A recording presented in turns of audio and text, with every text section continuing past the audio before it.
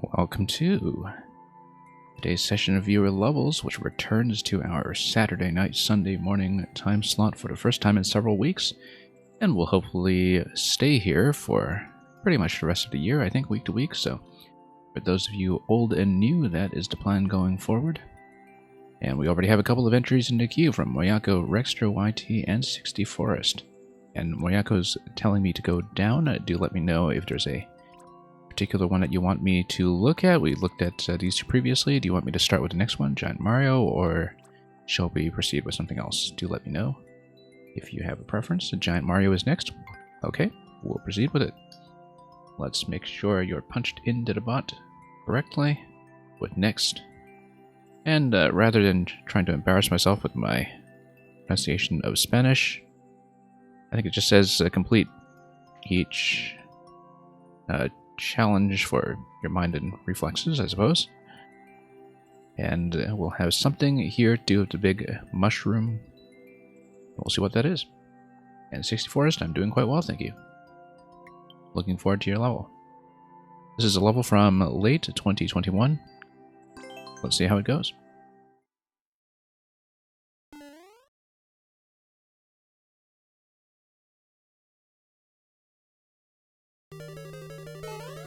Okay. We have many pink coins to collect, 7 in total, probably 6 in a safety with a recycling checkpoint setup, as you can see, with 4 exit pipes and 2 exit doors, so it'll be 6 challenges in some non-linear fashion, gated by the safety coin and checkpoint system. We might as well just take door number 1 and see where this takes us. It probably is just 3 doors per hub. Yeah. Oh, I see. We just need to hit everything possibly before the P-switch runs out. If the P-switch does run out, then we lose access to probably something involving the... you know what? Let's go back through here again. Let's see. Because we should be able to redo it pretty simply. I feel like this is time limited by the P-switch here, and we're going to be a little bit slow. And yeah, as you can see, we're supposed to jump up there. I see a problem with this already, though, which is that the POW blocks drop the coins. Oh, I see. That's why you can't actually repeat this if you go through the door, because if the P-switch expires and then you hit a POW, you actually drop the coins that are supposed to turn into the blocks. Interestingly enough, this was uploaded in late 2021, so that problem could actually have been avoided by using the MTP blocks rather than the coins as a transforming element, because they would not be destroyed by the POW blocks and you would be able to repeat the room. That's the only thing. Yeah, because if you're even a little late on POWs relative to the P-switch, and yeah, if you know that the P-switch is about to expire, then it makes more sense to redo the room before hitting any additional POWs, because then you avoid the problem I was talking about. Okay, we have to go just a little bit faster. And Mario, welcome.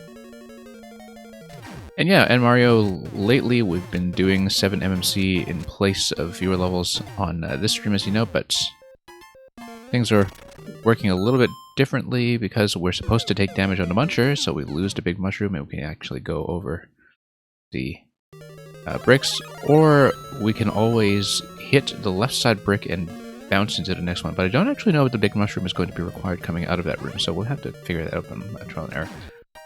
Yes, and Mario, this is going to be the last week of 7MMC. The levels are going to officially launch tomorrow. A few of them have been uploaded, but not all, and there's also a subset of the levels that are being built for co-op multiplayer. So we're going to be doing them later this week, not today. But the official launch of the level pack and trailer is tomorrow, so far as I know. Okay, so I think we actually do have to do the single block hit followed by the short bounce if we want to keep the big mushroom. Otherwise, there's no reason why we wouldn't just take damage intentionally on the last muncher. So It does feel like a tight timer, which makes me wonder if I should check whether the big mushroom is actually going to be required to get out of here.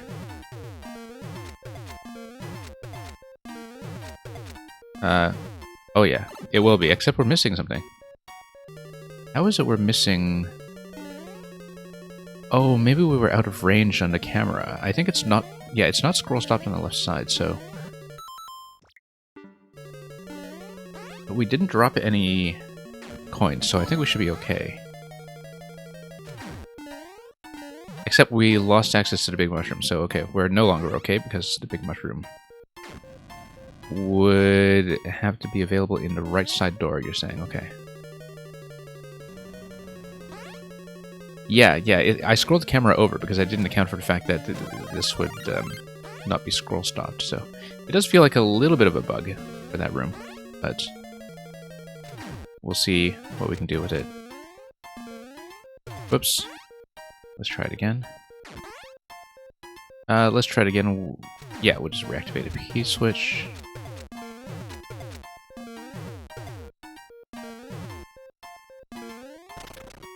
No, hang on. Yeah, you have to bounce really quite accurately with the big mushroom if you want to do it that way. I almost think intentionally taking damage and seeing if the big mushroom is required might be the better strategy, although it's probably not intended to work that way. No, it's definitely not intended to work that way. You just trip over this thing.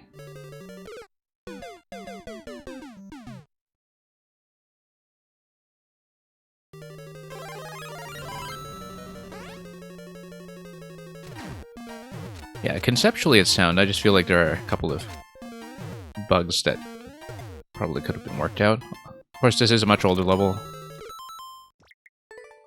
from 2021, so I'm certainly not expecting that it would be fixed or revised or anything, but it's something to just keep in mind for future efforts. Also, let's be sure not to just blindly hit the restart button if we are several segments along in this series of challenges, because I don't want to just lose all my pink coin progress at once we actually start collecting some coins. Yeah, it's going to be just slightly tighter than that.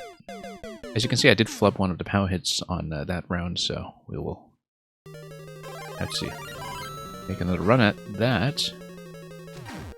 See if we can do any better. And then... Oh, yeah, once again we have one additional hit unaccounted for. And Verted, welcome. Welcome back, I should say. Oh yeah, we lost another mushroom. Hang on. And we had to go find one in one of the other challenge rooms.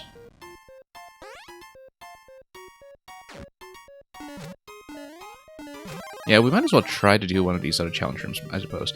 I feel like this is one where the bomb is going to bounce up, and we have to keep repeating the bounce on it as we go up. Yeah. And we need to not hold right as we do so, because the bomb ultimately has to hit the POW over on this side. Whoops. So, we'll try that again. It's pretty understandable to me what the sequence is supposed to be. You just kick the bomb repeatedly without accidentally holding up into Divine. Except I think we'll need shorter bounces than that in order to make that work, because I'm clearly bouncing a little high off the bomb right now. And possibly we actually do climb Divine, because then the bomb deflects into us continuously. Yeah, that's actually a lot better. That's very satisfying, in fact. Yeah, very fun segment. And pretty straightforward, too, so we'll just have to remember that we have done that one in the bottom right. It's very easy to lose track. This is not a bomb letter, this is a new tech called a Vine letter. Works for me. Alright, we might as well just stop over here, start at the bottom, and work our way up then. Okay, it looks like this is going to be a wing challenge. Yep. I boosted a little bit too early. We're supposed to drop in and boost into the next series of POWs and then jump out at the very end. We'll do that, of course. Pretty simple to understand. Okay. And that's it. And Foxy is cool. Welcome. Food section is inspired by Wario to 6YMM. Yeah. I certainly remember that one, where you're just constantly clipping into the ceiling with repeated boot flights. And yeah, thank you for the submission. Foxy is cool. The queue is indeed wide open. Oh, I see. So 3 bounces. Yeah. I was wondering what the blocks were telling me to do. Sometimes people use those to designate invisible blocks, although I thought in that case that was probably unlikely. Yes, we are on the pipe right now. Let's just keep track of the room that we're on. Yeah, we needed to go a little faster here, I think. Because we will need to break this. Unless, of course, you drop the beetle this way. Nope, you can't do that. You do need to break it and launch. So. I mean, the whole point is to keep the big mushroom, so I didn't expect that would work, but we'll just have to keep that in mind for future attempts on the same segment. That just needs it, whoops, go a little faster and not trip on a corner the way we did.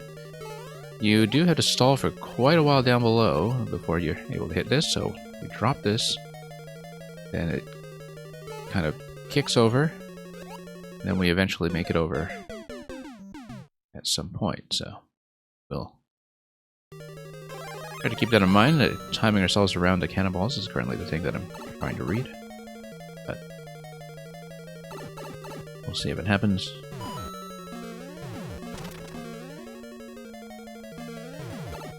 Yeah, it looks like we did have to stall there a little bit long on the lower platform. I don't know if there's a better way to accelerate that, or if I'm just a little too slow in punching out the ice block in the first place. We could always be a little too slow given the timing window that we saw in the POW segment earlier. Actually, I just needed a higher jump for jump number 2 there. And we needed a little more forward momentum here. And then we'll need, of course, the big mushroom to punch through that little bit at the end. Or else we do hit that self-destruct lock that we just saw.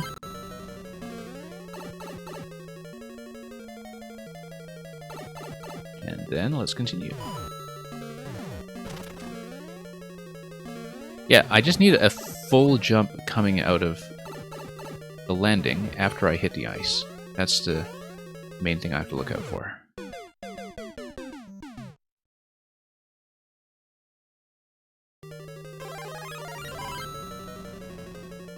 And we'll see if we can make that happen.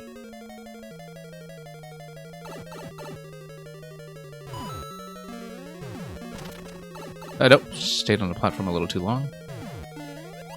And at that point, there is no continuing.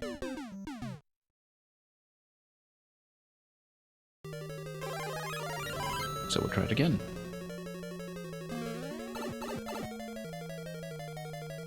So yeah, the first 2 segments that we completed were pretty straightforward. Definitely quite a lot of variability in the difficulty tuning that we see here. Oh, as once again we have maybe a little more variance than I would have expected on timing there. Yeah, once again, for a level that was made after the last major content patch of the game, which was delivered back in April 2020, I feel like a number of design considerations in this, including these tracks right here, could probably have been solved with alternate elements such as the peat blocks that were introduced in one of the early patches. But again, it's not going to be necessarily a very precise series of landings on the cannonballs there anyway. It looks like we are actually a little dependent on the camera scroll. I think that's one of the issues here with this segment, is that the first round of the cannonballs is going to fire once the cannons are on screen, but the first round is going to determine the timing of the second round, and currently the second round is late. Which tells me the first round is late, which means we're expected to scroll forward a lot sooner, like that. Except, as you can see, we're still a little bit behind pace, so a couple of things here we do need to watch out for then. Notice, by the way, that there's a tile that's open below all of the columns at the bottom of that layout, as if you could just sneak down there with a bone shell if you somehow managed to obtain one.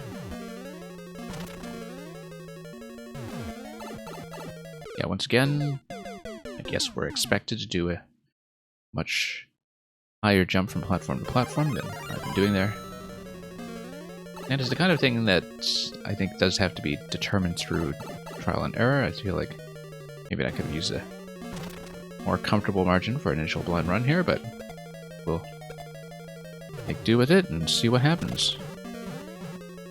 Yeah, so that was a targeted landing that I activated a little too slow, as you can see, because the top set of cannonballs was already past its designated markers by the time that I would have been able to hit the shell even if I had hit, so...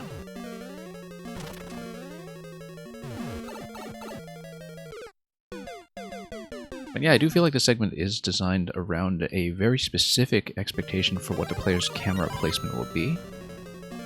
And I suppose I just go forward as fast as possible, but it does seem a little bit inflexible, so we'll have to adapt accordingly.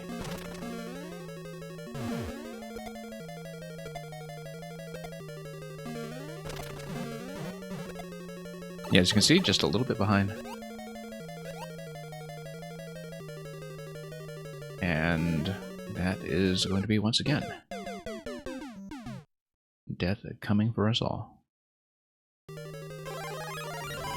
We'll see how feasible it is to complete every segment. We might just explore and try some of the other ones to see if there's any other low-hanging fruit, and also just to see as much of the level as possible, but we shall see. There we go. That went pretty smoothly. Yeah, you did need to land on that ice block directly without that additional jump. That was the timing fix that we had to perform in order for that to work smoothly.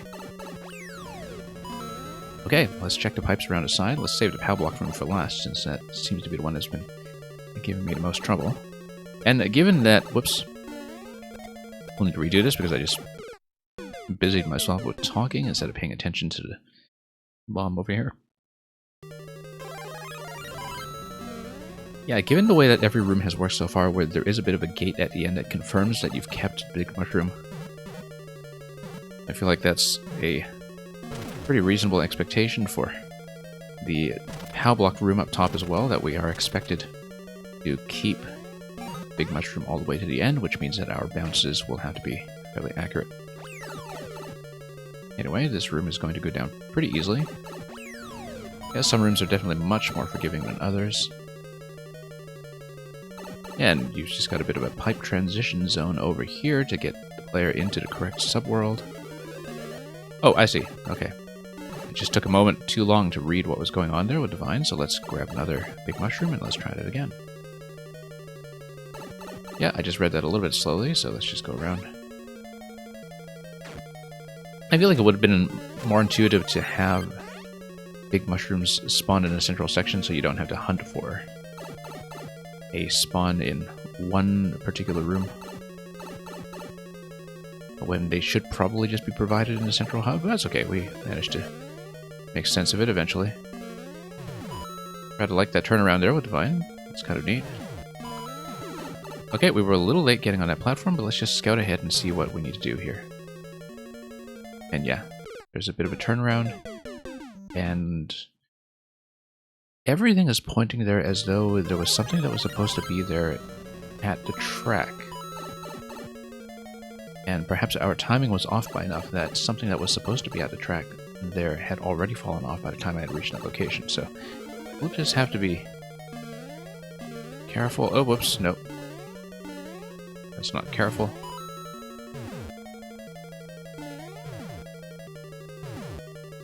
Okay. I see. So you just need to go as fast as possible. I don't know why everything is pointing there then. It really does seem as though there's something in that location that I should be aware of that I haven't seen yet. I would have to watch the track fairly carefully to determine what that's going to be.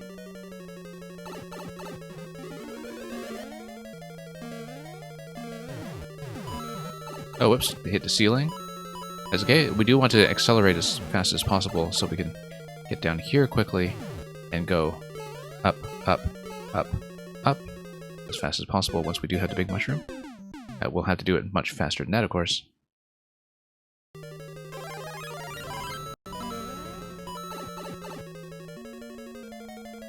Unless there is something additional that I'm supposed to hit in that location that we see very clearly marked.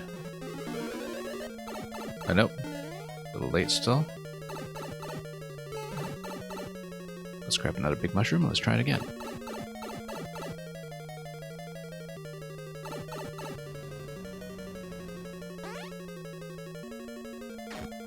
Okay. Let's go back.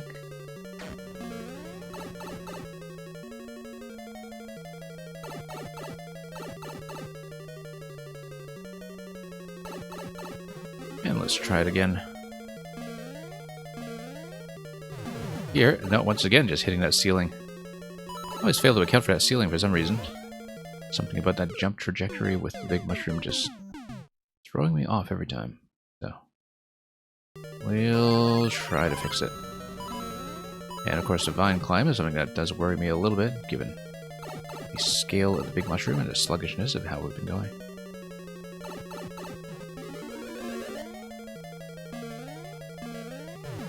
I think the ceiling's partly been throwing me off because we don't actually see the ceiling scroll in until the very last moment. If you watch the camera, I can't actually tell what this precise extent of the ceiling is until I've bumped into it, because the camera just hasn't scrolled up high enough at that point, so... It's a minor consideration here that's visible from the player camera that would not be visible from the maker camera. Exactly the kind of thing that's always worth checking from a playtesting perspective. Whoa, no, that's just a slip-up for me, given that I got bumped off with the big mushroom just on account of being too wide. Let's try it again. Well, as this section is the one with the power blocks, and then that's pretty much all there is to this level today, so we'll see if we can make it work. Power block segment does seem a little bit tight, as though I'm definitely missing something that I'm supposed to do, but we'll worry about that when we get to it. Let's just figure out this one for the time being. Yeah, this is SMB1, so the direction in which you're clinging onto the vine does matter quite a great deal. You do have to watch at all times which way you're facing. And as you can see, even when we're regular Mario here, I'm nowhere near the timing that I need in order to make it up the vine all the way to the top in time, so we'll need to work on some button spam here, perhaps.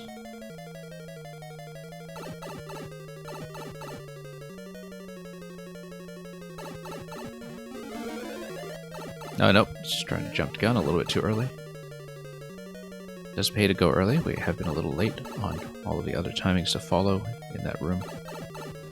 We'll go back and we'll try to make a better show of it, perhaps.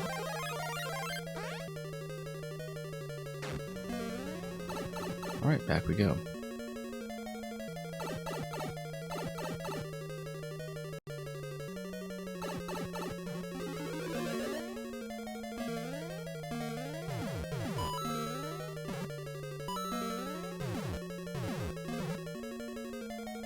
Okay.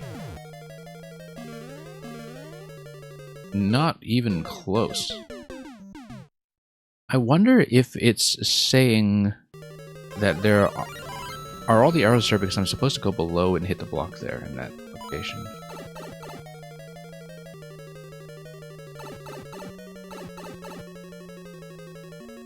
And, oh, destroying the block, of course, yeah. Failed to even consider that. We haven't been thinking in terms of big mushroom logic. That's a very good solution, actually. Yeah, the reason that hadn't occurred to me previously was simply because we had been testing out Divine Climb without having kept the big mushroom, since I just hadn't survived with the big mushroom up to that point, so that makes a lot of sense.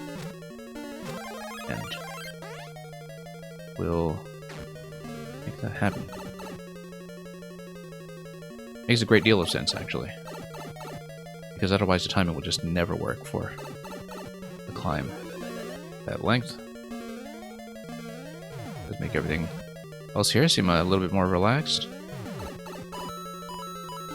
It's a pretty rarely used interaction, which is part of why I didn't spot it. In terms of using the big mushroom to destroy vine spawners on tracks. I probably have seen it before in some other level, very distantly, but it is, I think, relatively obscure in the same way that many of the big mushroom interactions are still deeply underused. Whoops. Once again, just slipping up here. Let's grab another one. Interesting, too, that for a multi-checkpoint level like this, you would have a default time limit of 300 seconds.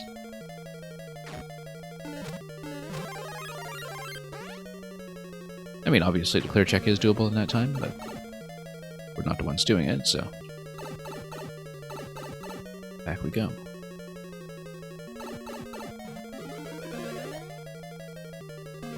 Hang on. Nope. Once again, estimating the ceiling before the camera has scrolled up has created a little bit of an obstruction. We'll go back and make something better of it.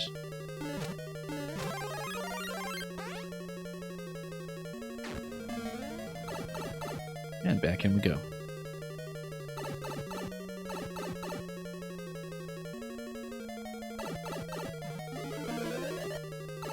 Nope. Once again, just slipping off every time.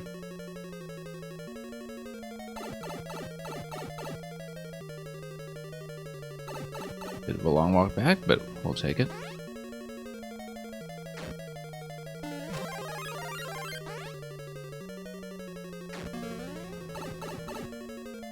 And the extra padding isn't going to matter too much here, given that we are hitting a checkpoint between every segment and effectively resetting the clock.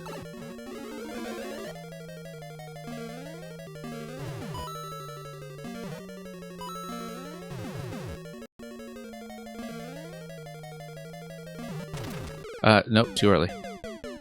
Much too early. And we didn't even get to bounce off of that accurately, so we'll do it again.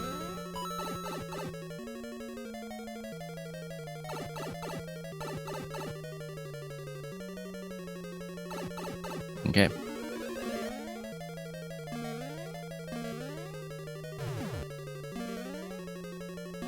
Whoops, nope. Hang on, just kept clinging back into the vine unintentionally. I was trying to get off the vine at that point, and I just kept reclimbing it by accident. Not the best idea, perhaps.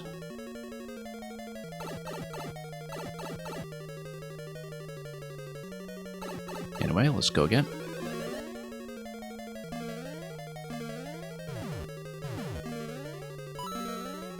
Yeah, do have to get ahead of the vine a little bit here.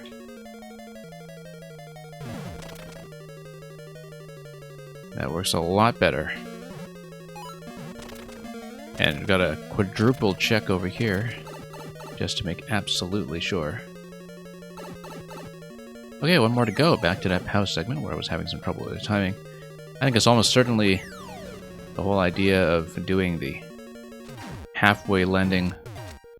Ah, yeah, you actually do need to hit two at once like this. I think that's actually the whole trick. So, we'll try it. Because that double landing, I think, is what we need in order to shave off some of the timing here. And of course, we'll completely fail at this.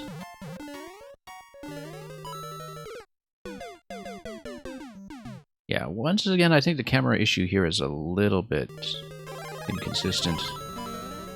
I feel quite strongly that this room should have been one that was scroll stopped. And yeah, we're missing all the hits this time, so we will not make it. That's okay, we'll just try it again.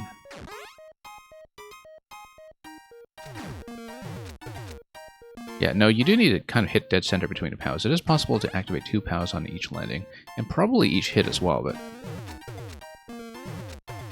no, this is going to be far too slow.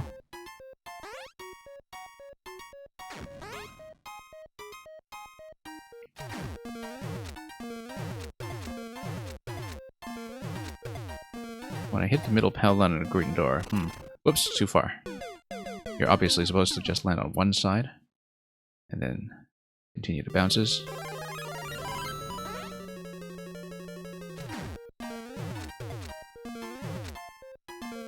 Land on a green door. Why would we want to do that? Oh, because it probably saves one hit on a sequence. Yeah, no, the thing is that I'm spending too long accelerating in order to get the height on the POWs.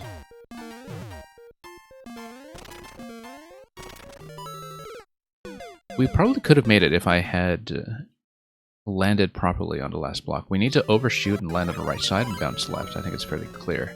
And we might as well just hang all the way to the wall in order to do that. XVinFG, if I read your name correctly. Welcome. Foxy's cool. You think you've seen this level before? Yeah, it's been around since 2021, so... late 2021. So, not really... that much of a stretch of the imagination that you would have seen it before, perhaps. Especially if it's been submitted around to other streams. I can call you Jay. Okay, I'll try to remember that. This POW part specifically, I see. Hang on. Let's try it again.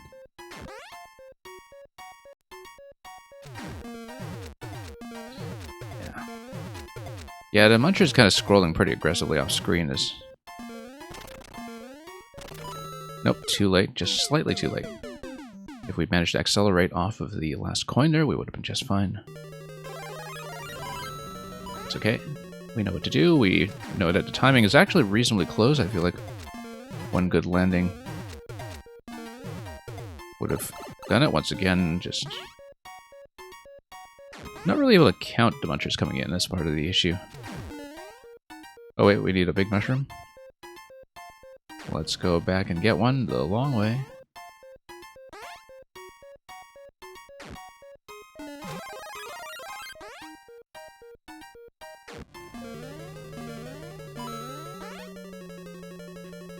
Okay. Hang on, let's do this again. Let's try to go immediately.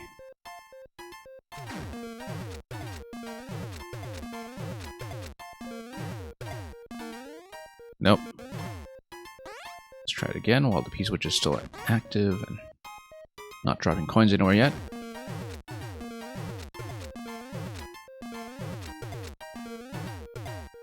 Nope, once again. I can never quite count how many Munchers are going down because I am not really keeping my eye on the camera scroll when I'm trying to hit the POWs, you see. Also because if you look at the Muncher stack in its initial position on the right side, first of all, you're not going to be able to count that quickly with the naked eye in the time that's required. And also the stack goes slightly off screen. Look at the Muncher stack, how it starts out with the top of the stack slightly off screen, which I think is part of the issue here with having too much of the stack still remaining. Oops. If someone were to beat all of your levels, Foxy, cool. It would take a few days. You have 6 accounts. Yeah, I've had at least one other person submit to the stream who's kind of in the same situation as you, where they just cranked out, 100 levels on each account very quickly and just uploaded a bit of everything. Yeah, once again, always feels like it's a bit of a roll of the dice as to whether the Muncher stack is going to cooperate with me here. Hang on. We just shouldn't take our first jump on the left side, I think. Yeah, we should just never take the first jump on the left side. Nope. Bad hit there. We should always hit center first. I feel like this is the kind of thing that is unclear and can only be discovered through failure, which is sort of unfortunate that the level clearly wants you to go up at the center, and it wasn't really adequately tested for other player movements, such as going left side first, which I feel like is a natural thing to do. That, if you're trying to optimize a path through it, the thing you would want to do ordinarily is start left side first and just kind of chain all the way to the right. I feel like there are just a lot of these minor playtesting issues in what is otherwise conceptually pretty sound. Nope. Again, kind of out of shot. We have enough room to just hang all the way to the right side wall, and I should remember that we should hold aggressively to the right. Yeah, you can use the wall on the right side to line up for the last jump. That's exactly what I'm talking about. That I should remember to try that. Oh, you don't have a single account with 100 levels yet. I see. So you're not completely overflowing. Okay, we have the right idea. We just didn't build up sufficient momentum and get off of the edge on the final jump, but we're pretty close.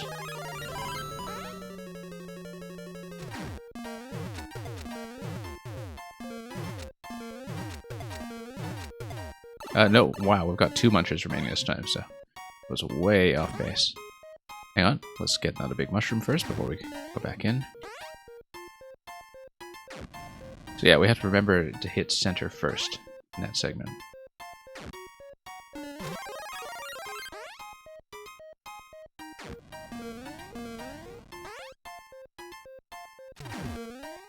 Oh, whoops.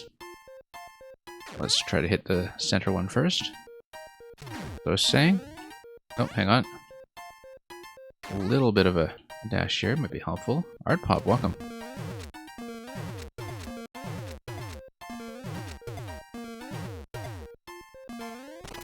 Nope. A little too far to the right.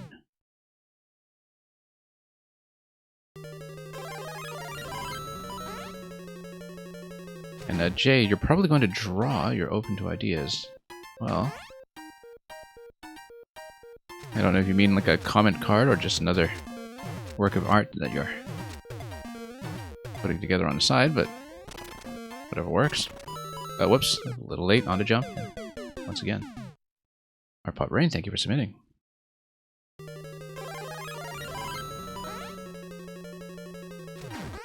Whoops, once again. Not really doing the initial movement here too well.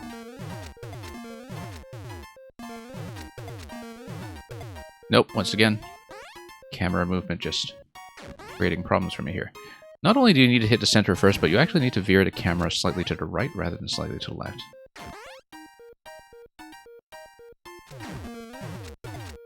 Yeah, I feel like scroll stop on the left side completely solves the inconsistency in this room, though.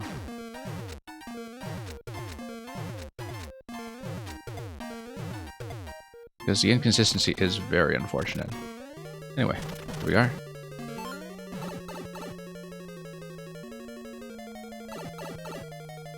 Yeah, Jay, you never know the kinds of things you learn from watching various streamers. The kind of inspiration that you may be able to take. Okay, let's keep the big mushroom. Let's not accidentally lose it in case we need it here. Oh, just going to be a power-up check anyway. So never mind that. I guess we'll see if there's any fish that's going to dunk on me here. You wouldn't do that, of course. Big mushroom, there we go. Unfortunately, without all the neat visual effects that were associated with the big mushroom back in Mario Maker 1, where all of the sprites got swapped. Anyway, thank you very much, Moyako. And thank you to the patience of everybody who was waiting in queue. Yeah, like I said, I think each of the rooms has a very interesting concept, but some of the rooms I feel like needed some polish and tuning and quality checking to account for different player movements and especially camera movements. But the ideas are sound, and I did like the solution of busting that track block to raise Divine. It took me a moment to realize that was what you meant by all the arrows, but it makes total sense. And as a mechanic, I would hope to see more often. So let's mark this down as a win, and let's go to the next one in the list. So Rexter, if you would like to check in and confirm your presence, we'll get to you in just a moment.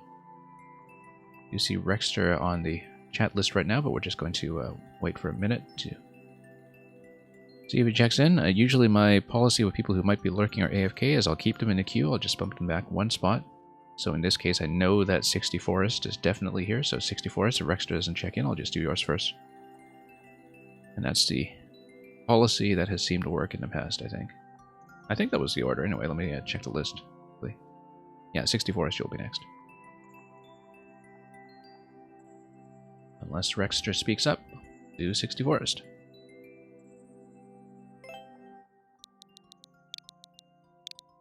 and we'll just keep things running somewhat efficiently. After a bit of a slow start with my submission number 1 today. So anyway, UW25 Hall Clown Depot. Pallet jacks, forklifts. Nah, hall clowns are the best tool for the job. I expect clown car nonsense. Especially with what I see with those pipes and one-way panels early on. Well, let's see how it goes.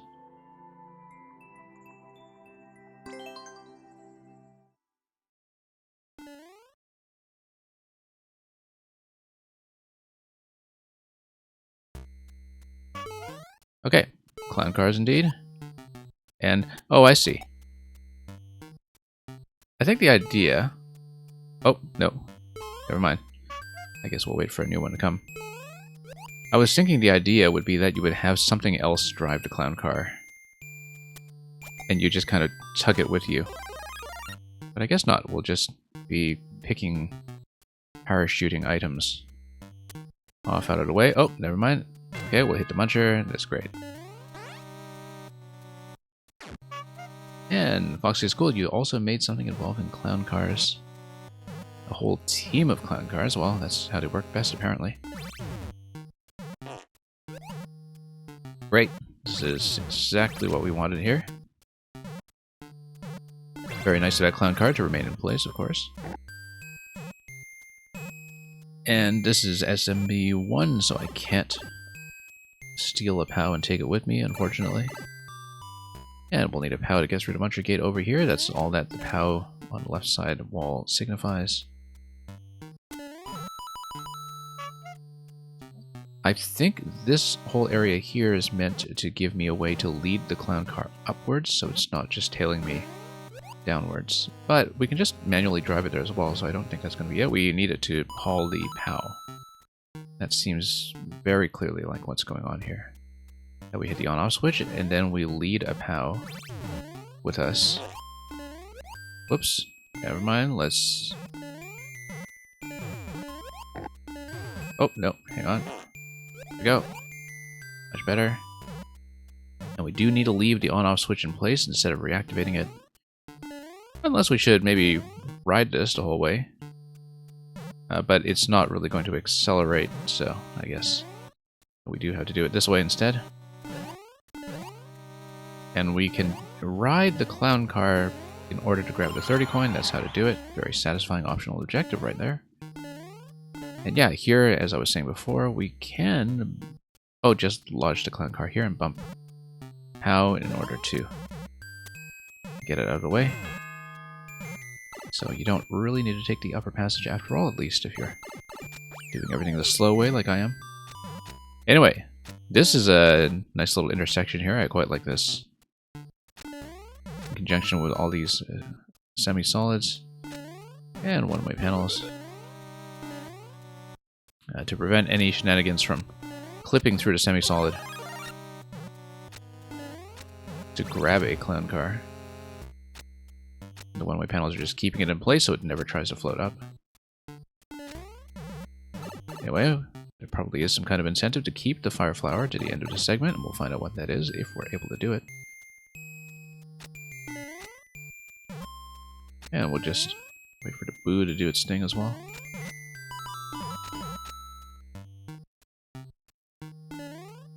And something is spawn blocked here by the blue block. Once we activate the on-off switch, we'll find out what that is. We'll have to do that in order to disable the surrounding wall.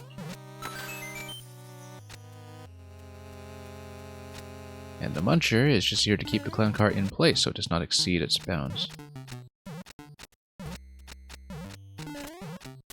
Interestingly enough, I feel like we actually need the clown car to perhaps juggle a POW. Or... no, we can probably lead it up somehow. Let's see. No, we need a POW to release the muncher and then release the clown car. And we need then to place the clown car in such a way that the spring is captured. Once the spring is captured, we replace it with the POW, and that's how we'll continue. Jay, you're saying right now you're making a robot ghost demon. Sounds absolutely like the kind of thing you would just encounter on a regular day. Anyway, let's pow and move the clown car in place. There probably was an easier way to do that, but... Oh, whoops. Let's let the pow drop over here. And it's just going to do things that way because that just works, apparently. Hey, let's bump the car if we can. There we go. There we go. We probably could have taken the lower level. No, we can't because of the boo. Nice way to gate that off.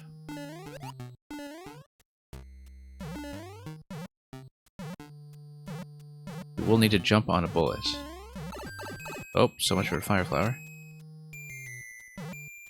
We need to take it down and then back up. Yeah, we do need to trap the clown car on the left side, I think. And also, we could use the POW. Fire flower so far is only useful as an additional damage buffer, but that's okay. Let's not die to the bullet, that would be embarrassing. Let's not die to a muncher either, that would also be embarrassing. Okay, big stack over here. Oh, let's rush this over. Must have been a progressive power-up as well, judging by the fire flower in the previous segment. And in the end, we definitely needed to use that damage buffer. And, okay, no, just checking if you could cheese the POWs somehow, but apparently not, so... In general, things look pretty well quality checked here. Look at this, this looks like a Phanto mask. Which tells me we're probably taking the cursed key and taking it back over here. Nice way to signal that we should expect Phanto, by the way. We can even punch him in the nose this way. Very nice touch.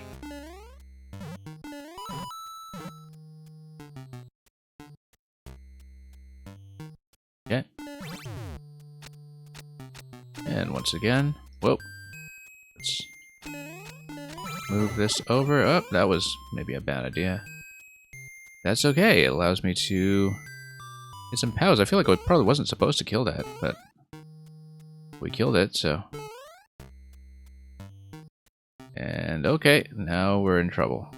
I guess we'll go back. See if we can unlock this. Yeah, I feel like I just killed it straight up. And that is going to be an SD lock, unfortunately. That's okay, we'll just take it. And we'll restart from checkpoint.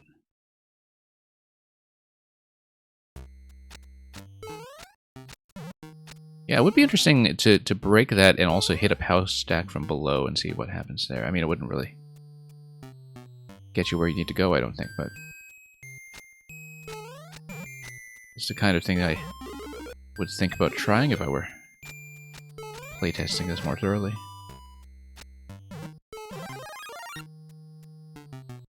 Yeah, because killing the clown cars with overlapping state blocks, I think, can lead to some shenanigans here. It's not going to move to this gate, of course. It's not going to get far enough to do so. But the next gate is definitely vulnerable.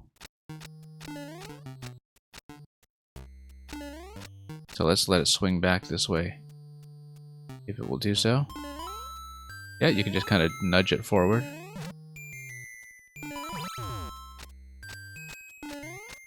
Okay. It's going to work a little more cleanly, since we're not just destroying everything about the setup at once. And yeah, if you stand on the POWs, everything is pretty much stationary. You do need to lead clown car forward. Okay, now we need to dodge Phanto all the way back. That's not too bad. It will just be a matter of jumping off the POW stack from time to time and not getting zoned out too much. And being mindful of the need to get additional switches on each pass. Nice use of Phanto to constrict space. I feel like Phanto is an element that does get a little bit underused sometimes because of a maker's lack of control over the movement. But this is a good example of how Phanto should be used as just an additional space constraint to gradually develop a challenge. We've seen that before in various things like survival rooms and multi-phase boss fights and the like, but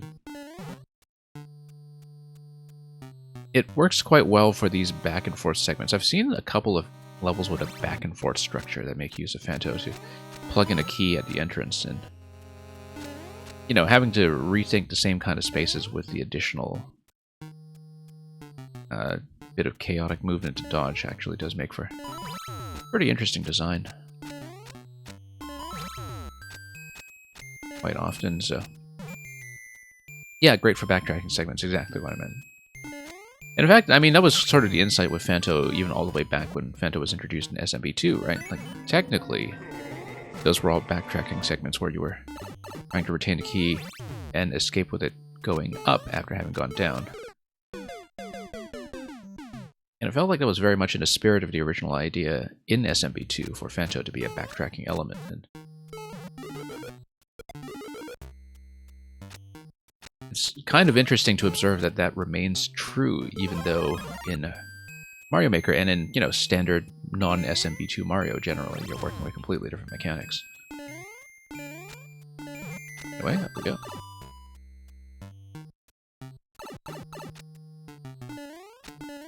Alright, let's punch this in.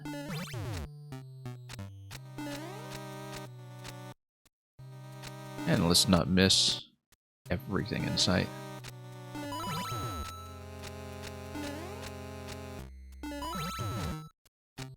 Okay.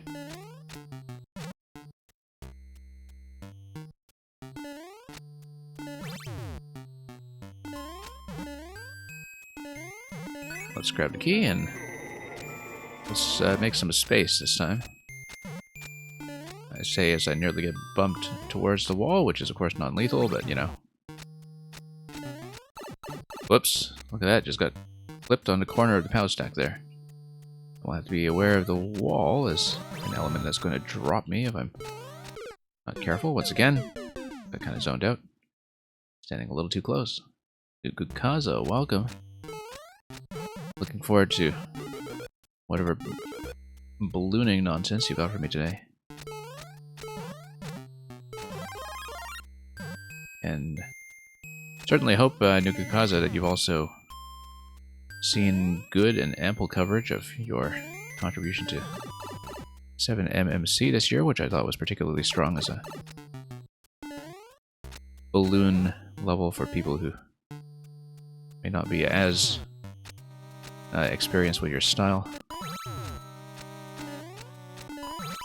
Let's see.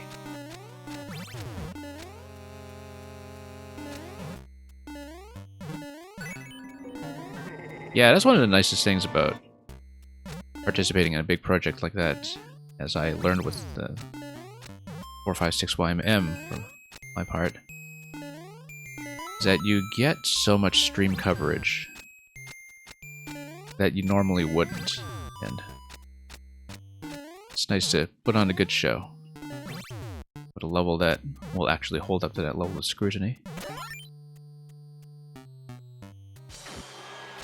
without everything bugging out along the way. Anyway, here's a little power-up check here for people who kept the power-up. This thing on the left here I think is probably just a face. I don't see that there would be anything conditional that would happen there if you had the fire flower coming in here, for instance. Although you never know, a nice way to kind of wrap around the base of the flag with the hard blocks. Anyway, thank you very much for the follow, Maniator. Looking forward to Children of the Troll. That thing on the left is a completion code. Oh, I see. Okay, so because this is part of a super world, and I guess you have kind of a meta game in your super world, if I understand you correctly. If that's the intention here. Yeah, so this was a very fresh upload. I think it generally worked well. The main thing was that I broke the mechanism with the on-off walls that overlap the clown car. I don't know if there's a particularly elegant fix to that, given the way that the POW setup works. but I'm definitely thinking about it. That's the only thing that really kind of stuck out at me, and I'm sure it kind of caught you by surprise as well, so. Other than that, though, I feel like the quality checking out a central mechanism was pretty good from what I saw. I mean, I didn't really go out of my way to break things, so. Thank you for that, 64s. Let's mark that as a win. And let's continue. This is going to be second and final check for Rexter. Saw Rexter on the lurk list, but I already checked once, so. If Rexter is not here, we will move on to Foxy is Cool. Who, presumably, is still cool.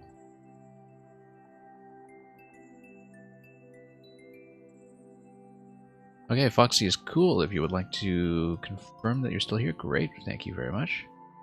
And yeah, 64s, you're always welcome to submit some more. So long as the queue remains open. Now, for those of you who are new to my viewer level stream, I tend to close the queue fairly early, but that's because I always intend to play through everybody who gets in before closing, and we almost always manage to do it, so.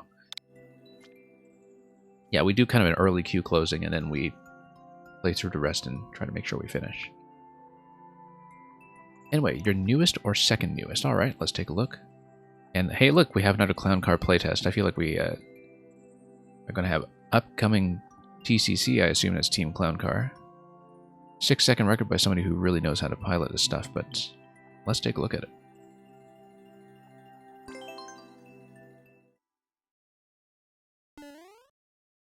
We'll have a Clown Car festival today. Whoops. That was a... I'm still looking at the chat death and I wasn't paying attention to the opening screen. 6 seconds, interesting that you can actually manage to do that. Anyway, we need to not get bumped into the spikes down below. That's the biggest threat to the Clown Car at all times. Interestingly enough, it probably is possible to do something like a shell ride, maybe? Oh, I don't know about that, no. Anyway, we just need to navigate well and stay above the thwomps if we can. And if we do get bunched up to the left side, we get bunched up to the left side, but at least we have a platform to land on. There is a certain element of strategy in this. Now, we don't... Yeah. Now, we don't really have the opportunity to hit any of the spawners up above. I almost feel like the right idea here is to get the level to hit entity limit and really densify itself to the max.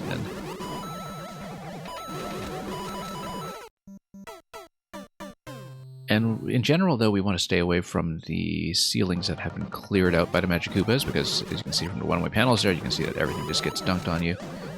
So that's a disincentive to staying in one place for too long before proceeding. Sneaking right under the thwomp seemed to be a pretty good idea there. Lemmy balloons are causing a few issues, but did I just get a key? Oh no, that was just a junior death, I think. Anyway, very nice of the thwomps to just push me through, but chain jumps are going to provide quite a big problem here.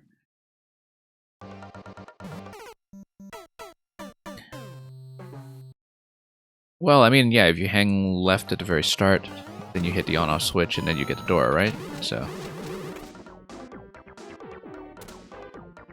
Oh, that's actually the only exit. Okay. Maybe that's just for testing purposes. It is a playtest. We'll go back and actually test it properly, obviously.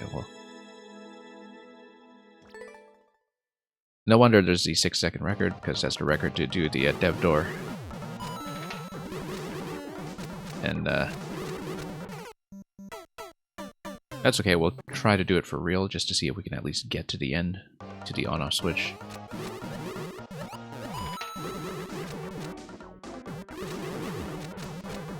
Now, looking at this, I don't think there's anything that gives me any kind of damage buffer. Like any kind of power-up or other thing that we can land on for safety. And that's a little bit of an issue, and Jerabu, thank you for the submission and the follow. Looking forward to trading shells.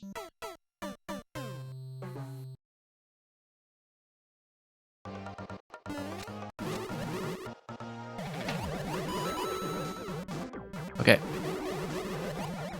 Yeah, so this is a back and forth level. You have to hit the on-off switch, and you need to make it back. I feel like the idea here is that the change home stumps are a major threat in terms of something that I can't really deal with in any kind of predictable fashion. Not that anything else is much more predictable. And having the enemies do so much friendly fire to each other might be the best idea here. Or perhaps going for Koopas and just, holding shells so we actually have some kind of defensive measure. Interestingly enough, look at this. We can kill some stuff as we go. We can also, once again, attempt to get enemy spam to create some kind of entity blockage, perhaps, since a lot of things are not yet loaded in on the right side. Here's an idea. Now, the Magic Koopa missiles from up top are going to be a problem eventually, but... And of course, the Dev Door passage is not going to be part of the final level, perhaps. And if you scroll all the way to the right and back to the left, you'll have some spawns to deal with once again. And yes, that's true, that the Magic Koopas should be able to spawn mushrooms at me. And, we should be able to grab one if we just let them spam things for long enough, unless there's some kind of off-screen limitation on power-ups that specifically prevent the Magic Koopas from spawning that where needed. Also notice that they eradicated a block I was standing on, which is perhaps not very nice. Because I really did need this ice block here for this to happen.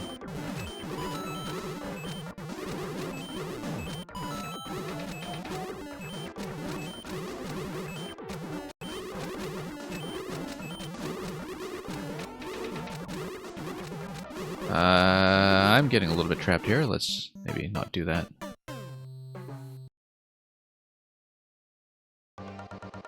Alright, let's do this for real. Let's do this for real. I feel like the Koopa shell is pretty important here. Hey, we got a mushroom, and we've got more mushrooms too that we can use to tailor the way forward. So perhaps that's the idea here, that we actually do want a bit of a damage buffer on the mushrooms if we can. And just take advantage of the fact that the Magic Koopas are going to spawn some from time to time, and in fact release them from the ceiling as well in certain places. We'll try to keep an eye out for that. I don't have much focus left over to look at the ceiling as I go, of course, but we'll try to keep that in mind. That progressing forward might actually be important here.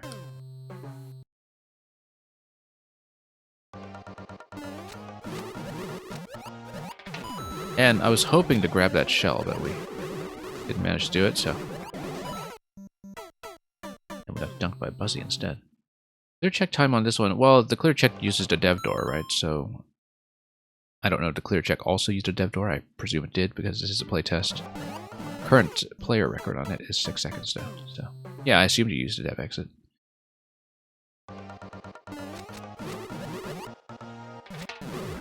Okay. Yeah, so staying below the swamps is actually not too bad, because the clown cars don't kill you, they just bump you forward. In general, though, the problem with staying low is that you have to deal with that clown car plus spike interaction, which is always a problem because it is random in terms of the direction that you get. It is one of the few things in this game that is very RNG dependent. Do you know it's possible without the dev door? Yeah, that would be interesting to know. I don't know if you've seen anybody do it, or seen anybody even reach the other switch, for that matter. Hang on. We obviously won't have the benefit of the on-off switch in the real version, so if it were not a dev door mechanism at the very start, so perhaps we shouldn't depend on that too much as we try to make it ahead.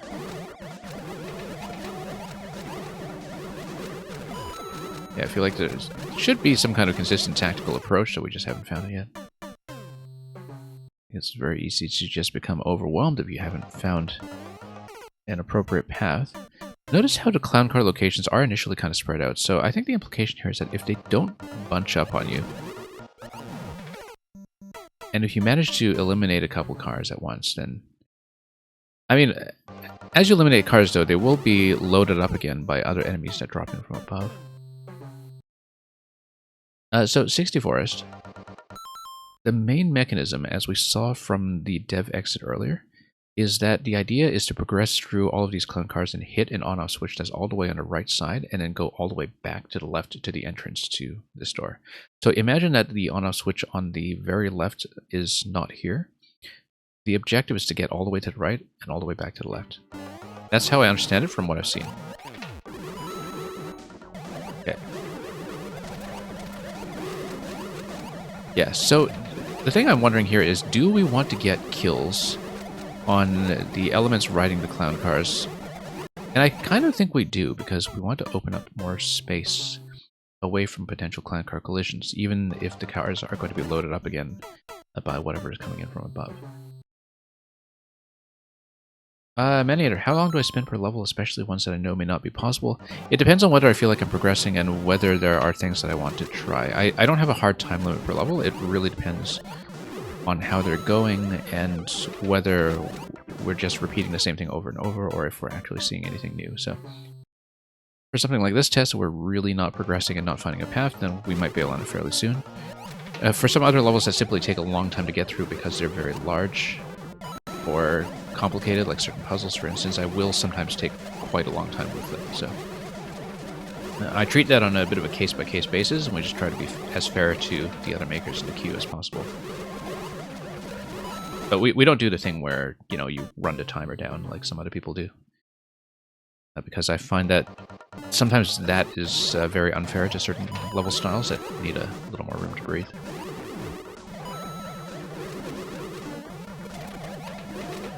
Okay. Want to spend 3 hours on your new escape room? Captain Redbeard, I actually did see that come up. I don't know if there has been a solution yet, given that... I know Grekowski was running a puzzle stream earlier today, but I don't know if he was doing yours specifically.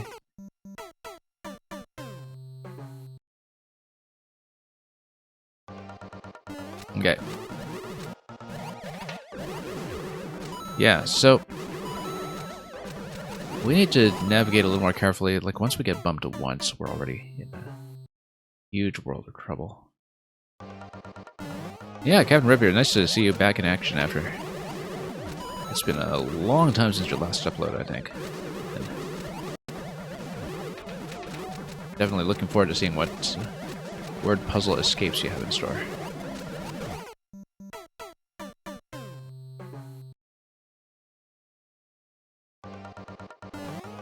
I mean, Captain Redbeard, in all seriousness, I don't mind taking a preview peek, but I probably won't get the notepad out and do a serious solve. But I don't mind kind of taking a look at the general structure and what we might expect. And yeah, J. Rabu, you make stream-friendly levels that take 5 to 10 minutes. That's perfectly fine. I'm sure a lot of streamers do appreciate that, especially to break up the pace of some of the longer grinds. Okay. I think it's pretty clear we're not going to progress with this, but it will hopefully give you some useful data as to how far we're getting. Currently, I feel like we haven't developed many tactics. I thought about grabbing the shell. You'll notice that the placements do get pretty dense as you go further to the right. I feel like the chain chomps are one of the main things I'm worried about, because you just cannot see where they're going, and they do reach quite a ways beyond the clown cars. The thwomps are not as big of a problem as I thought they would be. And there might be some kind of strategy to just kind of, you know, manipulate the Magic Koopa spawn placement to ensure that you get a consistent run of mushroom buffers, but perhaps the idea behind that is to get them to fill the enemy entity limit in a way that would then force power-up spawns, right? Because if you're forcing power-up spawns, then you pretty much sit indefinitely on some mushrooms and some invincibility frames to get your way through.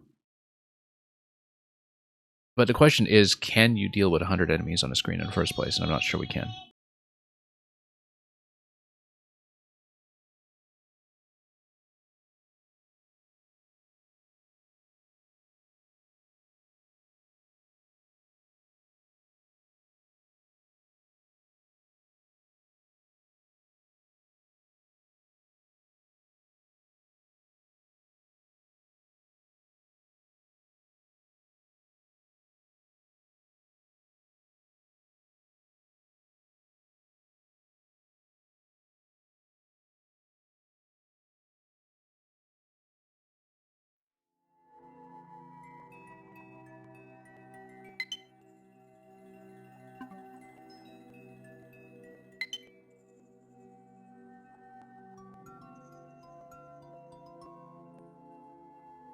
Yeah, sorry about the brief hiccup there. Something got patched.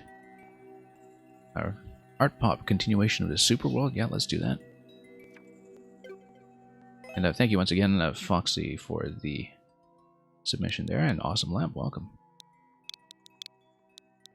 So, for those of you new here, my principle with Super Worlds is that we continue queuing levels in the Super World for the first 15 minutes or so. So, in the event that a Super World consists mainly of levels that are extremely short, we make sure that they get kind of a minimum 15-minute chunk of playtime. And we'll keep an eye on that. And we're pretty late in this world already, I think, though. So, you know, we might just wind up doing one level. So, that depends entirely on how we progress. And yeah, actual hiccups can very much be a pain.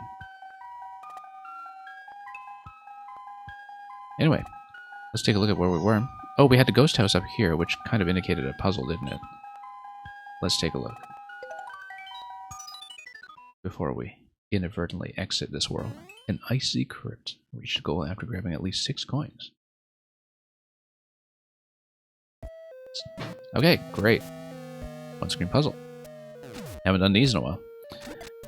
Okay, so we are looking to grab the 1 pink coin that is available above the ice coin in the middle, and then we need to take that to the key exit over here, which is going to require something to bust through this ice block, which is very likely going to be something like a spiny head.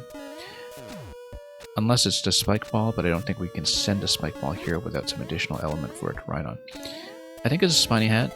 I think the likeliest location for the spiny hat to appear is going to be the question block that you can see all the way on the right side. The other alternative, of course, is that... No, I don't think there's any way for the spike ball to come down. I was looking at the spring underneath Morton there, but that's pretty clearly gated off by the one-way panel setup, so not going to be anything like that. Okay, so the sequence that we're looking for then... However, if the spike ball is released somehow... no, the spike ball is actually just there to prevent Morton's fire from doing anything. Like being sent through the level. Okay, so... let's see what the P-switch is able to affect then. The P-switch mainly swaps all of the coins over to blocks, so they become blocks encased in ice.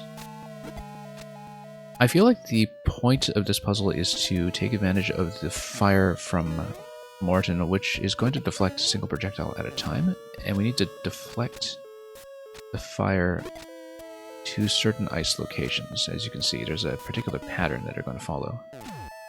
Also notice that the POW block is able to take out the muncher that is down below, and that the door on the top right almost certainly cycles you back down to the bottom, which is probably what we're looking for here.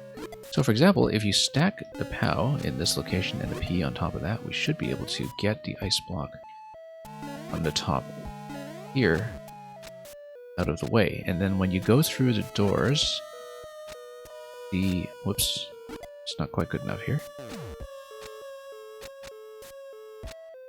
But if the fire catches, it should actually be able to follow POW and flip to it and progress downwards. Whoops, that's not what I wanted. But let's watch this here. As you can see, yep, that's exactly what we wanted. And... whoops, that's not what I wanted. But you see, this is the idea, that you try to chain the fire as often as possible over to blocks that you have not yet melted. And we have to do them in a certain sequence and refresh through this room as often as necessary.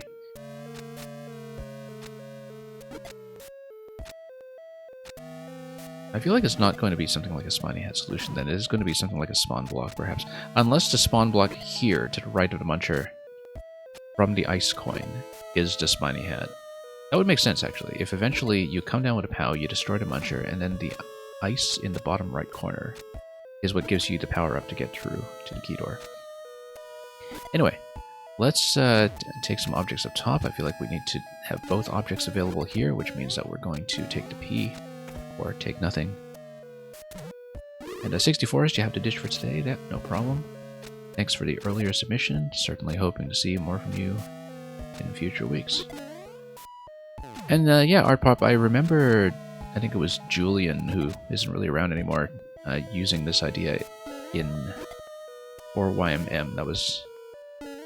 his whole level was actually the big Morton fire deflection. That was not a one-screen puzzle, though. That was a very different kind of sequence, so certainly still reasonably unique here. Okay, so we want the fire to deflect on a POW and then eliminate this ice over here. Hang on. Yeah, we need to drop this.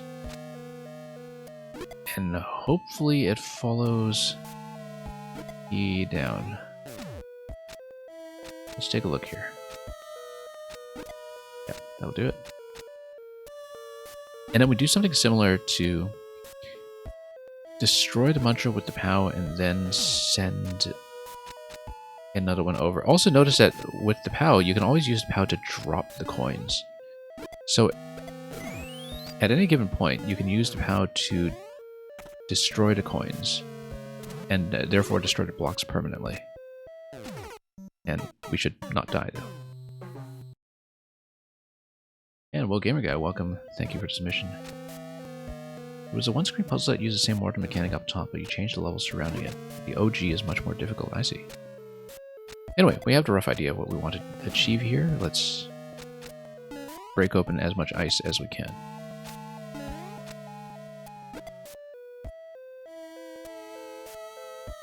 So the idea is that we'll break open ice wherever possible. I feel like walling off here with the one-way panel is also the way to go if we want to. Melt the one up top. We'll have to adjust some replacements as necessary, and as before, probably gonna drop all of the coins, but the POW is necessary, so let's actually drop this P, and let's just try to intersect with the ice coin up top. Not the ice coin, rather, but this coin here. No, that's not how to do it. It's going to be through something else. Probably some kind of other object throw towards it. I don't think I can pick that up myself, but something like an object throw might be able to bump it. We'll think about that. Anyway, let's continue setting things up so we can melt all of the ice, minus the one that is gated off by the muncher down below, obviously.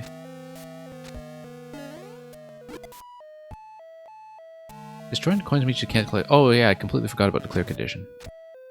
That's a good point. I did not even think about the clear condition, I will admit. I completely forgot there was a clear condition, in fact. It's just tucked away there in the top left corner. So, good point. So, destroying coins will not be part of the solution, so never mind. I think, though, that's what the P-switch is for, that if you need to use the POW to kill the muncher, you also need to use the P in order to prevent the coins from dropping. Unless the coins are encased in ice to begin with, which they can't be because you do need to break open this path in order to, whoops,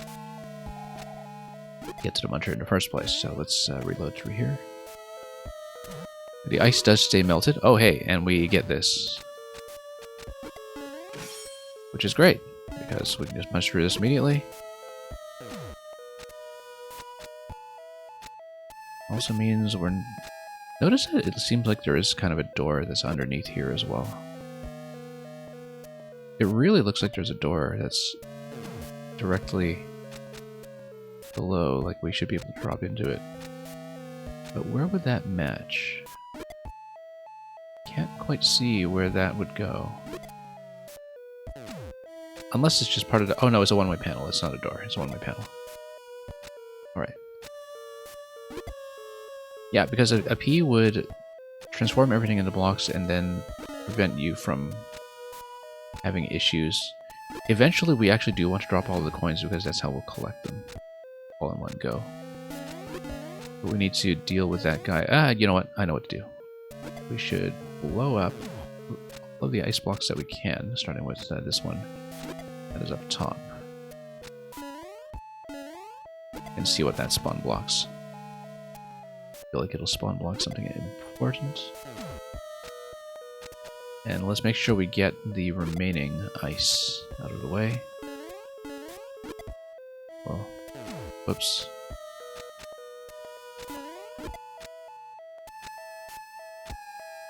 Okay, let's see here. Like there was a better way to do this one here. Send it all the way up to this one. You know what? We'll just punch it and get it. Why not? And actually, we know that you can get a new spiny helmet every time anyway, right? So why wouldn't you just drop through and then use the shell to perhaps hit the question block on the right side on the next pass? So for example, we come back here, we get a new shell, we just... Yeah. And then every time we just take the shell through instead. So once again, we're going to try to kill the Muncher first, perhaps. Or we can just grab all the coins we want. Let's just... Also, you could always grab the helmet and then come back and grab another shell, which is also a useful interaction. And, oh, that just melts. Great. Okay, that's easy. Then you just take the power through. We still need to deal with the pink coin up top, but that's the only thing that I can think of. How are we down by 2 coins, though? What am I missing? Did I accidentally nuke a coin? Oh, no, we have this one here. I forgot I turned that into a block. Okay.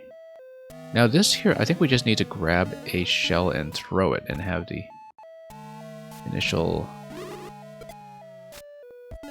interaction there. Take care of the rest. Maybe. I always love these little object push mechanisms, of course. You never know when they might come in handy.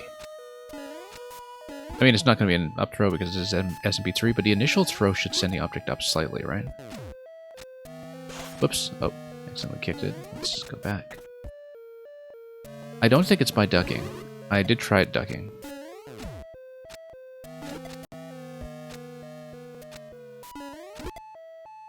Unless we have some kind of big object stack going up to it. Because I felt like I already tried to duck jump up there, right? Where you get out of the duck up top.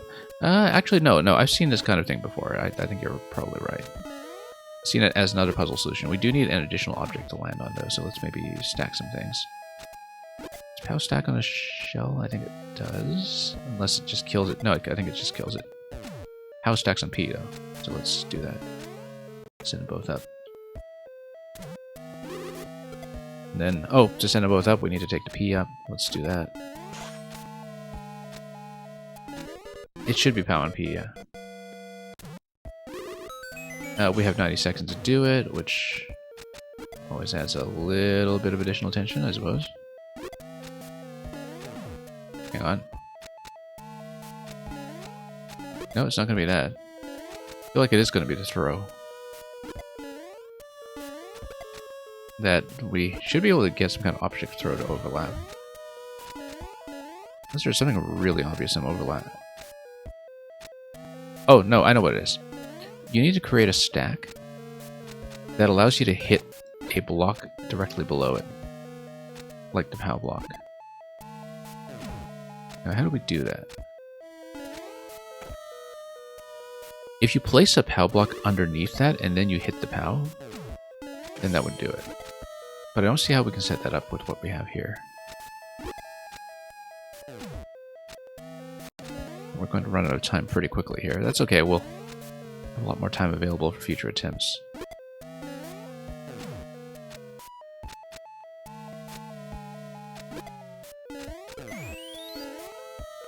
But, yeah, let's think about that.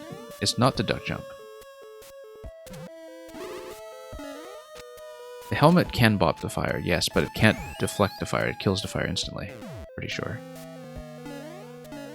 Like, you kill the fire using the helmet. Okay, we're going to run out of time, but that's okay. We've got the solution mapped out up to this coin. We just don't know what to do with it yet.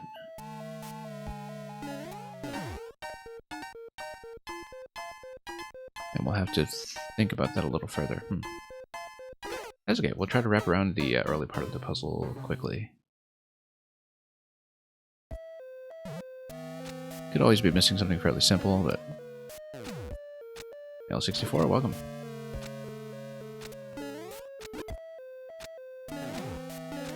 Oh, whoops. No, I know what it is. You need to hit this block from below. If you melt this block, that's already a problem.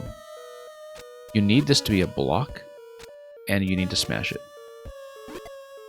Problem is, you need to do that without losing access to that coin. So it needs to remain as an ice block. But then you need the helmet to get that, don't you? Which leads to some interesting contradictions, because this is what drops the helmet. This block is what drops the helmet in the first place, but you need to smash it in order to hit the coin from above.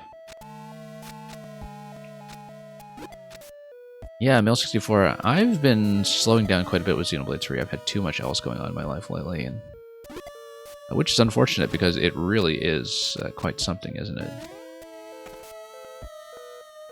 And yeah, I've been in the midst of Chapter 5 for quite some time, and not really progressing much, just because I've had a lot of other stuff going on. Anyway, let's make sure, first of all, that we can deflect everything else we can. Yeah, we know how to do the top coin. And yeah, no, even very early on, Mill64, I'd say around Chapter 3 or so, I already felt like it was likely to be the strongest in the series. From what I had seen at that point, which I understood to be quite early. But there were just a lot of things they finally figured out how to balance between main and optional content while keeping everything interesting. Doesn't the helmet give you the coin anyway?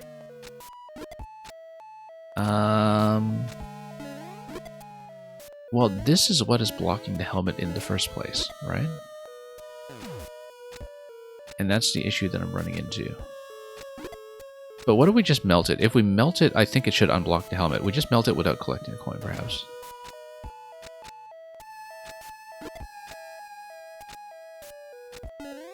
But then we're going to be down by 1 coin, aren't we, if we... With the clear condition, that's the thing I'm worried about. Because if you turn it into brick form and then you clear it, doesn't that run into issues with the clear condition being satisfied? Well, go back and see that. Because here's the thing I'm looking at, right? Is that suppose we have the coin there. We go back. Drops the helmet. We would need... So here's what happens. Is let's say we step on this. And let's say we get this. That only counts as 1 coin, not 2. Because it was a brick. Because of the clear condition... Yeah, because of clear condition, you don't get a second chance at that coin. So, that's the problem that I'm running into currently. Because that coin just becomes destroyed, and then you can't actually clear the level, so... So the problem is that's the only way to get the shell currently. But then you kind of have this paradox here, right, where You need to break that open to get a shell. But you need to hit that in order to get the coin. Unless you can find some way to stack the POW, so that the POW is immediately below that location.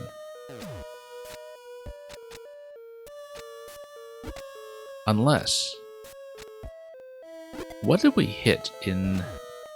Oh, no, that's fire that comes out of the question block on the right. No, you can't throw up. I feel like the solution here has to be hit something below.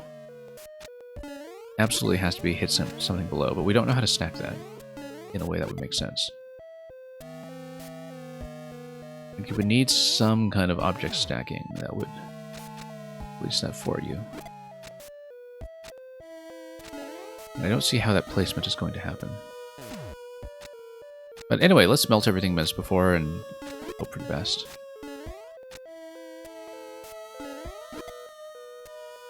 Was spawn blocked in the ice block next to the red coin? I think that was a 1-up, actually. I released that earlier, and we did check that.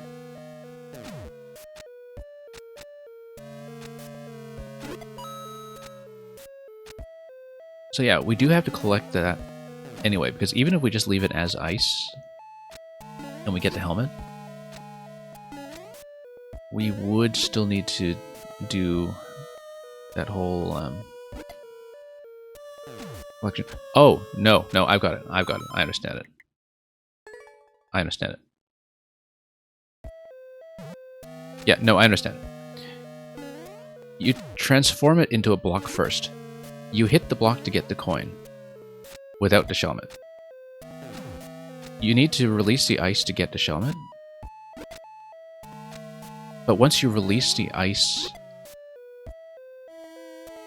if you then turn it into a brick with a P, then you can just hit it directly. And that's it. We've got it. We understand it. So, yeah. It's actually quite simple. Yeah, so it kind of tricks you out because it gives you the Shelmet right away, but you have to deliberately ignore the Shelmet in order to do it. You have to let it release, and then come back. It does mean that, I mean, as a clear condition puzzle with destructible coins, it is pretty easy to get this puzzle into an incompletable state, but it's a quick restart, so it's not really a big deal. Anyway, we need a P. And, yeah, it doesn't matter too much. In fact, we'll just send this over and melt more stuff. Like that. We'll need to throw it again to grab the coin on that side, but, you know, we'll do it. Okay, and we just hit. And there we go. And then it remains as a coin, and we just grab the coin. And then we will grab the Shelmet on a separate pass once we've melted everything else. It's a nice solution. It's the only step we were missing.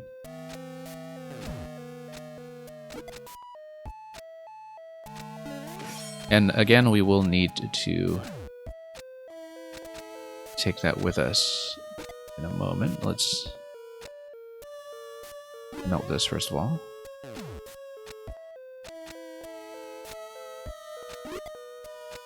Yeah, so obviously this is the only one from the Super World we'll be doing today, but that's okay. I'm glad we took the time.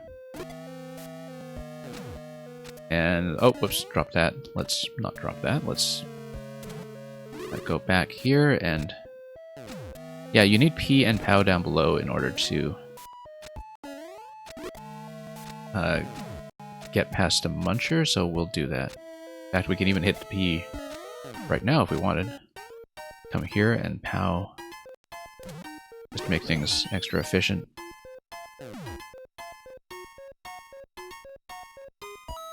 Yeah, great. Then, do we want to take the P with us? We can always reverse through the doors, remember. Either way. We can probably just hit this directly with the ice block. Okay, so yeah, I believe this was just 1-up. This should just pick up the coin. Shell picks up the coin on the other side, and then we just melt everything else. Okay. Let's fire this without getting stun locked. Great, and then last thing is just this single ice deflection here. Which well, the stun lock's just going to set it up for us, which is awfully convenient. And then we just take the... I mean, we can fire a shell at it. We can also just take the POW down below and drop it if we want. Great. That's the fancy way. And no additional objective for taking items with us. We'll just take it and go. So.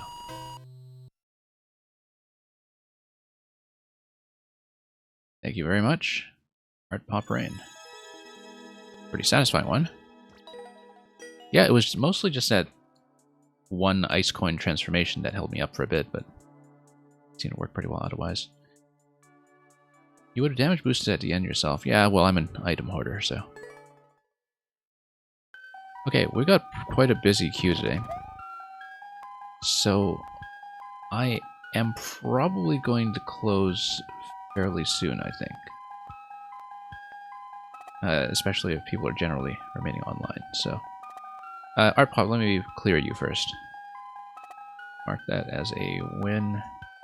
We'll exit for the time being. And yeah, just to make sure that we actually have a realistic chance of getting through people, especially because we'll be doing that preview of Redbeard's massive escape room as well. Let's take a look at the clear rate on the next one. Well, first of all, let me make sure we don't have any subs to clear out. Good. And Moyako, you're still definitely here, so let's put you in. I think I just saw you speak up, so yeah. Great.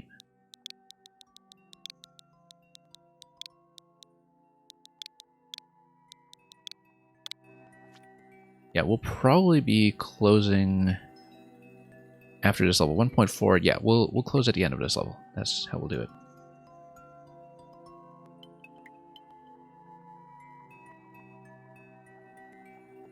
And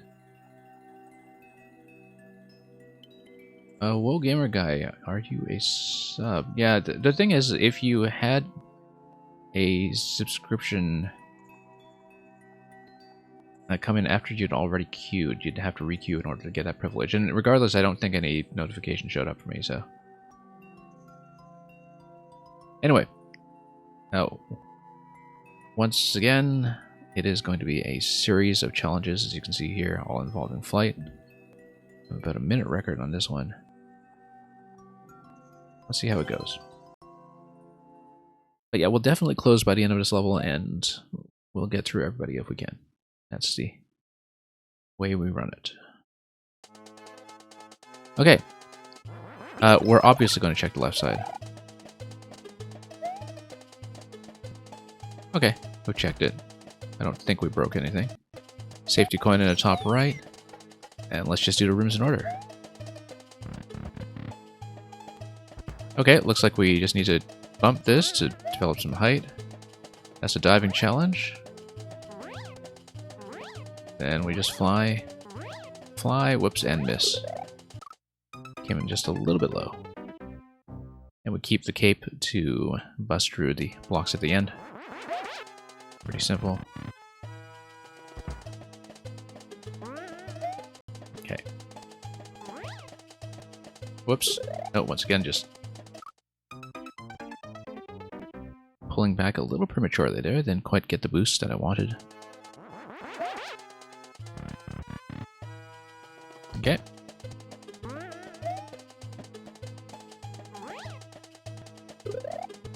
Came in a little bit low to begin with. We had a fairly easy time with this room on the first attempt. Apart from coming in a little too low at the end, so we should hopefully recreate that. Oops. No, big mistake.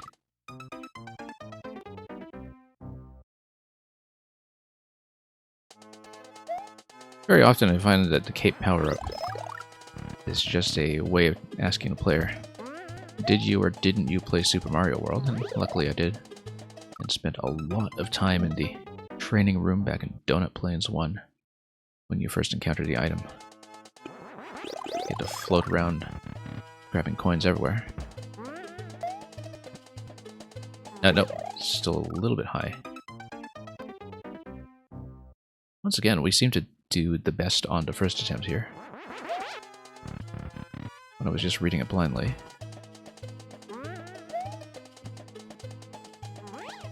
And yeah, you do have to be reasonably accurate, probably more accurate than I initially gave this credit for. Okay. Hang on.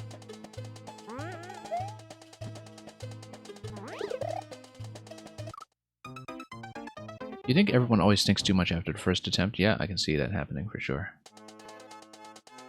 And, yellow text, thank you for Harbingers of Death.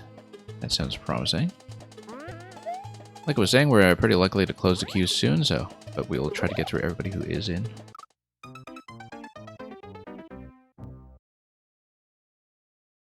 We might not clear everything, but we'll definitely try to put in a reasonable effort.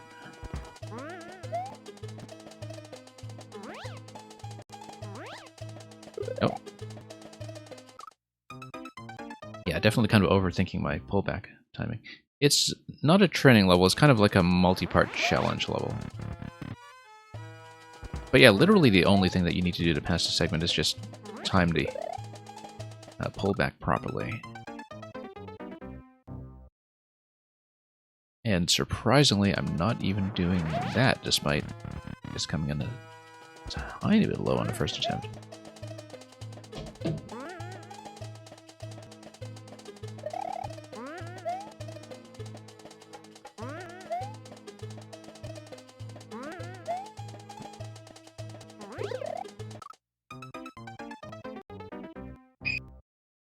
Okay, let's see.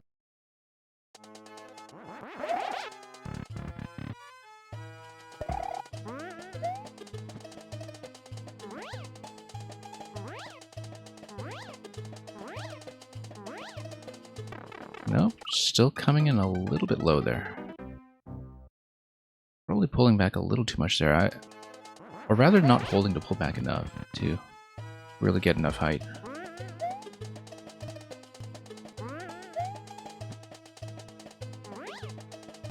Whoops.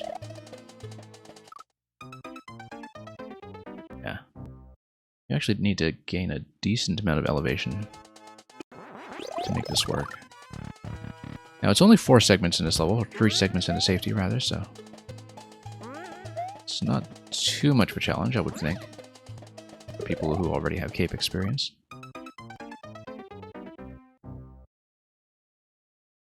We need to do a lot more pulling back, perhaps.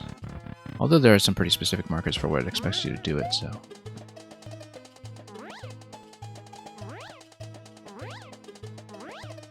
There we go. Whoa, there we don't.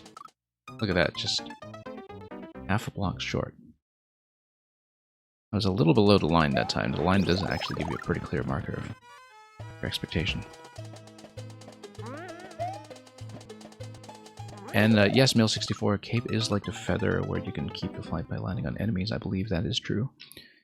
In fact, if you know the maker Death to Spies, who is mostly a music auto-scroll maker nowadays, he actually did tons of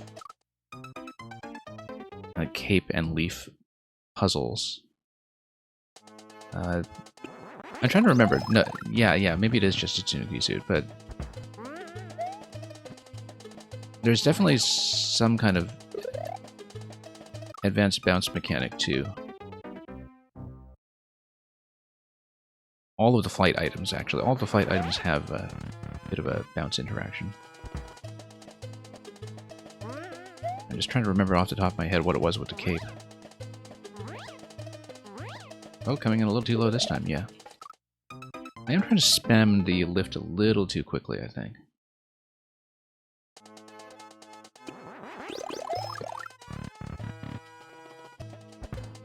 Okay, there we go. Okay, much better this time. Much better this time. There we go. And we're not going to make any last-minute mistakes there. Also, I guess this room is just stuffed on either side, so nothing to see here.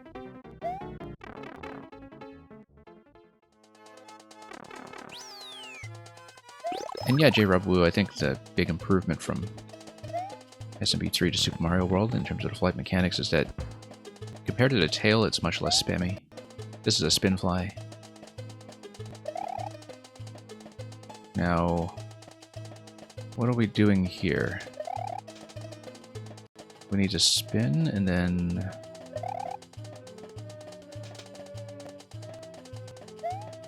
Okay, let's see.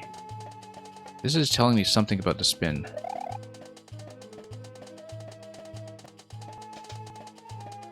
In terms of... Oh, I see. No, we just need to maintain momentum. Yeah, I see. Hang on. Probably just a float here. Hang on.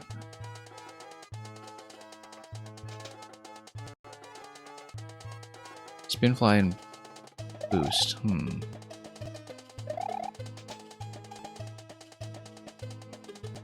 Auto line sets the thing I'm probably worst at doing in this game. Seems like we're supposed to maintain momentum, and then...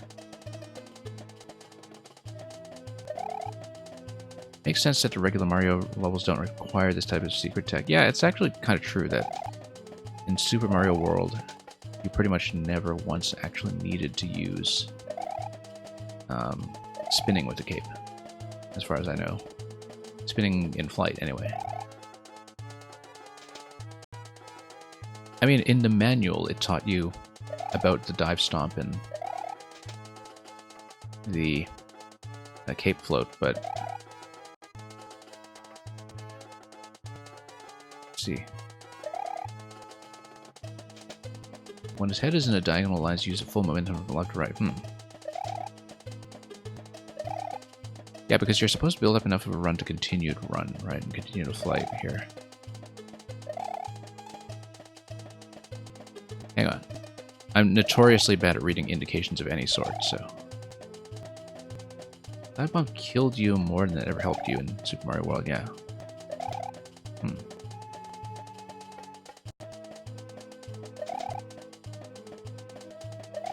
Take a slow fall before landing. Yeah, it looks like that.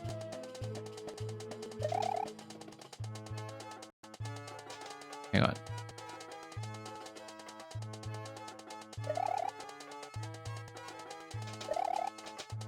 Not quite seeing it. Yeah, because I am trying to reactivate, but a slow fall isn't quite doing it. Let's... Okay, so we want to build up more momentum going this way? Don't see it.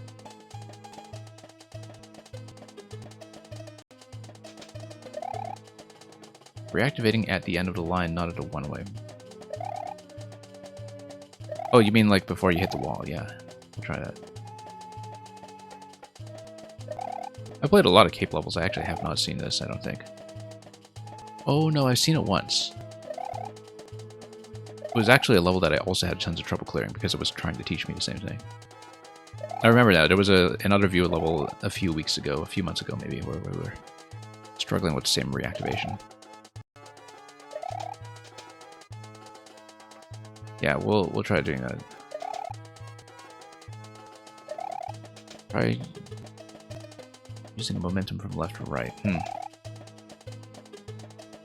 Doesn't seem to be conserving it too well. Yeah. Let's see here. But you are supposed to overshoot and fly above, right?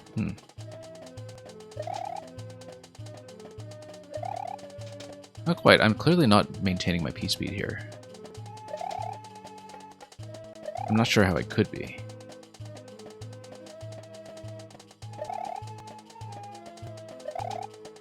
Use momentum from left to right and fly again. Not sure what you mean by that. Like you float down to this level and then you go, right? It's awfully precise, but... Also, I don't have a good way to die here in case I want to try the other room. Yeah, P-speed is killed at a one-way. Yeah. No, I know that. I'm trying to launch before the one-way, but...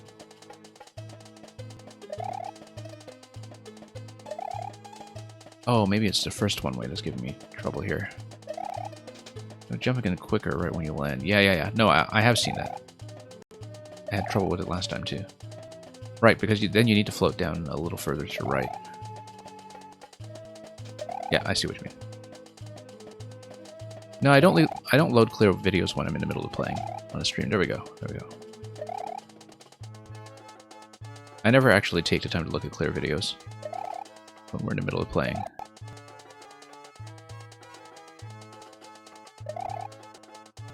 Partly because we don't tend to get submissions that depend on them. Yeah, we need to float a little bit forward so we have a bit more of a better position. And we need to not float quite so far to the right, so... Nope, not quite. Oh, I managed to get it once. Whoops.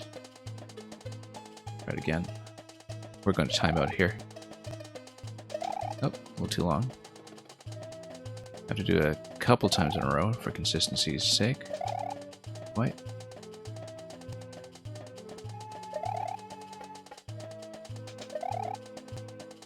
Well, we're going to ram into this for the next 100 seconds, perhaps. No, yeah, we're starting to float a little too early. That's the issue here. Nope. Still too far to the right. Nope. Yeah, we need to go a little bit lower, I think. No, we're definitely losing momentum there somehow. No. A little late on a reactivation. We'll try the other room after this one. I don't know if I'll necessarily get this one. I can see why the clear rate is still reasonably high, because even if you don't get this, you're not taking any deaths, right? So...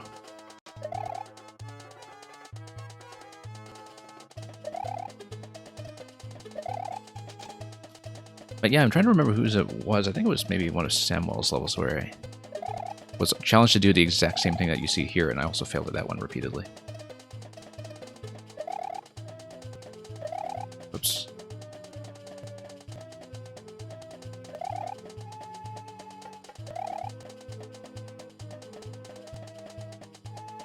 Yeah, I'm not exactly clear on the track pattern. There we go. Okay, we almost got it. We almost got it up to that point, with 11 seconds to go. Okay, we actually got a few in a row. That's important. We'll have 5 seconds remaining. We'll give this another try. We'll do the other section first, though, in the interest of saving time.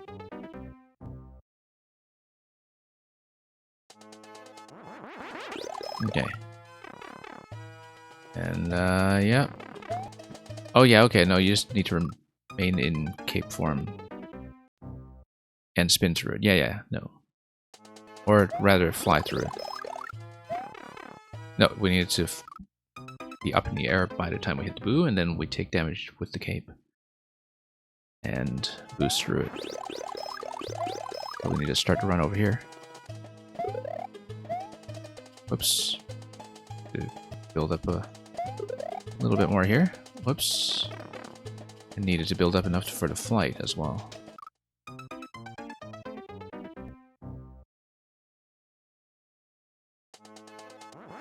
Okay, let's run off again and do it. Whoops. Oh, whoops. Didn't expect to get trapped here. Wrong way.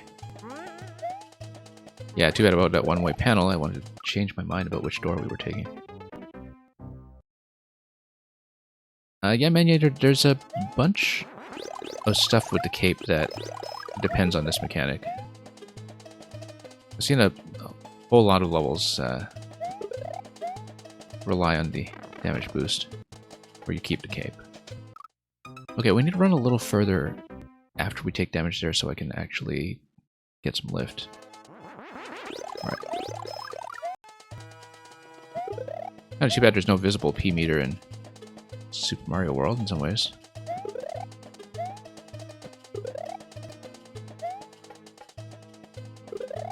Yeah. Oh, we're going to need to take... Yeah, no, I just missed a flight there at the very end. We have the right idea, though.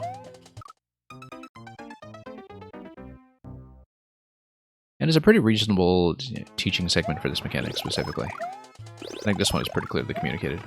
Whoops, no. And of course I am building up a bit of initial momentum going towards that. Just give myself a bit more flexibility.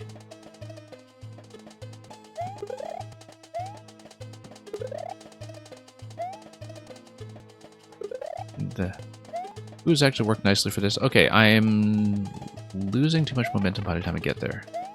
Or rather, I'm not building up enough speed for the flight. So I'm probably taking off too early at the very end of that segment. Okay, let's try it again.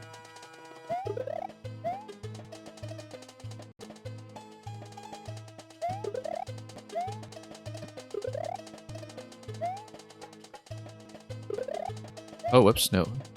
Yeah, see what's happening here is that I should probably be landing right here so I can go all the way over. And I'm landing a little too far to the right.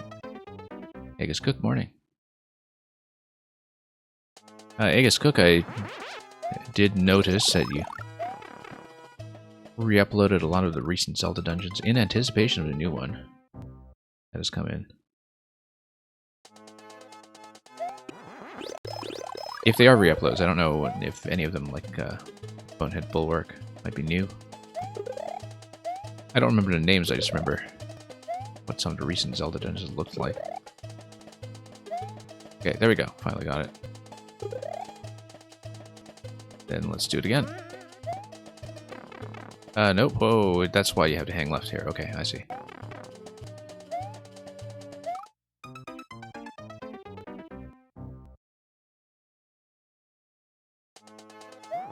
Alright, let's do it again.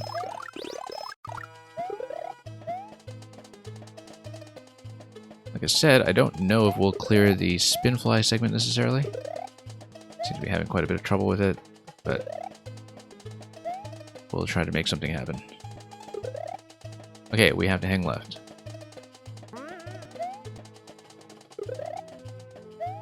Oh, nope. Didn't get enough flight there.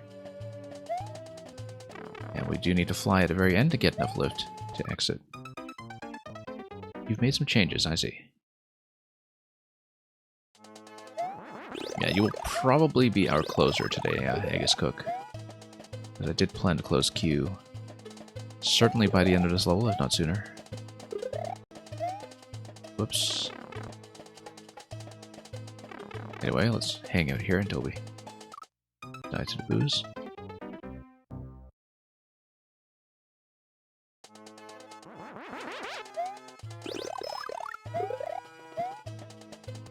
Let's try it again.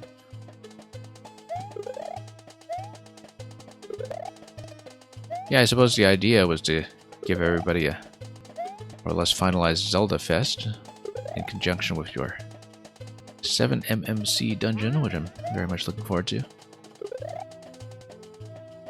Nope, not enough speed. Dexterity, welcome. It's been a while. Yeah. Whoops. Oh, I see. Yeah. That's why we keep losing some speed in that area. Because I'm jumping over to one tile gap when it's not actually necessary. There we go. Oh, nope. Look at that. Had plenty of opportunity to build up speed over here and we just completely missed. That's what up pipes do. Yeah, it is a pretty large queue today. We'll hopefully get through it. It's going to be a little bit challenging, I think, but we'll try to make it happen. I mean, it takes so long that eventually we often tend to have at least a few dropouts, so it might not be quite so dire. But we'll see.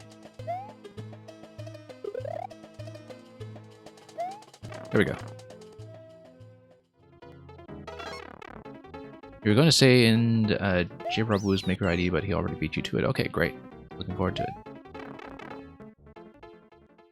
Okay, so we'll see about the Spinfly. We had a lot of trouble with this earlier, and we just timed out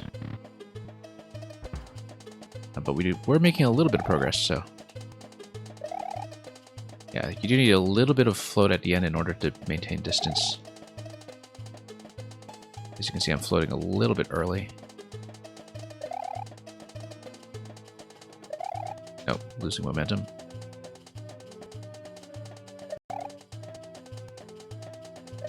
There we go. So, here you can't just hang right continuously because there's no wall for you to budge against. Hang on. Gotta make it happen. Yeah, dexterity, good to see you around regardless, even though we aren't going to see a level from you today. Okay, so without a wall to budge against here, we need to be a little more careful with our positioning. Oh, I see, we just need to drop early enough against the last one there. So you don't just hold into it indefinitely. You just need to hold against the low wall rather than anything higher. So we're already exercising the correct technique to do that then.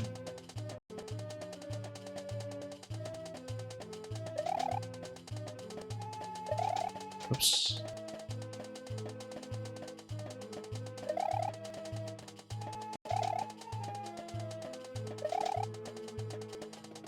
Okay, a little bit off on the final wall. But hey, we're learning this. Not as embarrassing as it was earlier. Not quite.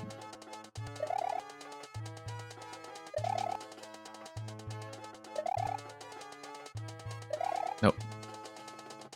Yeah, there is a particular point on the last one where you do need to repress into the float.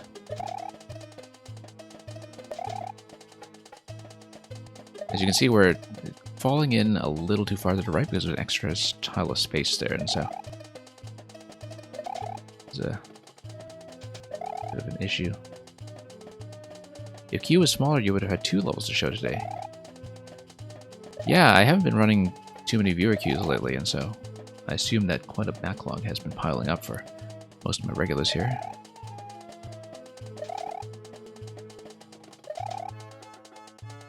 Yeah, no, hanging right too far. We actually do need to let go of the right button, I think, in order to do that properly, but we'll see. Nope, hang on.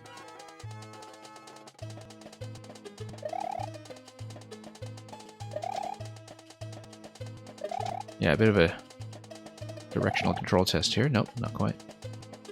You've been stuck in a super world for the last 2 months anyway, I see. Well, I mean, you've been playing Xenoblade, so that's totally excusable. Float and use the wall on the left side in the last one. Okay, that makes sense. I was wondering if that would cut too much momentum.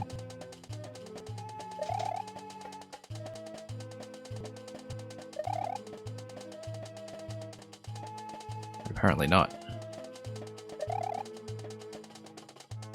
Nope, hang on. Once again, the one-way panels are just going to be the end of that. You played Xenoblade because you were stuck. Well, you know, cause and effect just kind of fold into each other when it comes to games like that.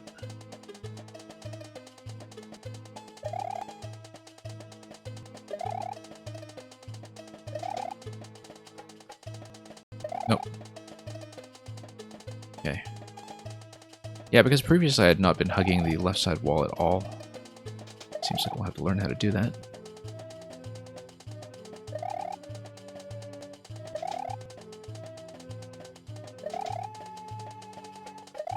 You know, Xenoblades, you think by the end of the year you'll only have X to finish. I used to think X was really huge.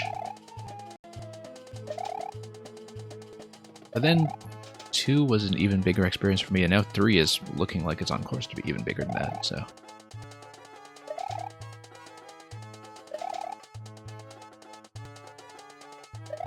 I probably still mentally think of Xenoblade X as massive simply because the open world is as open as it is. Whoops. Yeah, that directional switch towards the wall at the end there on the last segment, I don't know how that's going to go. Feels like we're having a great deal of trouble getting that to line up.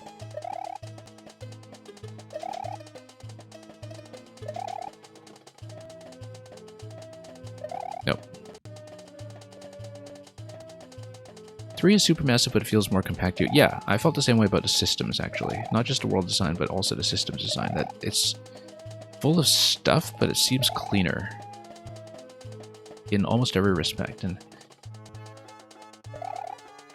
you know, for example, you got 6 party members now, you've got full control over switching between them, and yet it actually seems simpler. And you've got so many different combo chains and itemization systems and gem crafting and all that stuff, and all of that actually still feels much cleaner than the game said they were based on or drawn from. Oops. And I think the world design also follows from that. Something we've brought up in the past when the game came up in the conversation here. I still can't do the pullback over here against that wall. That's giving me all kinds of trouble. Hang on.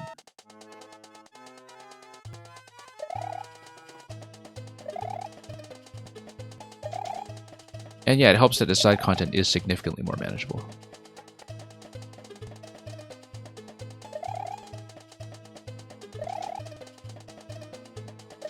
Well, we are improving at this at least.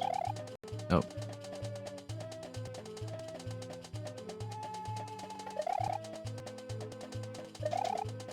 Following indications of any sort, as you can see here, is definitely not my forte. It looks like there's still more to this segment after this too, which is concerning. I feel like it's one of those things that must be very simple in the hands of people who have mastered the mechanic, which I have not. As you can see, yeah, that directional correction there is just completely throwing me off.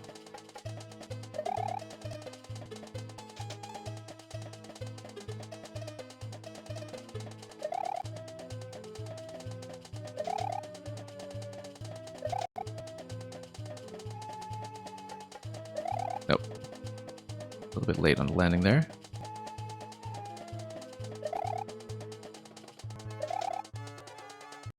Well, we've significantly improved in a series of attempts. We'll give it maybe at least one more round. If we hit the next time, I will definitely stop. But I think we can do it. We just need to make a small correction here. Oh well.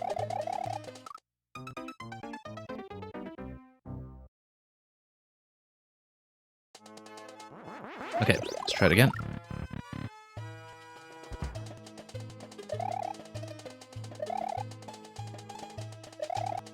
Yeah, we're noticeably improving at this. Maniator, so not too concerned here.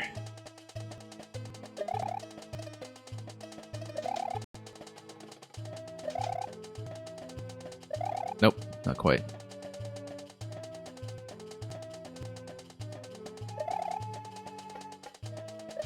Yeah, part of the issue is simply that your sense of how P-speed is calculated internally in the game is kind of hidden information. Like, either you know it or you don't. But you don't really have a good visual indication of that when you're falling into falling state during the spin fly, so... Okay, let's... Yeah, okay, no, I see what's happening there. Yeah, we got kind of clipped. Here we go.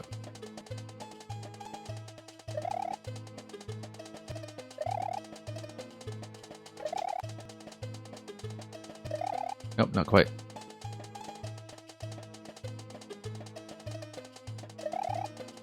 I've never been very good about following indications of any sort without understanding what's going on with the underlying systems, so... We had a good pattern going for the early segments here, in terms of understanding when to repress, but I'm starting to lose it a little bit. And thank you so much for the follow. Let's try it again. Come on.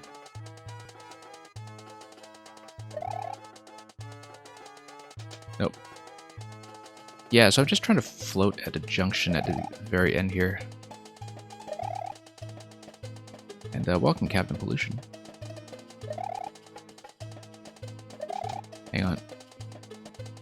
I'm starting to lose it a little bit, partly because I'm trying to practice the movement that we need for the final segment, instead of just hugging the right side wall constantly, like we've been doing. Hang on.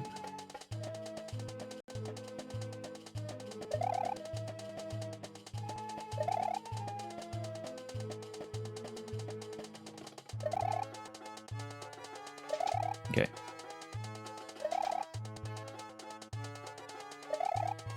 Yeah, trying to go full left or right here, and we're just not quite landing that accurately, because we don't have that extra wall on the right side to line us up. Oh.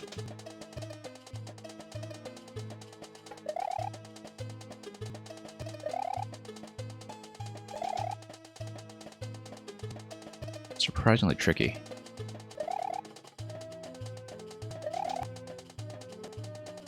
Yeah, the spacing is something that does have a fairly precise requirement. Nope, not quite. I'm doing quite well, Captain Pollution. We're in for a long, long queue today, which I am about to close. But we'll hopefully get through everybody who's able to stay, which is usually how I try to run things.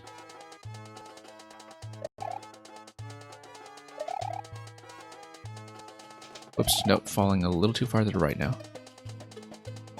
Come on.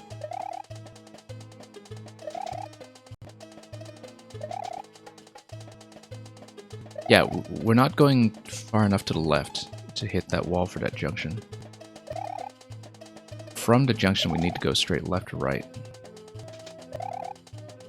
with the same kind of movement that we've been exercising up to that point, but easier said than done. You kind of need to get in and out of the float very quickly.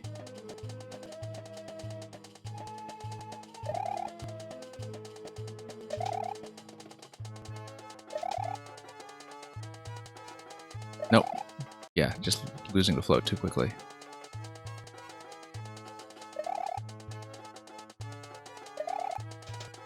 Not quite.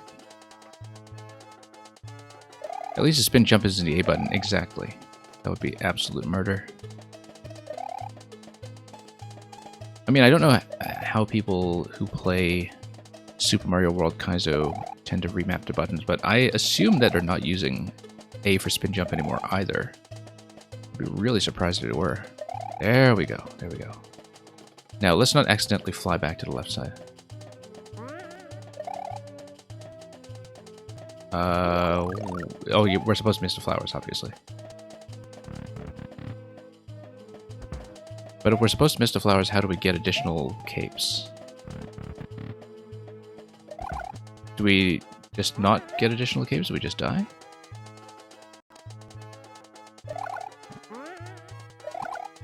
Reset door, do the same thing with the clouds. Am I supposed to get additional feathers at this point? I'm not really sure.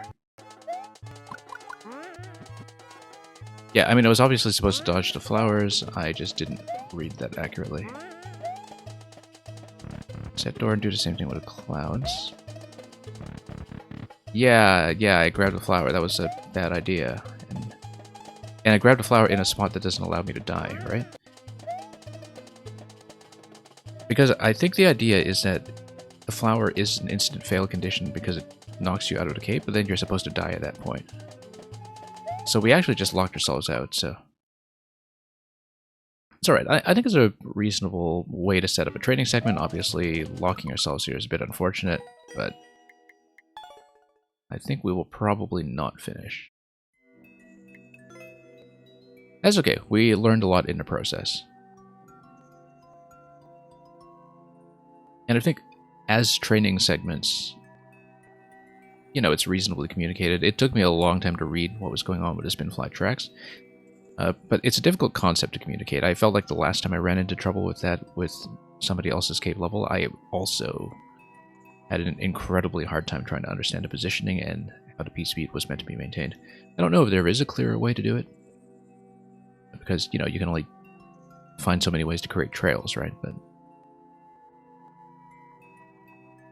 we made it through that difficult wall at the end, though, so I feel like we progressed. Anyway, we are closing the queue at this point, as soon as I load in the next level. Thank you for that, Moyago. We'll make sure we don't have subs in queue, and then we'll get through everybody else in order today. So thank you to everybody who is able to stay. We'll punch in Nugukaza's Team Piwaloon code, and then we'll close the queue from there. And I'll update my stream title and information accordingly. We're probably going to end up running super long. And yeah, thank you, J. Rob Wu. Felt like I did give that a proper try. Anyway, queue is now closed. I will make sure I have that properly displayed. And the current state of the list, just so people are aware, is like that. Again, I always check if people are online at the time that their level is called. It's really the only consideration here. Anyway, Team Piwaloon. We can crash against one of these concepts at 1.37%. That's possibly quite doable. Who knows? Nugukaza, if you have a particular suggestion, do let me know. Obviously, with the size of the queue, I might favor things that are on the shorter side, but this gives you a sense of what I've done. Okay, we'll pick something. Let's see, key pipe door, spike top S curve. Oh, I think I remember a similar concept. That's okay. Let's take a look at cannonballism, and let's see how we do. Small boosts after turns. We'll try to keep that in mind. And whether we do it or not, I'm sure it'll look very flashy, as we're surrounded by cannonball patterns in some configuration. Okay.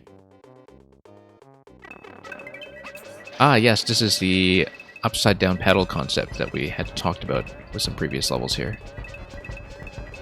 It's an upside down world, but because you're flying the Piwaloon, it actually doesn't matter, except for the fact that it creates a way to create some additional gating mechanisms that would not be possible under normal circumstances. Small boosts after turns, I guess we'll have to do that. Yeah, because you kind of have to maintain position, and then we'll see if we can do it. And we'll try not to bump back too much here. And the auto scroll is going to keep the entire mechanism under control here. Interestingly enough, I actually have played a cannon spam level that was in just horizontal platforming space, which I still haven't beaten on the hard mode. This was Megatoro's level, I think.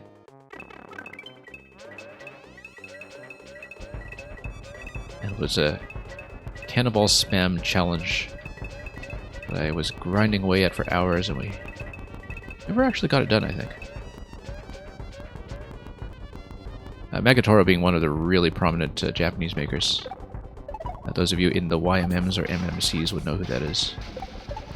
And who actually has a new level in this week's set, I believe.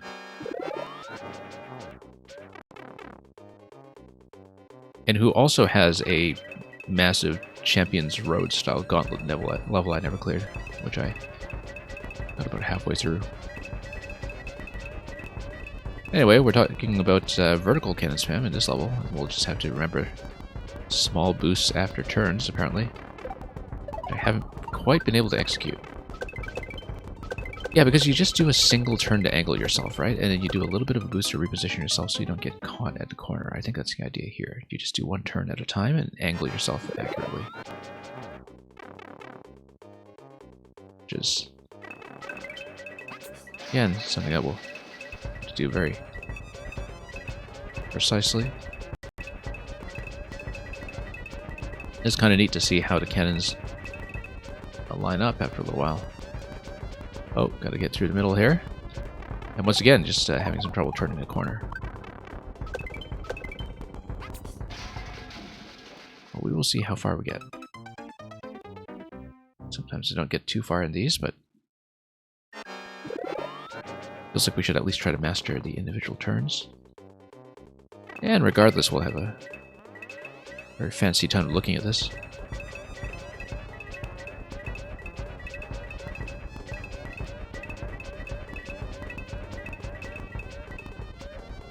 I assume it is possible to collect all the coins if you are an ace pilot. Oh, whoops. We had the right idea. I just angled myself incorrectly at the very end of that. We were supposed to be on a straightaway. But we did manage to make a couple of the turns along the way. With just enough momentum to keep up the proper speed. And Maniator, yours is next, and you're told that it's was your first troll level, and you're saying it's not very trolly. Well, we'll decide. I'm not too worried about classification, as long as we kind of understand what you're going for and have a reasonable time playing towards it. Yeah, so if you maintain this kind of boost rhythm that gives you this speed that's a little above minimum, then you can maintain the required angle in this level here, so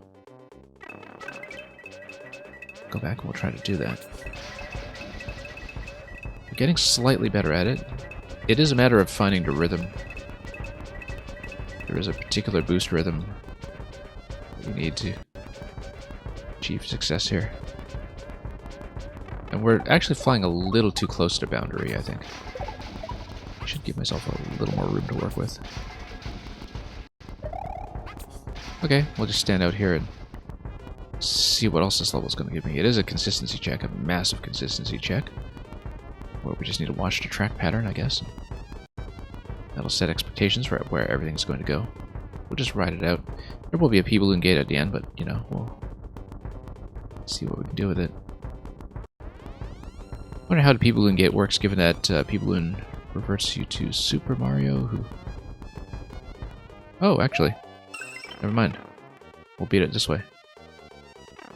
And die because we don't have the P-Balloon. Okay, that's the check. That's the check. No, it's not a cheese. No. These levels are usually pretty meticulous about the requirements. Definitely not a cheese, just a way to preview what's going on. But yeah, if you master the concept of rounding each of these junctions, past a certain point, it's not going to get any narrower or harder. It's purely a consistency check. Anyway, we'll just take to death.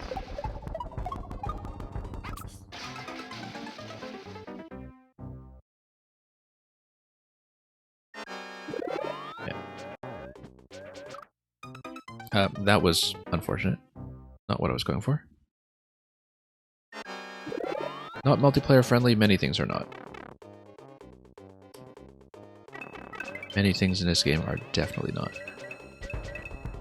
Speaking of which, for those of you joining us late, I am told that 7MMC this week does have several multiplayer levels in the selection. So later on this week, we'll be attempting to set up some kind of multiplayer party in Mario Maker if we can.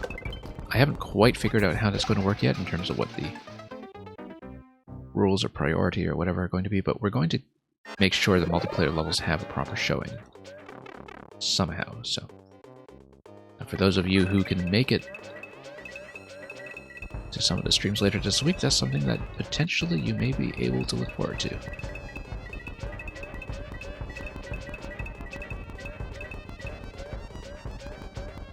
And we'll definitely try to give them a proper showing. So, whoops, turning too much of a corner once again.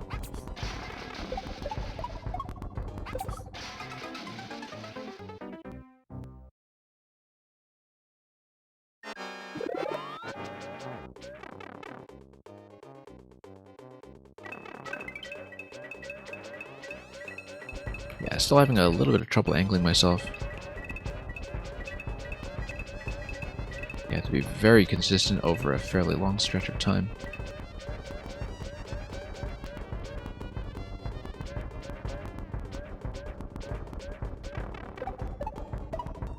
We might be overboosting a little bit. Seems like turning the initial corner is fine, and perhaps we should be maintaining our position after that. Electrodude, welcome.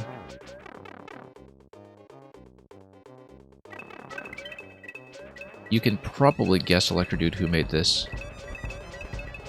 It's kind of immediately obvious, in fact, if you recognize the style.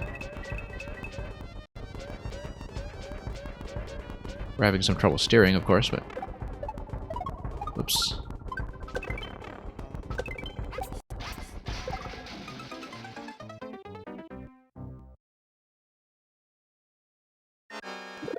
And... we'll try it again. Haven't been able to make it too far here so far. But yeah, really glad to see more mileage out of this upside down world P-Balloon concept where there are a lot of things you can do with these barrier setups. Hey, why don't we just do that to begin with? Oh, because we lose too much speed. Okay. We were doing fine that time until we started falling off the edge. So you do need to do a few light boosts here and there, but probably not as much as I was doing previously. If you just find a good, comfortable angle. The objective should be to just stay reasonably centered in the screen instead of overboosting or doing too little. Conversely. Anyway, just need to line up a little bit and then... Nope.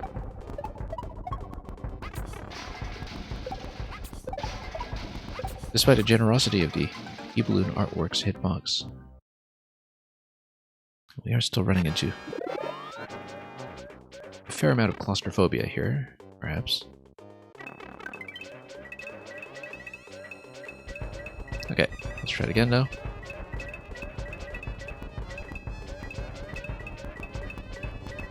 And yeah, diagonal tracks matching speed.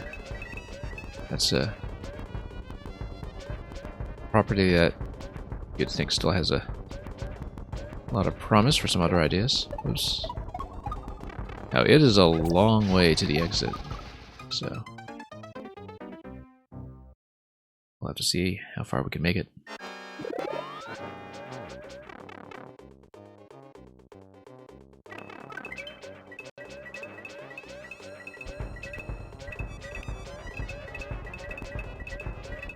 And yeah, you can see everything's just stacking as you go.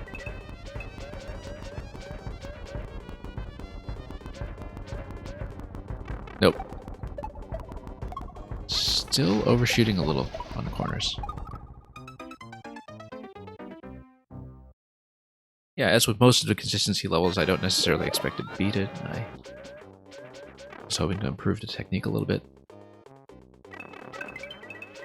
I mean, we're seeing what it looks like at this point, in terms of what lies ahead. Like I said, it's a long ways to go. I suppose the clear rate is probably just inflated by the P-Balloon Ace pilots. The 5 clears on this so far. Whoops.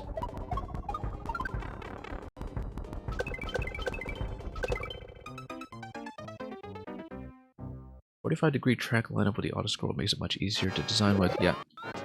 I'm correct in the clear rate, yeah. That's what we do around here. We get those to their proper place. Yeah, we'll make a few more attempts. I'm glad I saw this, obviously. I think it's going to be a much lengthier effort to get much further than I've gotten so far, but we'll try to turn as many corners as we can and just try to fix our position. Yeah, that's just a long diagonal stretch where you need to maintain good control over your angle. Team P-Balloon got the clears, I see. So yeah, we should definitely not expect a standard 1% experience here. Not by any means. If civilians have just not been able to clear this yet.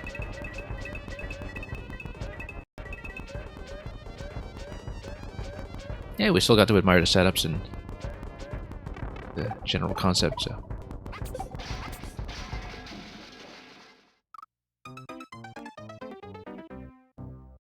And yeah, there's something to be said for simplicity and consistency when it comes to the track timings. It doesn't take long for this to just line up in a way that you want, I think, in terms of giving you a fairly consistent pattern. It's mostly that the angle of flight is something that is probably the main source of difficulty here. It's a little bit irregular, so you do have to be fairly cautious. Whoops.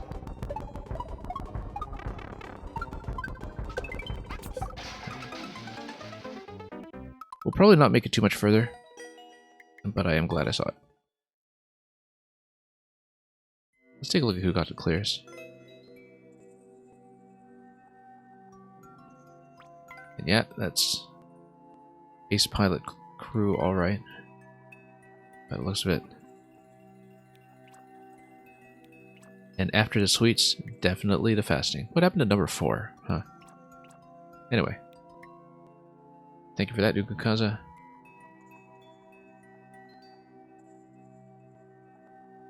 Four's on your main account. Yes, okay. Maniator, to be gentle with yours is your first non-speedrun creation? Yeah. No, we're fairly understanding about breaking stuff to pieces on this stream. That's what playtesting's for. Children of the Troll. No, back to CP1. Traditional level mixed with trolls. Okay.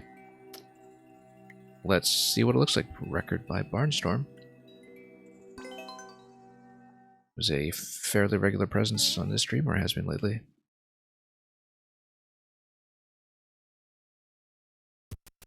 Okay. So, yeah, there was definitely going to be some kind of switch here. And we just need to go a little faster to beat the next switching mechanism. I believe that's just by proximity, if you look at where the thwomps are placed. It's just a matter of figuring out where to stand, I guess.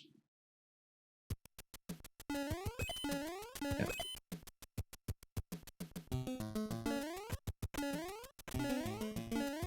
Yeah, the platforming itself seems pretty gentle, which is good because generally the reason that people don't mix troll concepts and platform concepts very much is that in trolls, when the focus is on the route solving, people are dying enough that often they don't want to worry about the execution if they kind of have the solution in their head. Because they feel like, you know, everything's kind of a knowledge and movement check.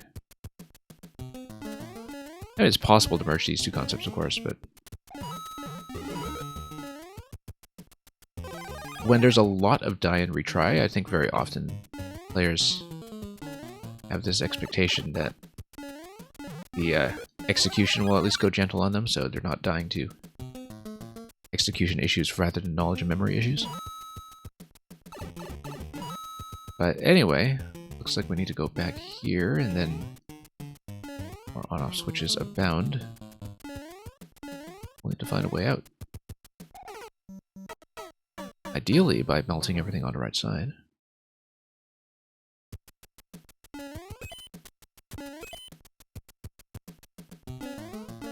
That's okay. I mean, a lot of this is just knowing where to stand. It can be very easy for the fire to just kind of snipe you from off screen, though. Where... Whoops. Oh, interesting. No fire here this time? Maybe. I don't know.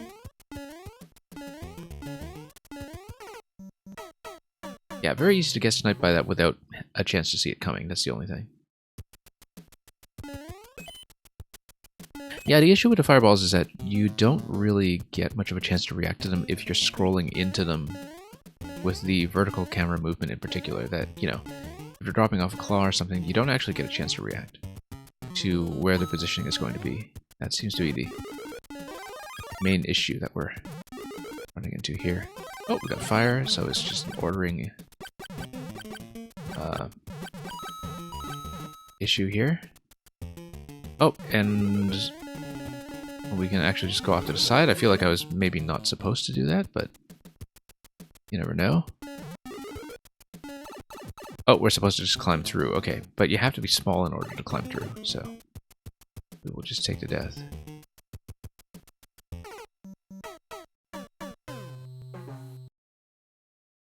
Okay, we've got everything up to that point.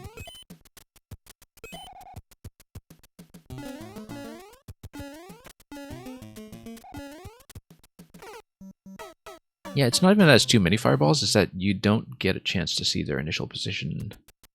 And I realize that with a lot of things like troll-style concepts that people get dunked on with fire or fish or whatever all the time, but it's usually done in response to some kind of player action, right? Like, the thing that you'll notice when you watch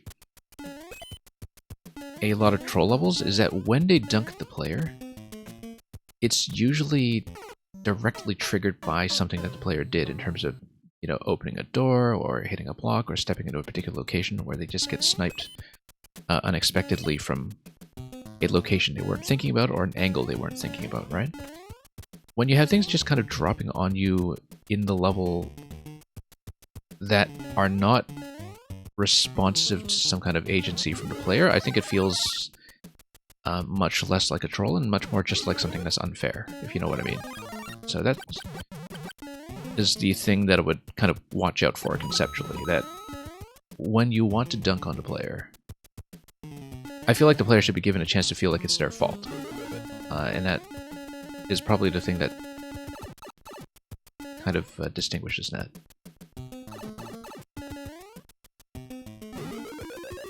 Like, you can do things out of nowhere, but they should be triggered by something that the player does, so next time they can go there and say, okay, I shouldn't do that, or I can do that differently.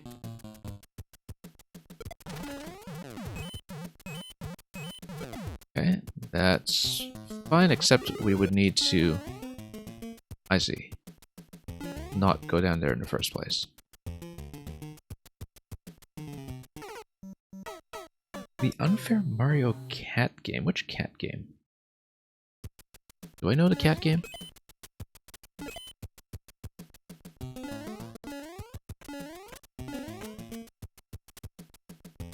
Okay.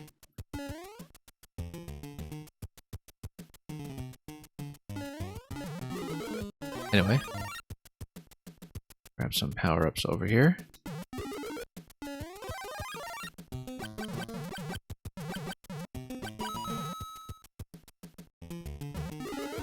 Yeah, I mean, like you said, your first troll, there are a lot of kind of hidden principles in some ways that are not apparent until you've really tried your hand to design them yourself.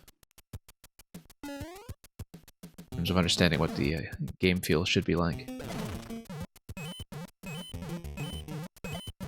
Oh, okay. Let's run across then. And let's put this underneath. I bet we can grab the other one too. Just in case we need it and can break something. Cat Mario was beautiful in its own way. Huh. I feel like I'm not seeing which Cat Mario you mean, but, you know. Okay. Let's not die to this stuff, and... oh, there's an on-off switch. Oh, I see. Okay, there it was.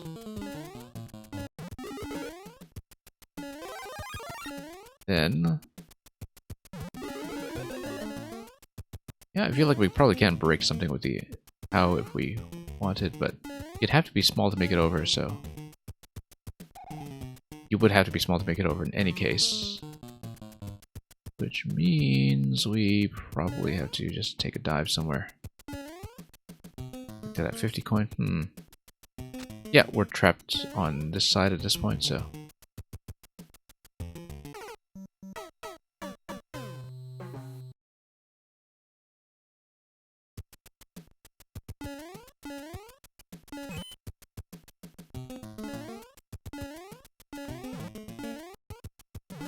okay. We were clearly not supposed to have the second POW block at that point. I was just mostly curious if it would break something, perhaps. Seems not so far. We do need a mushroom here. Oh, no. Muncher, okay. Might be something like a spike ball? Nope, nothing. Alright.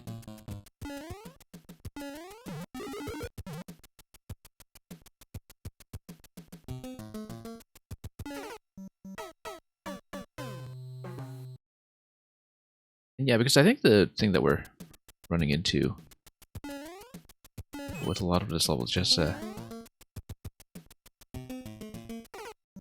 lot of stuff that comes off as unfair rather than a troll per se, because, you know, you never really did anything to pick that fight in the first place.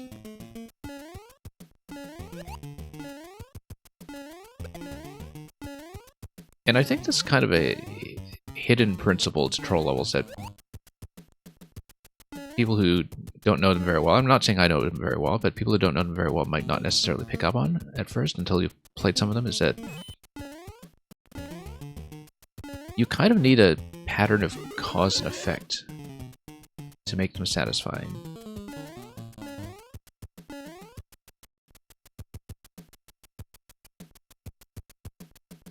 Where, you know, you get punished for attempting actions that are typically very sensible. Okay, we needed that mushroom after all then. But then we need the mushroom to lead its way down here, which is odd because of the way that donut block is styled. Yeah, we just need to grab the mushroom perhaps on the other side here. Was it on wings? I think it was. I don't even remember if it was on wings. No, the question isn't about it being funny. It's more that if it's funny, it has to kind of be in response to something that player did, I think. Like, you want the player to feel like they're responsible for having brought the house down on themselves, right? Rather than just having the level do it for them.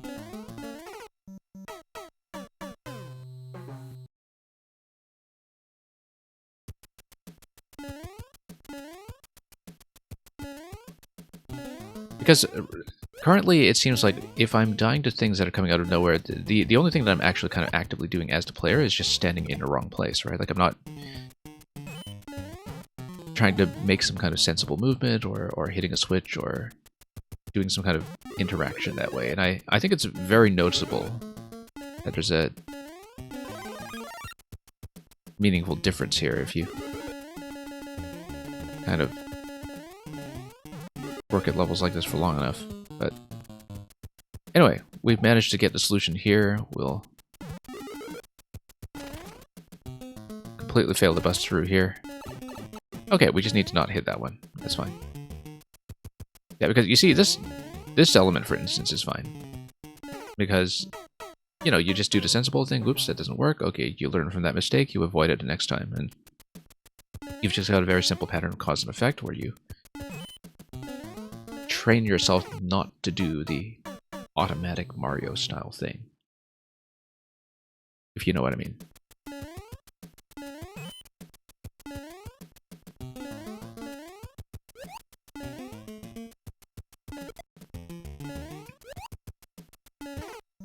Because I think the thing that's sort of central to the concept of the troll genre is that there are a lot of things that psychologically we take for granted as Mario players that we've just been trained to do by platformer games that we don't think about.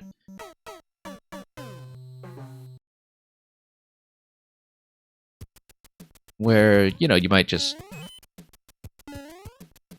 stand facing a certain direction when you leave a door, for instance.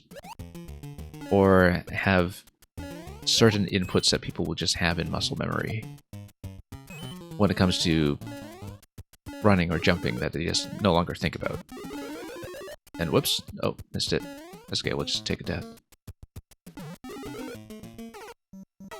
But yeah, I mean, it's a learning experience, right? So, hopefully some of the feedback here will help inform the next level. And give you a sense of how to make it feel a little more responsive, I guess.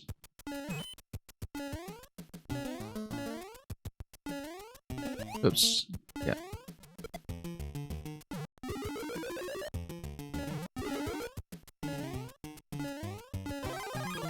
Yeah.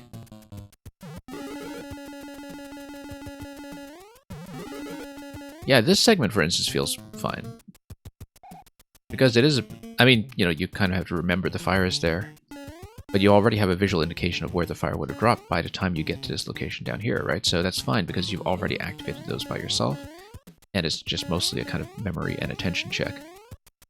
And then the sequence of figuring out how to get down here successfully with the mushroom is kind of like this miniature counterintuitive puzzle on its own, right? So that segment works, for instance. Because you've got plenty of warning for what you have done to yourself in the process of playing the level, and I think that's a very important thing to look out for. Okay. Anyway, we want to not do that.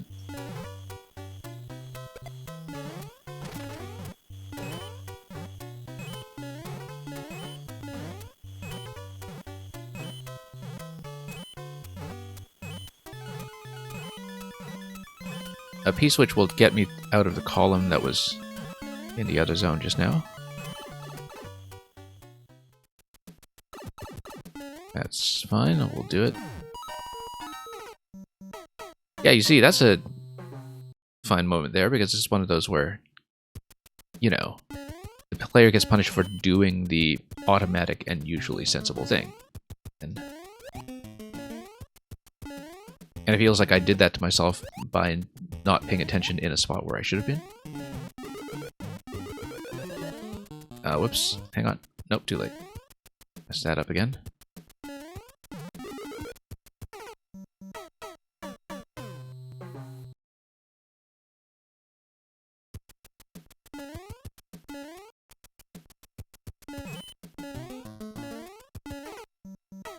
But yeah, I know that your concept, as you were saying, was some kind of platforming plus trolls, but there is a reason why it's very difficult, even for very experienced makers, to make that work.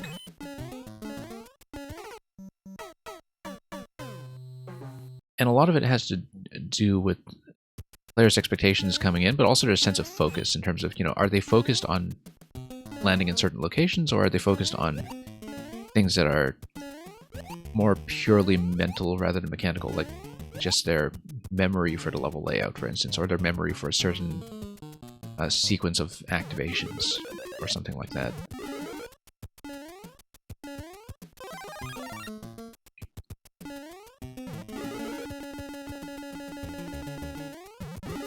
And the kind of secret to it is that I think troll players and people who really enjoy this genre have their own set of expectations in a way that platformer players have their own set of expectations for how things are going to work, right? And what the implicit rules of the game are going to be.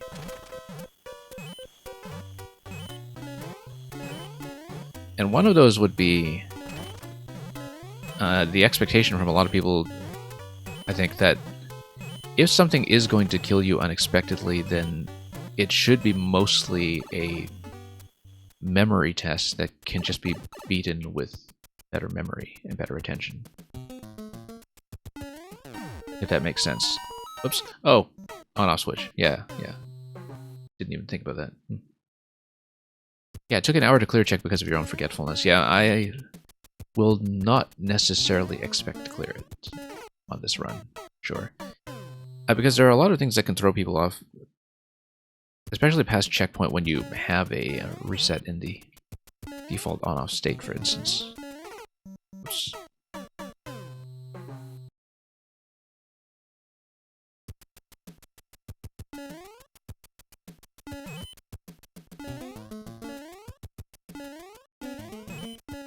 Okay.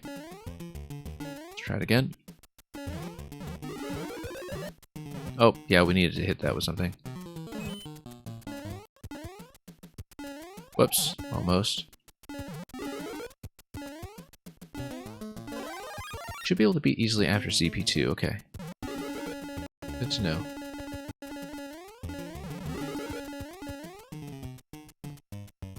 Yeah, a lot of it, I mean, it's not even something specific to a level that's trying to troll you, but I find it very often when you have things dropping out of nowhere, sometimes it's because the maker might have spent too much time thinking about the layout in the maker view and forgetting about the player's camera view, and specifically when the camera is going to scroll up or down. It's very easy to lose sight of that as maker in doing your own playthrough, because you already in the back of your mind know where everything is, right?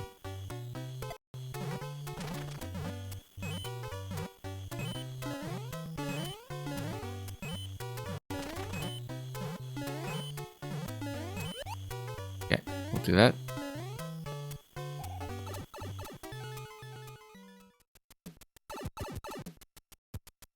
I think this is going to be the correct on-off state, so we'll take that accordingly. And then we have something switching off right away. And CP2. Okay, we'll see what this is all about. Yeah, it dunks you into a pretty harmless location here, at least it seems that way.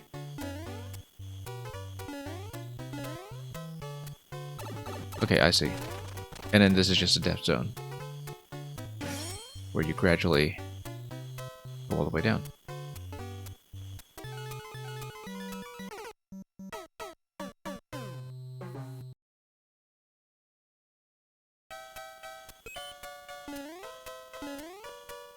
And yeah, CP2, just right on schedule.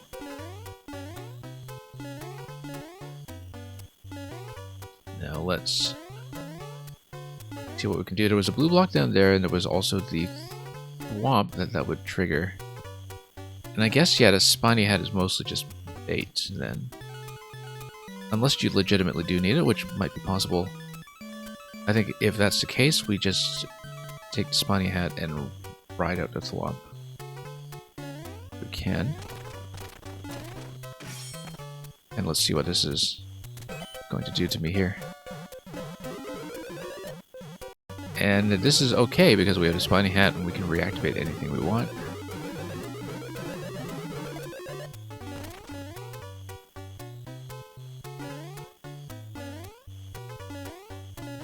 Okay. And spiny hat is also going to prevent fire, which is important. Interesting question block over on the right side there. Now we might need the fire, so I don't want to make too many assumptions about what it's going to do to me.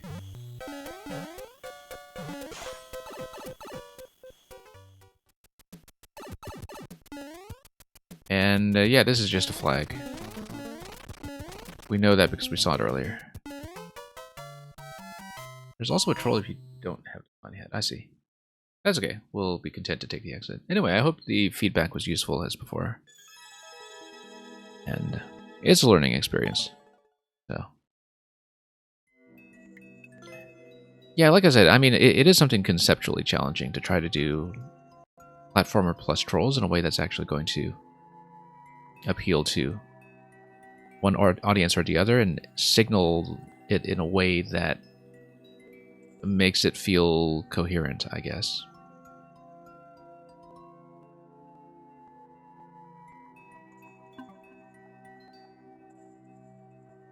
Anyway, thank you very much for that. Let's mark that as a win. Let's keep going. J. Rob Wu, thank you so much for waiting very patiently for your turn.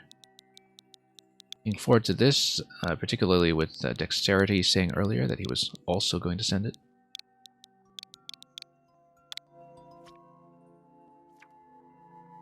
Trading shells. Ah, yes. Green Koopa and Red Koopa want to try on each other's shells for a change. So I've seen similar concepts done in 3D World, and it's absolutely hilarious because 3D World does have a certain shell tracking AI for which shell a Naked Koopa will chase. And you can do a lot of stuff in terms of destroying shells or swapping them or replacing them and moving people around this way and that. Now, Super Mario World is going to operate a little bit differently, but it's going to have the same idea here of taking advantage of the naked Koopas, I bet, and manipulating their placement. So, let's try it out. And Maniator, you need to sleep at 2 a.m. Well, you have a good night. And thanks again for dropping by. Anyway. Green, red, and big and small. We're going to be manipulating all of them.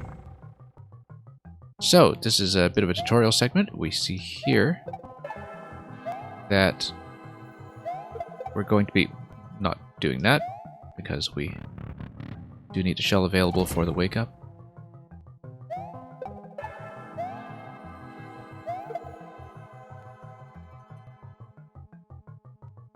And yeah, we'll just walk it over and then cart it over with the on-off switches, I bet. And then that should give me a key at the end when it walks over. It's only possible with the green Koopa because it's able to walk off ledges.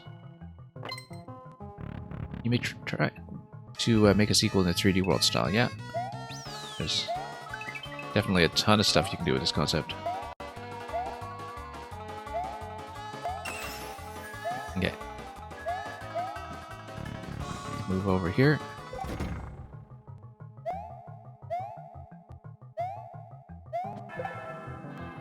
And once again, yeah, it's kind of neat how you do manage to seclude the Koopa in a particular pit. We'll have an additional reset door after this one in case we need the Koopas to come back and do their thing. You do need to be somewhat quick here in order to get it loaded up properly. And then, yeah, you need to send it along the track as well so we can eventually get it upstairs and have it unloaded in a way that has it walk off the ledge. Problem. I think you can get locked here if you let the P-switch expire before you go through, right? Or are you able to get through the reset door? Oh, no, maybe you should be able to get through the reset door if you just hit the on-off switches and go all the way back to the front. Anyway, just looking at the gate setup here with the THX, I guess we just need to get that Koopa shell and watch it deflect eventually. Well, Gamer Guy, let me know what kind of link you want to send here, and then I'll put in the permit command for you.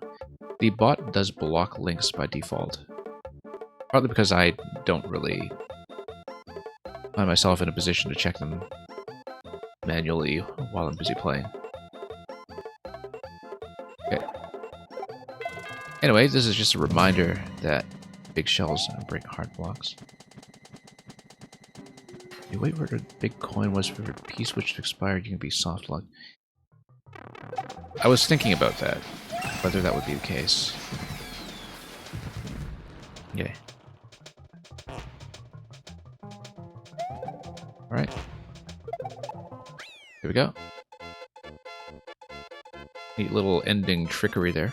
I guess we didn't end up doing much with the big Koopas, but there's only so much I can do to manipulate them. So, pretty neat.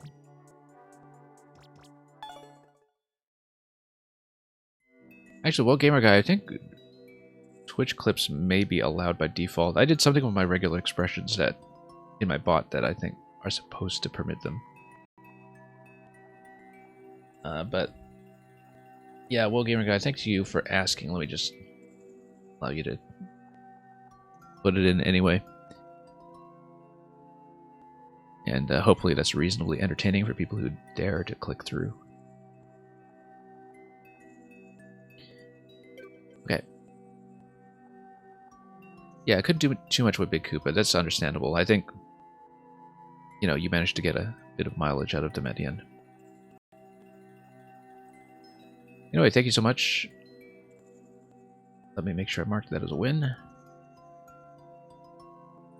And I love Bem 21. If you're still here, I do see you said GG. That's right. Definitely still here. Thank you for waiting so patiently. Let's take a look.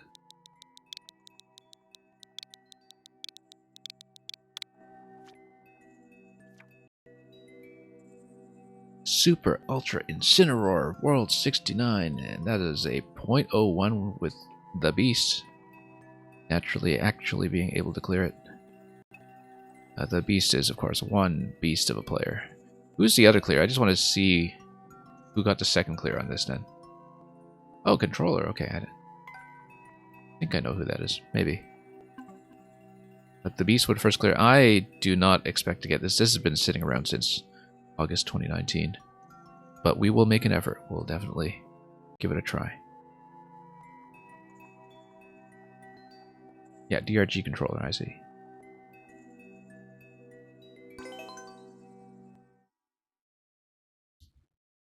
How bad could it be?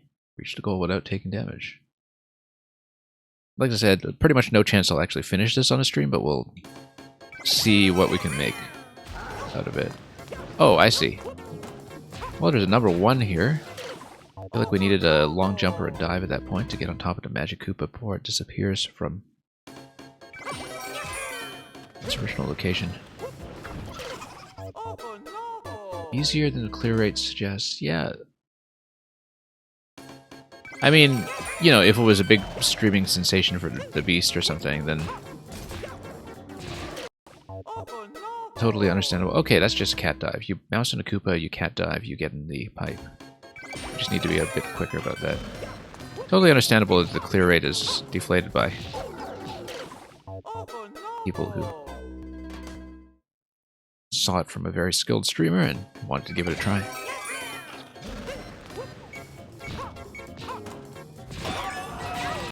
Okay, there we go. Oh, key door is over there. Does the lava go back down? It does not. Okay, so we just needed to be quick enough to get over to that door. It just took me a moment to read what was going on instead of going up the glass pipe on the left side, so... Doesn't seem too bad, actually, this segment here. We're a little slow. Yeah, because of the way the pipes were placed, I was just thrown off a little by where to go at the end of the first pipe entrance.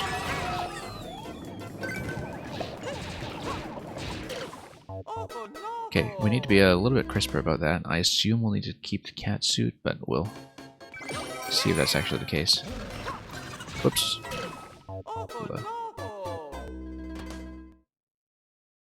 It is a pretty manageable first segment, though.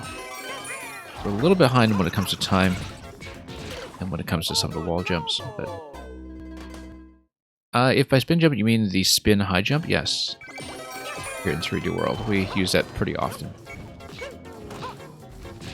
Oh, whoops. I see. Yeah, I guess the double up arrow was probably suggesting that, wasn't it?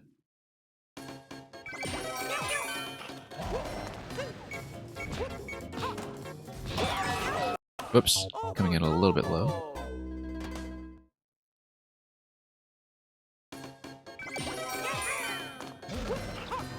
Yeah, the trick with the catsuit is that it does throw off a lot of wall jump muscle memory, I think. I actually do like that time-sensitive Magic Koopa. That's a neat way to use it as a one-time platform that will only ever give you one opportunity.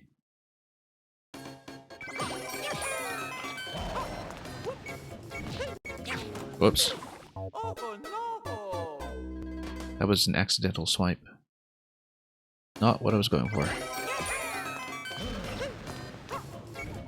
Yeah, we're overshooting the top of that wall a little bit and undershooting the bounce over here. We should bounce a little bit. Oh, you mean... Yeah, I see the double arrow now. See, this is what happens when I don't know how to read indications, basically. In any style, not just the arrows here, but... I'm not the kind of player who ever learned how to play platformer games in this kind of very maker-specific style of reading instructions, right? Because I find that my eye has always been on your destination instead, you know, like which enemy or which platform you're going for, rather than what the arrows are telling you to do, and so... Oh yeah, we do need a ground pound here. I think that's what the down arrow is implying, that maybe a ground pound cancel there is what is necessary. Whoops. Again, slightly higher bounce on the Magic Koopa if I can. Yeah, I guess there's too much of a stall on the ground pound then. We just need to go over directly.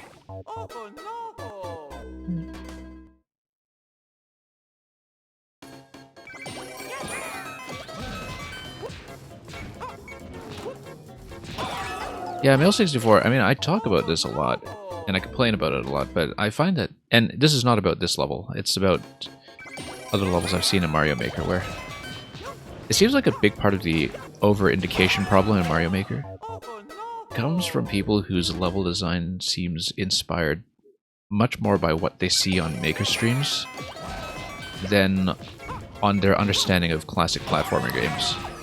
And so, if you come from a classic platformer background, the over-indication can be really, really noisy, because it actually clutters up a lot of your actual visual cues for inferring where to go and how to gauge your distance.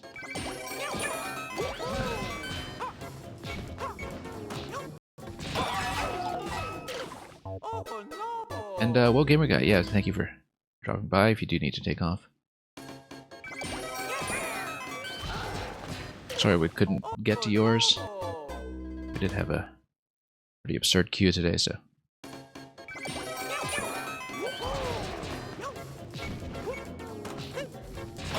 No, we're going a little too high now. I was dying to bouncing too low previously, but... Wall jump is the fastest. Yeah, I suppose so. Like I was saying, the cat suit completely throws off my wall jump muscle memory sometimes. I see, because I guess the expectation is to wall jump and climb. Once we're through the door, though, the lava level doesn't matter, right? If you're able to get through the door with the key at the end, at that point it doesn't matter how much time you've lost, because it's not going to affect the lava level after the scene transition. But we are going to be a little behind here, I think. Especially because there's a bit of a spin that moment. Nadcat, welcome.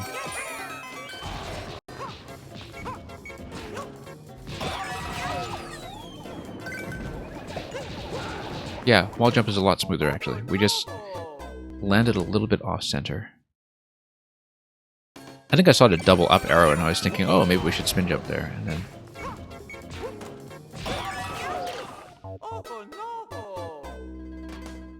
Again, that's an instance where I think the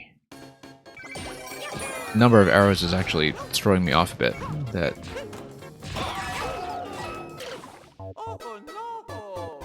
it looks like they're meant to trace the intended path, but they're actually making things a little harder to see for me.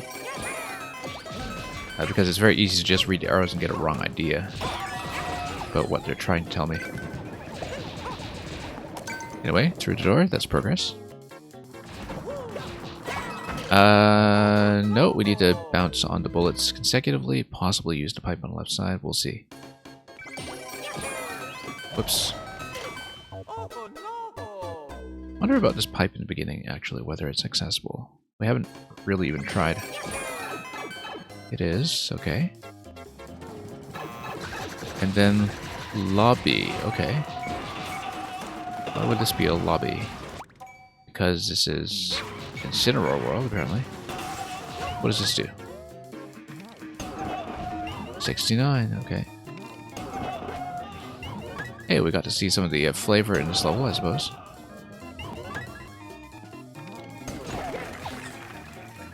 Okay.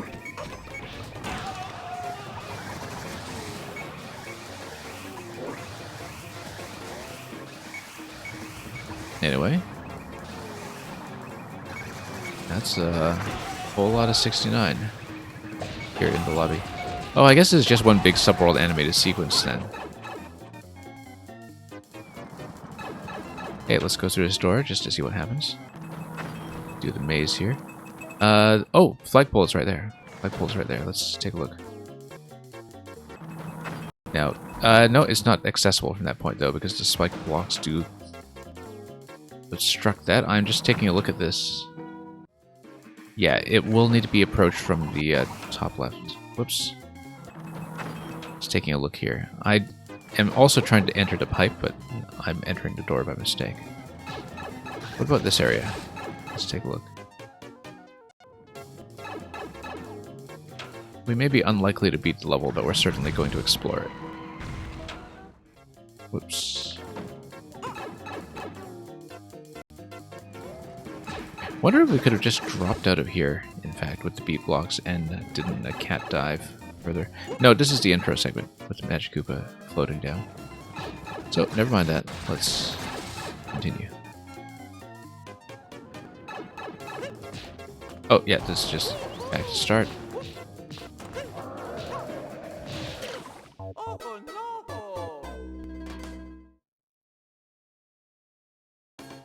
So, not skipping any content this way, I suppose.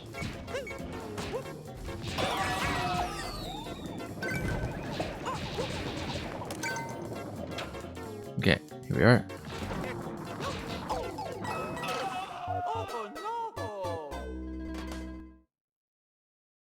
It feels like it's telling me something about the cat dive using the coin Z on the right, but again, I think there's a little too much indication. I don't quite see in many places what kind of sequence it's laying out for me. Oops.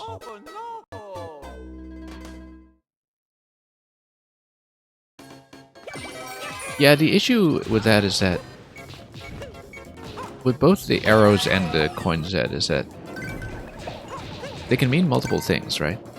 To different players, and okay, so that's going to be the world jump. I see. Especially with a catsuit, where the catsuit has this really dynamic and robust moveset that has tons of actions that are bound to the shoulder buttons.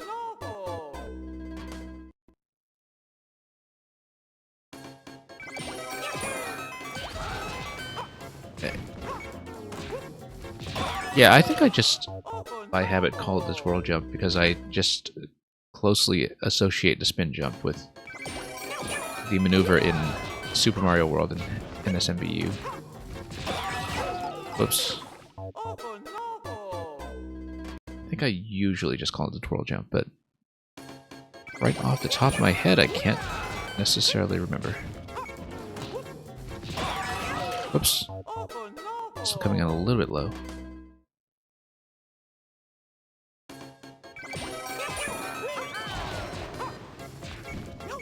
Okay.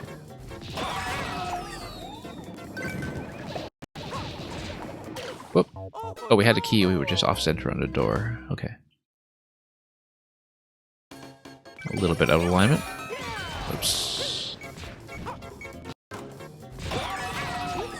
Okay, that was accurate.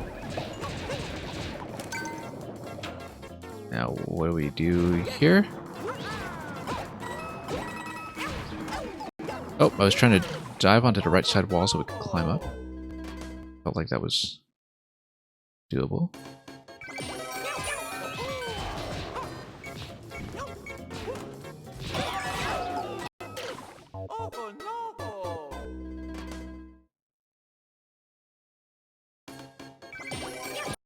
I will say, I am surprised that there have only been those 2 clears and that 0.01 percentage on this. Because it actually is pretty reasonable so far, from a difficulty perspective. Whoops. I mean, it may be a very long sequence of rooms. We're still only on room 2, out of a potential 69, perhaps. Actually, it's a 1 minute 35 record. That is, however, a time by the Beast, who is a beast.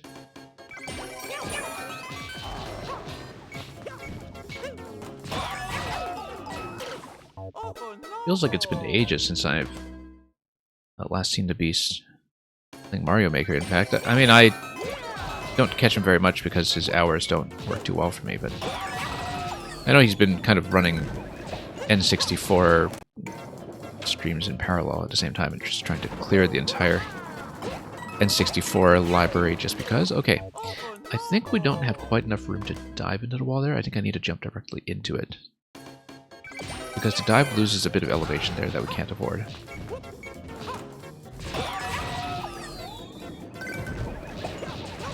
Now, there will be dives,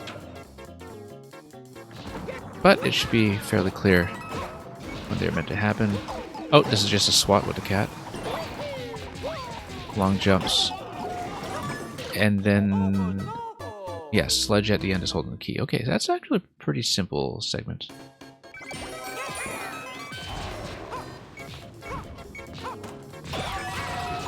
Well, Natcat, I think there was definitely a generation of Mario Maker 1 streamers who made it really big on Twitch generally and kind of became their own brand, right? I don't think that's really happened with Maker 2 streamers as much. That's... okay, if we lose the cat suit, can we progress? No, we can't because we need to dive, and we need to be very quick about it. Segment number 3.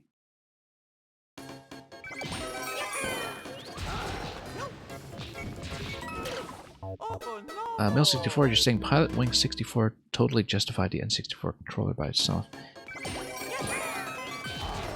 I've actually not played Pilot Wing 64, but I've never really been that attached to the N64 library. Whoops. Yeah, my mistake here. Asked you if you dive into the bonsai builds up top. Oh yes, instead of trying to swat. Yes, I see what you mean.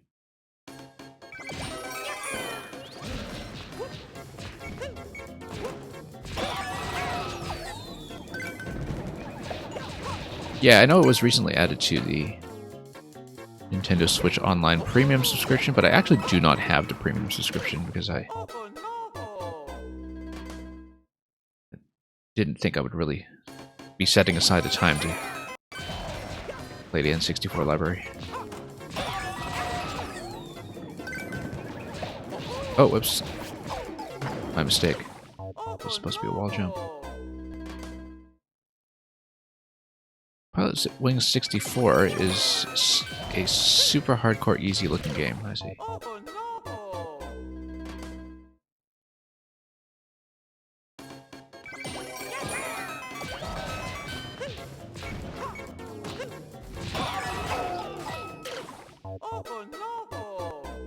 I seem to vaguely recall that Pilot Wings was last briefly revived on the 3DS. I don't think it attracted much notice at the time, but I may be wrong.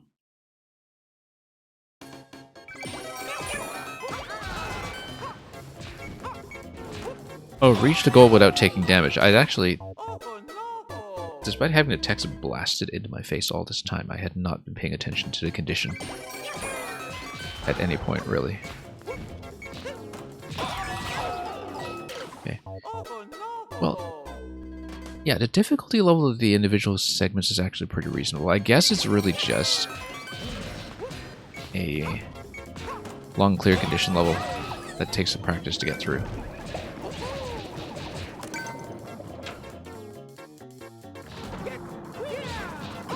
Again, my main reservation with it is that I do find the indication a little bit noisy. We obviously can't let the lava kill the sledge when I have to be the one who kills it.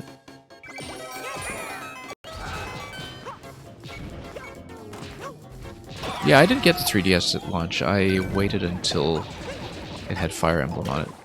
So, and then caught up on a lot of the library at that point, you know.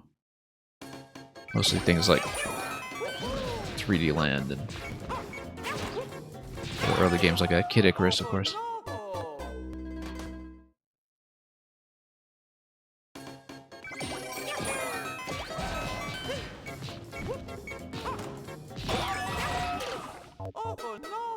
I'm actually kind of tempted to see if I can pick up a new 3DS, as in the lowercase n new 3DS, before all the eShop services go down and make sure everything can transfer over.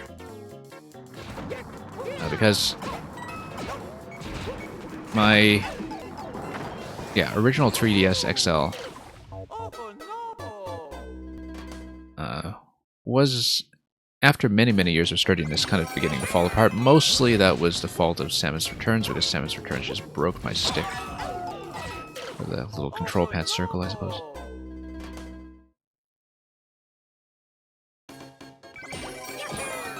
There are still a few things I want to pick up on the 3DS eShop, even though I've not used the 3DS very much in the past few years.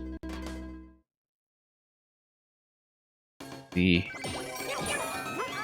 Impossible pack on NSMB2, for instance, which seems to be the only reason anybody remembers NSMB2 if they've played it.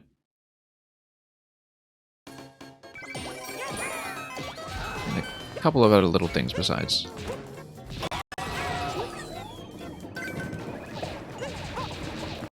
Same with the Wii U library, especially with the GBA line being nowhere in sight. I always loved using the Wii U gamepad as what I affectionately refer to as the GBA Ultra.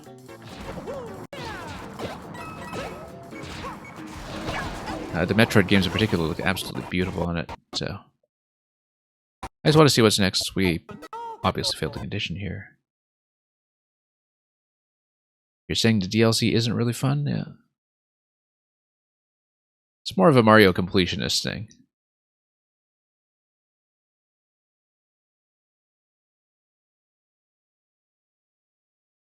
Okay, sound is dead here anyway. We are probably going to bail on this and fix the sound and move on. Yeah, I know, I just noticed the game sound was gone. The platforming is reasonable. The indication is a little too much. I find it confusing. But again, this was a fairly early Maker 2 level. August 2019. Let's fix up the sound first of all, and then we'll move on with the queue.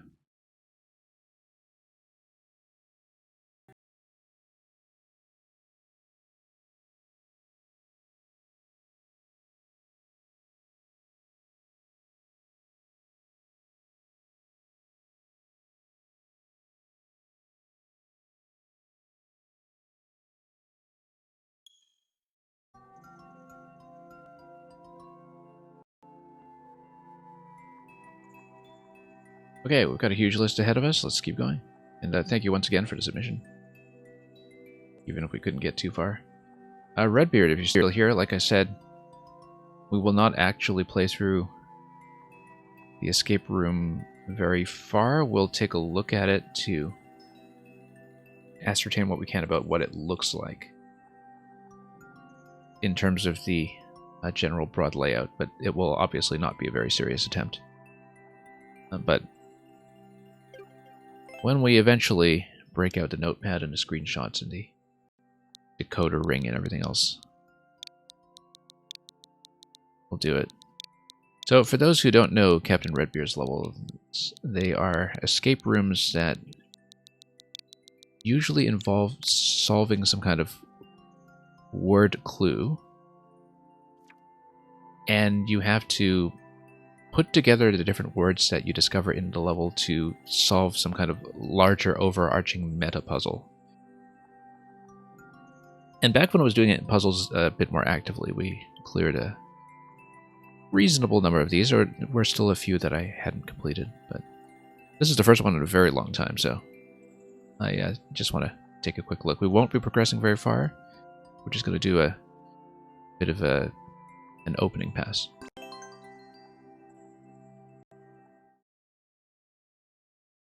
Yeah, because, you know, escape rooms need a bit of focused attention on their own, I think.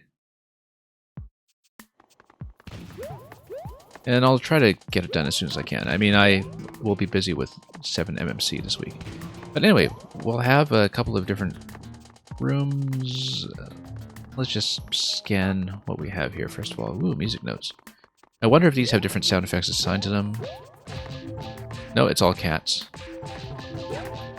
It's all cats, as far as I can tell. This sequence of items is probably going to be important to some kind of code entry. And then there's skulls here indicating that there's probably... Oh! Okay. Big decoder sequence over here. So, yeah, for those who haven't seen these before, when you see 4 question blocks like this, it usually means something like that eventually you'll be assembling some kind of 4-letter word. Not a particularly rude one either, just a 4-letter word in some fashion. And this looks like a picture clue of some sort, where you have to assemble the picture somehow, or do some kind of identifying elements that are in there, or this is definitely some kind of key code entry. I'm just looking at how this key code entry might potentially work. Interesting skewer placement up there.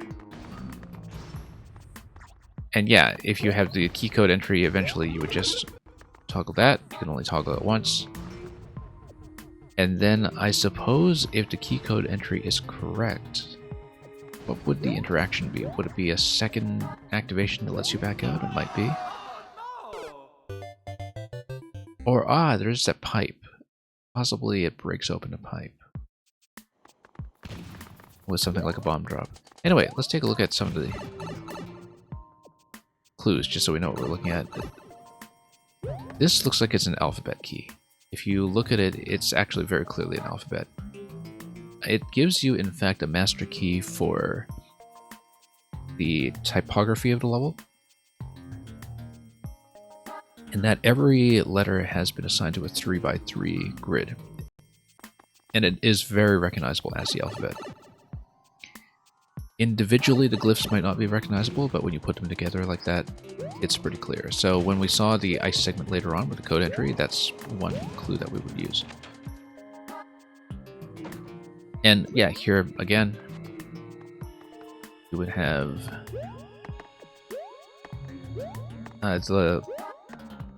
I see the word avenue, house. So hoodwink, wicked, avenue, house. And then you would be solving some kind of crossword style thing. Music, dense, or or bench, or something like that. No, it's music something. And then, yeah, a little difficult for me to read right off the kind of eyeball read of having just seen the key, but you know, you kind of get the idea of what we would be going for. That would be, I think this second word here is actually terminator. Terminator on the second row. Then you get primate, and then fundament. Okay. And I don't know if the alternation matters or if it's just a way to very compactly alternate letters. I think it is just a way to compactly alternate letters when you're switching between hard blocks and ice blocks. And yeah, so you basically have 8 words.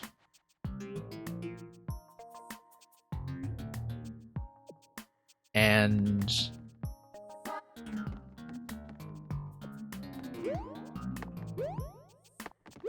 well, let's take a look here, because hoodwink is 8 letters, but you only have 7 spaces here if you count the blue block and the question block. So the question blocks would basically highlight a letter in the solution word. So yeah, you would be transforming each of these words into a solution string. The solution string would give you one sequence of letters that is highlighted by the question blocks and one sequence of letters that is highlighted by the blue blocks. We don't know how the blue blocks are fitting into this picture yet, but that would be the kind of broad approach that we're taking. Notice that it seems like there's a subtraction going on in each of these. That, for example, you see the word hoodwink has 8 letters. It's reduced to 7 letters. You see the word music.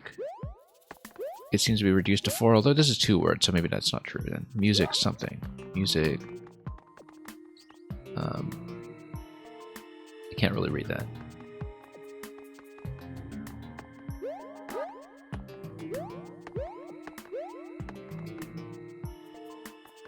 Yeah, this is the letter R, though. This is N. Oh, music genre. Music genre. That's what it is. Ah, okay, so, yeah, no. Yeah, you would be doing some kind of word association, where music genre would be something like, you know, you've got 4 letters, you've got funk or jazz or something like that. And then Terminator. Does Schwarzenegger fit there? SCHWARZE. No, not quite. Well, you know, I mean, that would be the kind of thing you'd be thinking of to try to make it work. And then, oh, this is an avenue. This is or I don't know. Oh, Avenger. So there's a 5-letter Avenger, and it would be. Let me think about it. What, there's like Iron Man, there's Hulk, there's... Well, unless you mean like, you know, John Steed and Mrs. Peel, the real Avengers. In which case it would be Steed, but I'm assuming that given the audience here that it's maybe one of the Marvel people. Like Widow for Black Widow or something like that. But that would be what you're working with. That Avenger would point to something, and then... Primate, you would have some kind of 4-letter ape. Then it looks like a house. Condiment. So there's going to be some kind of system that gives you word associations. Like condiment would be something like mayo, and then you would have a Y in the blue spot and an O in the question spot. Also notice the fire bar. It's entirely possible that the fire bar will be important. Has some kind of rotational clue or device. Or maybe it's associated with a fire bar in the code entry later on. Anyway, canon room. Let's take a look at this. So we've seen the alphabet key, we've seen the alphabet clues. Seen cannons firing in a certain direction, and then a picture here.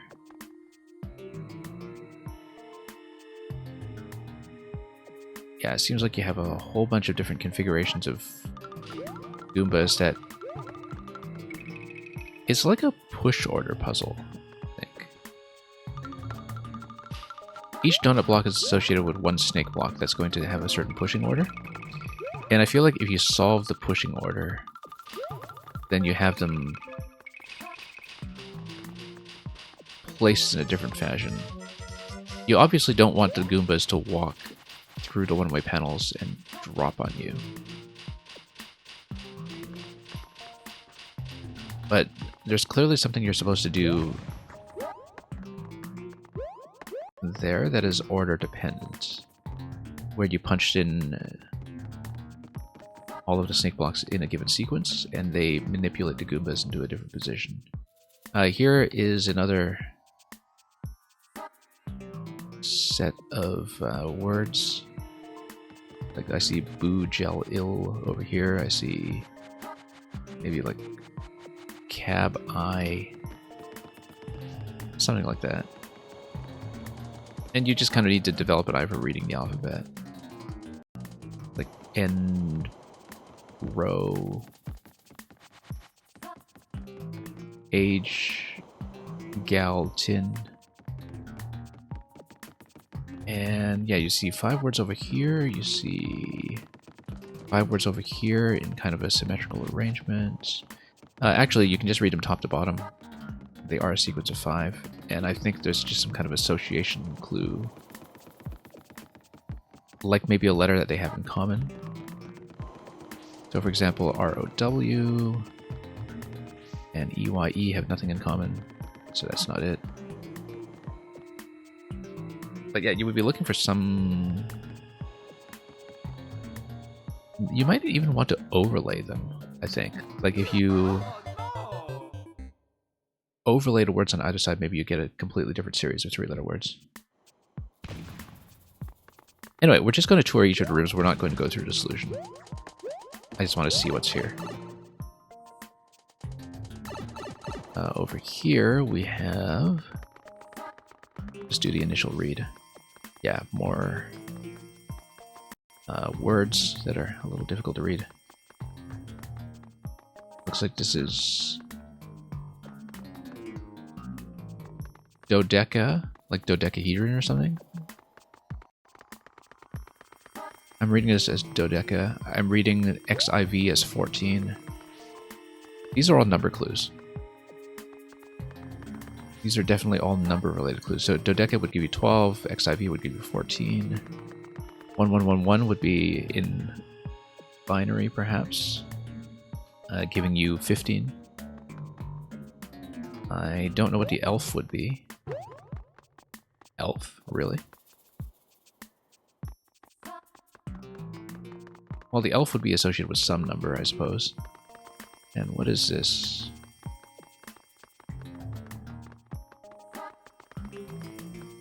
I can't really read the first 2 letters here.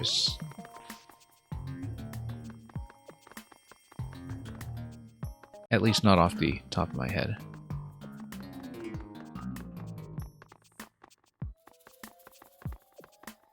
But anyway, this is going to be the general approach to it, that we attempt to read letters in all of this.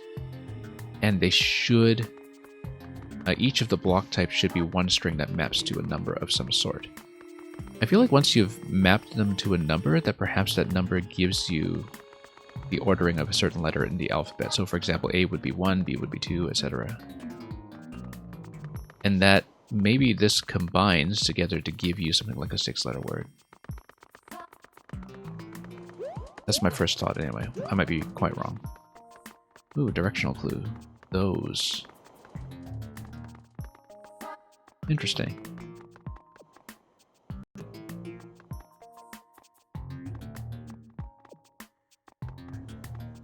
This we'll have to think about, but maybe it gives you a bit of a key for how to read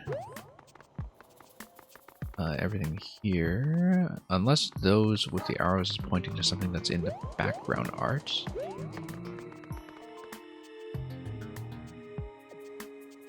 I don't really see that being the case. But it's something I was certainly considering, even with the background parallax moving the way it does.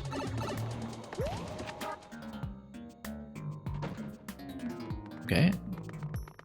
A semi-solid sequence. Notice the tracks in the background. The tracks seem to give you a couple of different shapes that look like they are some kind of arrangement in their own right, or they might be a path that you're supposed to follow, where the tracks that are connected might give you connected strings in some ways.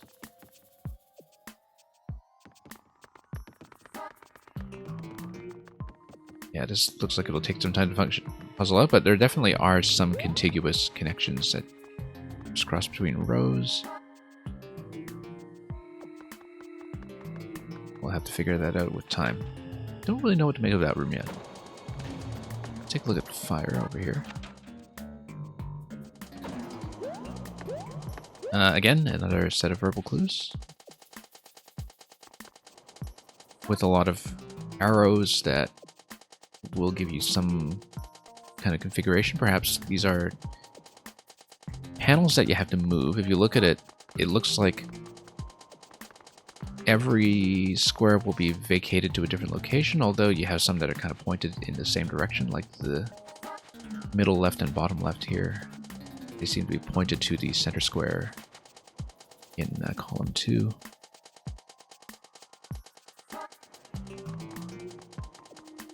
But it looks like this is some kind of rearrangement of 12 letters.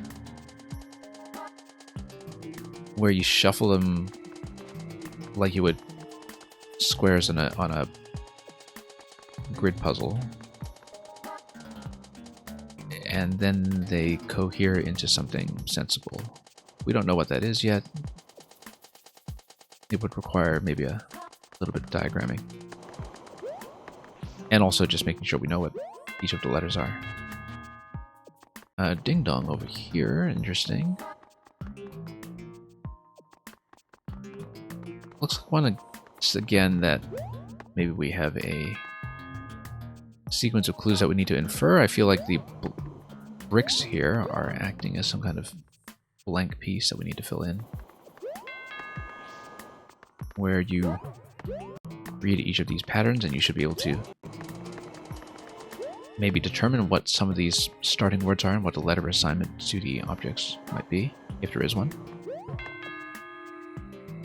And then you kind of have to solve for the rest. Okay.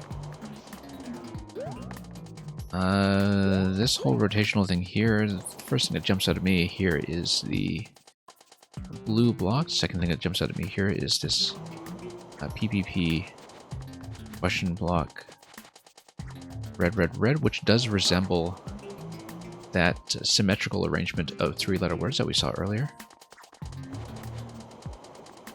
Oh yeah, because this is just demarcating the room where we saw that. Okay, I see. It's just telling me which room that clue was in.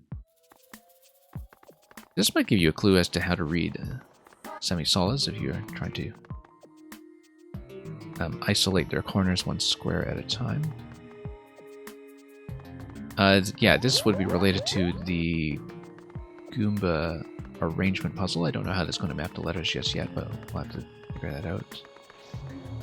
And we'll see what's down here, and then we've pretty much read the available space. Notice this other 6-letter word sequence that's going on.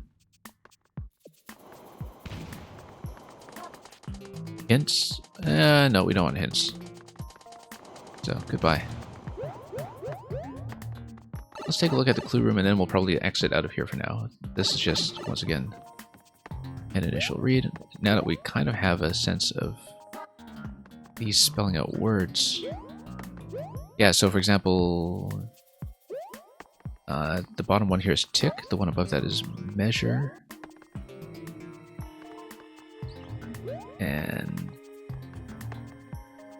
something can measure ticks.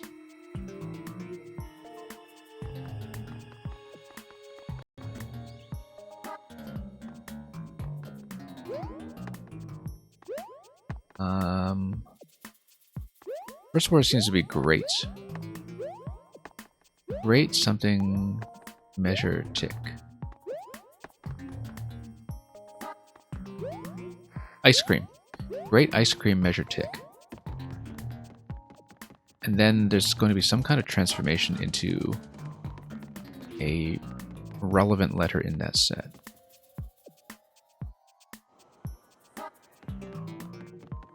Using this track clue, which seems to signify some kind of equivalence. And then we have key doors up here. And the code entry over here. Yeah, because I feel like the purpose of the code entry is to perhaps pop a key and also pop the on-off switch to allow you to get back out. Anyway, Redbeard, we will go back to this one at some point. Seems like the alphabetic key looks pretty promising in terms of giving me something to do at a later point. We'll come back when we have a separate puzzle or escape stream. No clears as yet, so I guess Grikowski's been working on it. He's got a bit of a head start.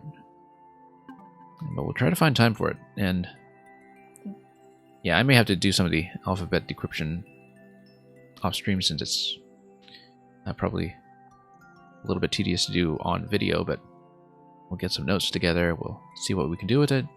And it was just sort of an initial impression of how the clues read to me. Some of the surmises may have been wildly inaccurate. But I'm sure you got a good laugh out of that, if so. really looking forward to it. So, thank you for that, Redbeard. Holding off on that one for now. How are we doing on the list? Awesome Lamp, if you're here. I think Will Gamer Guy left, so it's going to be Awesome Lamp, Mail, Art Pop. We might actually get through this. Yeah, Awesome Lamp will apply to usual Super World rules. We'll just try to get through about a 15-minute chunk if we can. Might be one level, might be more.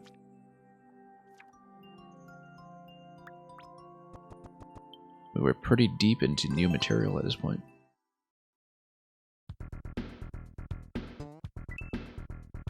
And oh yeah, we were actually on World 7, so let's see what we can get done.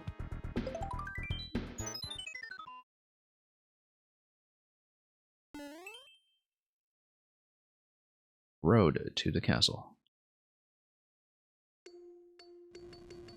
And very classic SMB3 style military here, so looks like you could have gotten above to the top level, but I failed to do so, so I guess we'll miss that opportunity. This is very SMB3 with all these tanks shooting you in the face. Rocky wrenches doing their thing. Except, of course, we have the low gravity of the light airship changing things up a bit. Feels like we should definitely be able to go upstairs here, but it's the opportunity.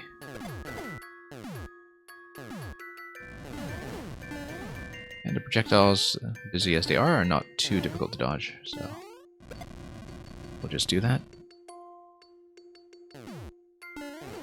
Oop.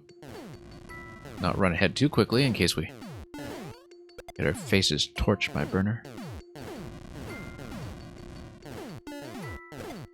Yeah, looks like once again we probably could have made it to the upper level. Whoa, let's look over fire.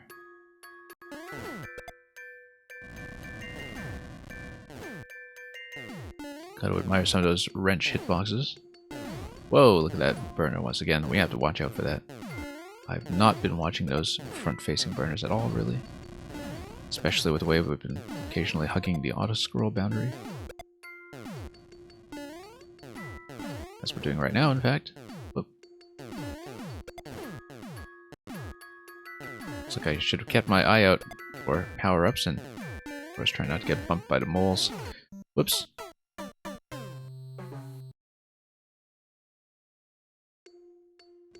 This seems pretty manageable, though.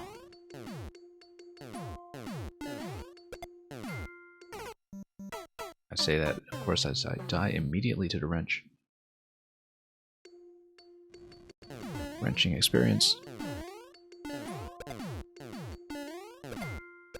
Oh. Okay, getting a little bit careless, perhaps.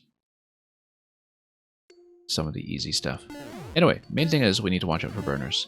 The front-facing burners in particular. Like this one. They blend in quite well to these tank designs, so I have to watch out for those flamethrower tanks.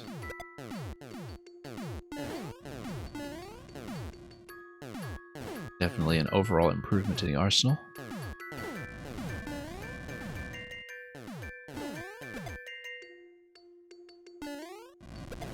And we'll just be mindful of that as we proceed.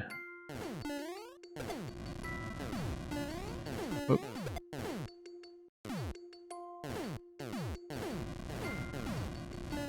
Anyway, up we go. Still get this feeling that I'm probably missing some power-up opportunities, perhaps, by not making it up to the top level. Unless it is mainly decorative. After all, it does feel like it's a little bit too fleshed out to just be filler. But you never know.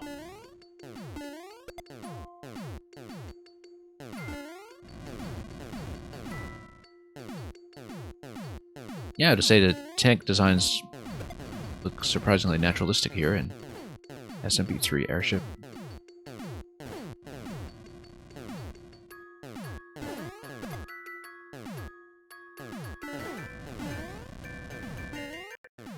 Yeah, definitely some artwork here in a level that we can appreciate. Including all those ground block patterns to create portholes and the like. Definitely a lot of attention spent on the little things. Oh, totally missing that.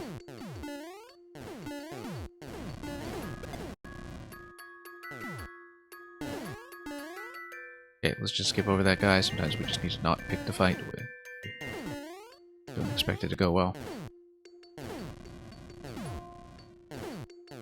Just need to watch out for wrenches from all sides.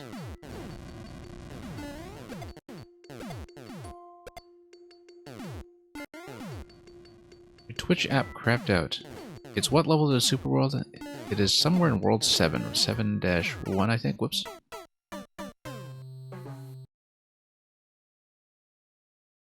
Yeah, 7-1.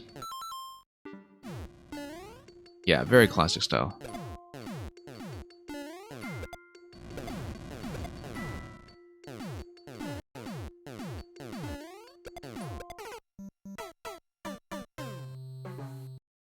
I mean, it definitely plays like its own thing, but also unmistakably an NSMB tribute. Sorry, an SMB3 tribute.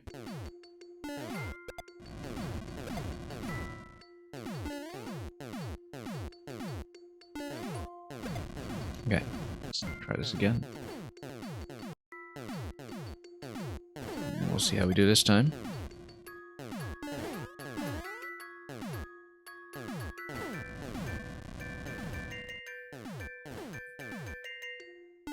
It's interesting how refreshing this kind of slow auto-scroll pacing actually is, because I find that with a lot of original Mario Maker creations that are not overtly being a traditional Nintendo tribute like this, they would have a lot of trouble getting away with it, given just how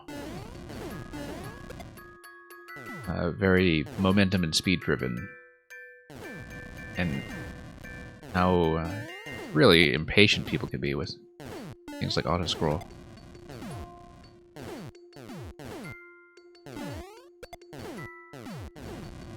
But a lot of the classic pacing still works, so it comes to spacing out a level like this and giving you plenty of reasons to just sort of taking this calmly and stay in the center rather than gunning for the auto-scroll boundary right away the way that I'm doing.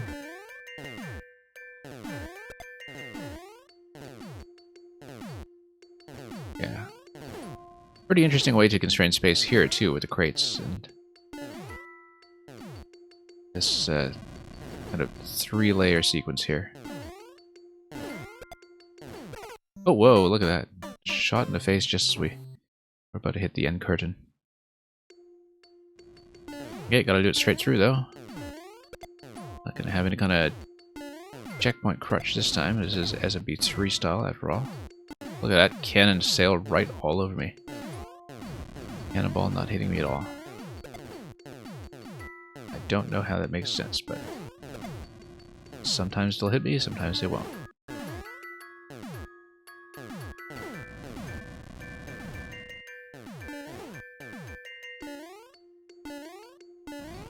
Okay, alright.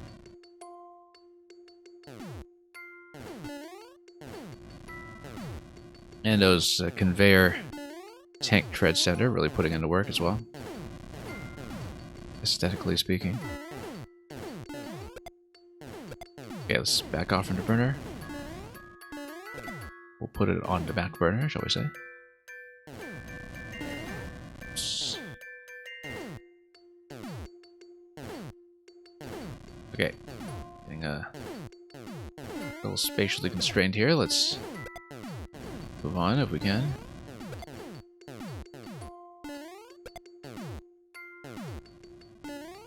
Oh. Okay, running out of space over here. Let's jump directly into the wrench. Does the screen keep straight if you use custom scroll with airstrip? I do not believe so. You'll notice that the upward bob and down is pretty aggressive still. It's true even for all forms of scroll stop, which it would behave very similarly. Literally the worst thing about the airship team, unfortunately. that there's no way to get the camera bob under control.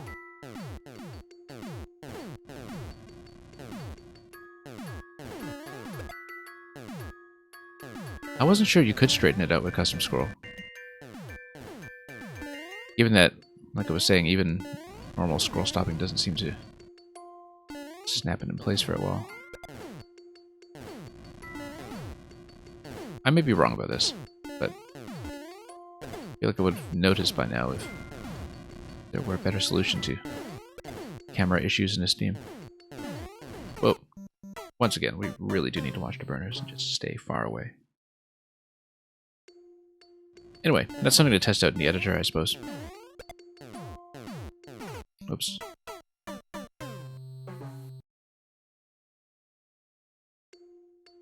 Now we got pretty close to the end curtain.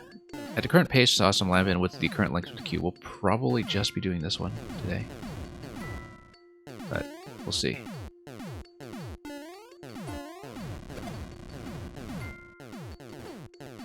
Just make small incremental progress.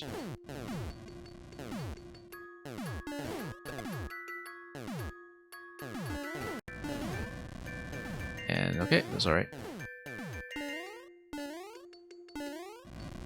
Yeah, look at that. Almost made the same mistake again and again. Head first into the burners. Oh, totally missed every cannonball that I intended to hit. Yeah, not much gain in the upper passage there.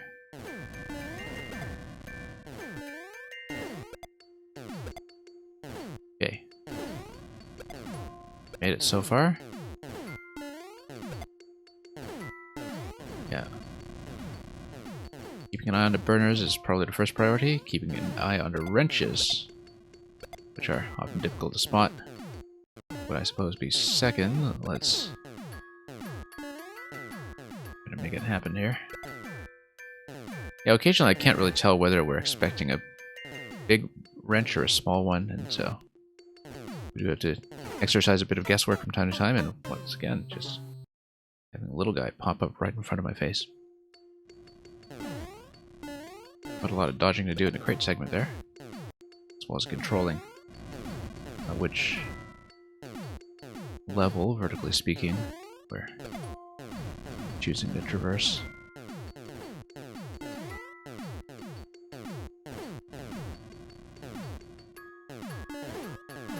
Okay. Let's go.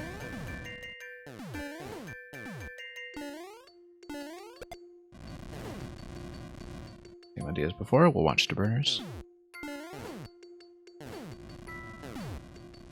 Try to remember that this time. And yeah, certainly in the crate segment I do not want to be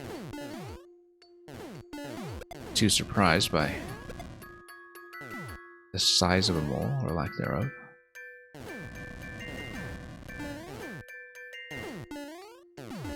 We don't want to be guessing what kind of mole will pop up, so it's probably better in general to try to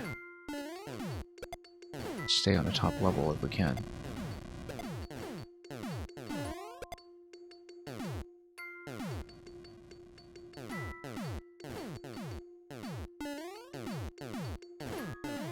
Whoa, that close call. Very close calls all over the place here, in fact.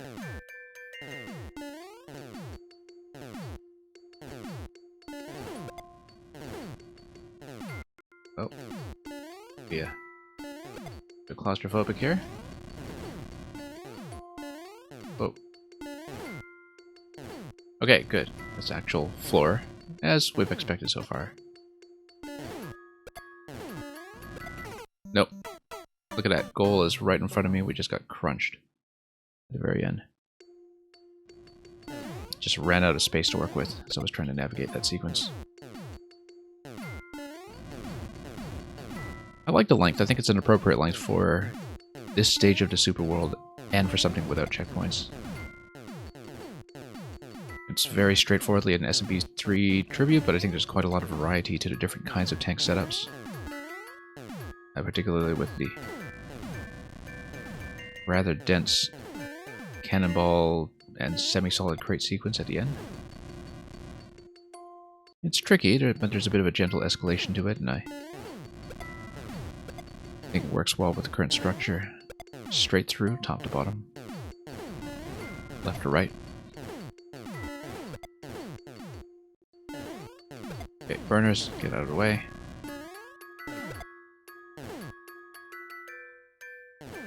Yeah, a bit of a bullet hell character to the ending sequence, but we'll learn how to deal with it. Just a lot to watch at once, and we need to not get pushed back too far on the auto-scroll positioning. Not get too blocked off by the artwork of enemies dying either, which is always a bit of a risk. Feel a big guy and he just covers the screen as his final burst of glory, his last revenge.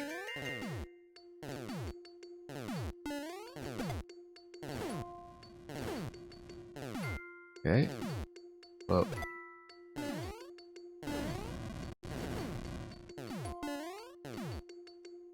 Okay. We're in decent shape, almost at the curtain. Let's not get crunched out of position here. Once again, just got absolutely stuffed in that corner. I was trying to find a clear path through, and it was just no cycle presenting itself quickly enough for me to really safely thread my way through there. I mean, there was definitely an available path, it's just I couldn't find it in time.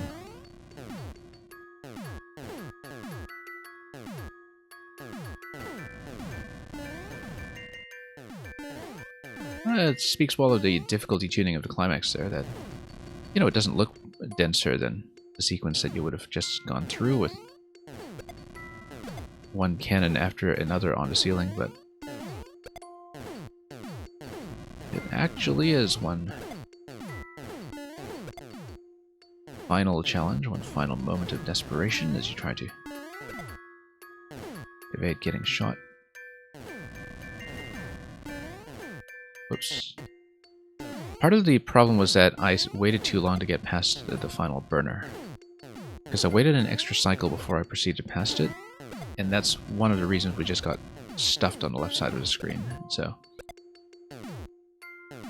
if by the time we reach the curtain we can just stay ahead a little bit and not wait so long for burners to go through the cycle, we should be in significantly better shape.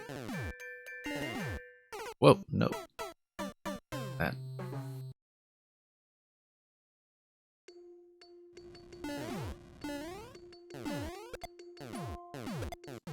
Alright, let's try it again.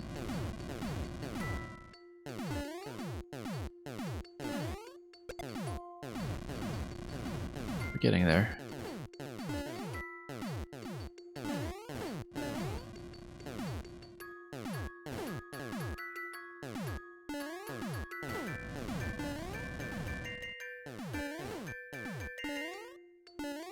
We're consistently making a fairly deep run at this point, so... but it's pretty clear what the trouble spots are. Also, we can generally be pretty confident in landing on ground if we are thrown off by the airship camera bob, including what is down below. Whoa, look at that. Nearly hit the burner. Once again, that's certainly not the first time I've done that in that location, where we just overlapped the burner. I was about to spit flames at me. Whoop.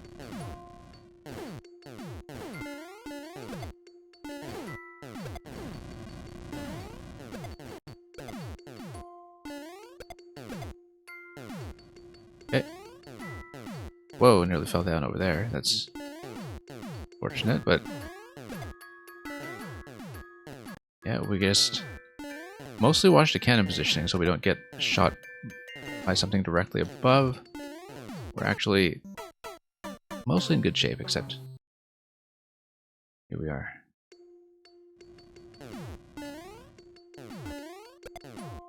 You can fall into pits, so the airship bob is not... Yeah, you can't fall in the pits, exactly. So it's not a problem. That's what I was getting at.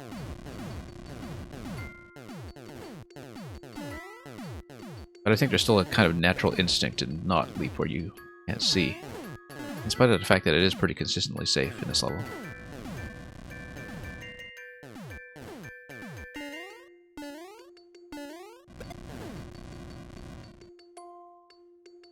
I mean... Oh.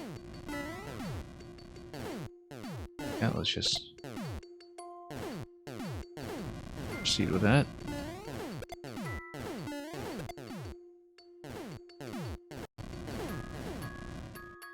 Definitely just a lot of places and things to watch at once as you get near the end.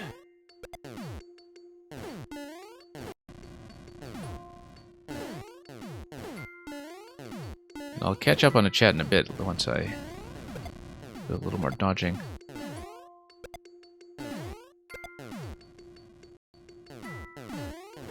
And hug the right side on the crate section. Yeah, I guess that does mitigate some of the cannonball spawns.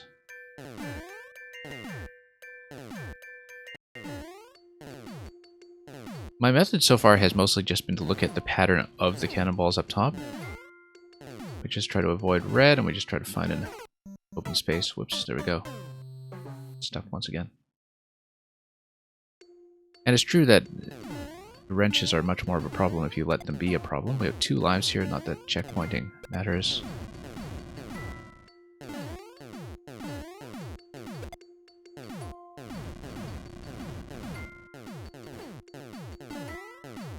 Yeah, it's just very easy to neglect the burners because of them blending pretty well, matching the gray in the color palette. And also just not really thinking about them in this kind of forward-facing configuration because, you know, it's not very often that you'll see burners do that, even though here it's totally in keeping with the aesthetics and just the whole idea of the flamethrower tank.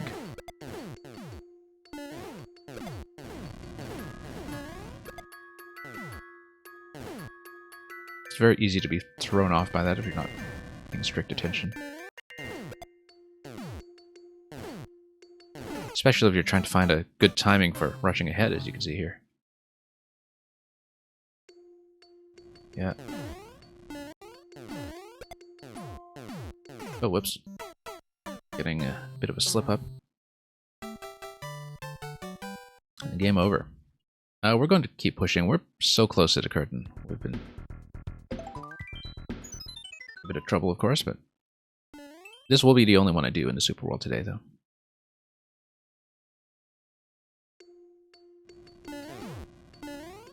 For the few still in queue after this one, thank you so much for waiting. You've been here hours. Oops.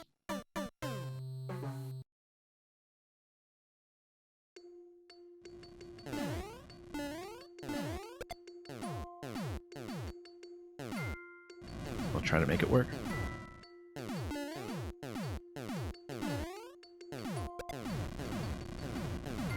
Kind of nice to be running a big viewer queue again, though, after a little bit of time off. I think it's been about 2 weeks since the last one.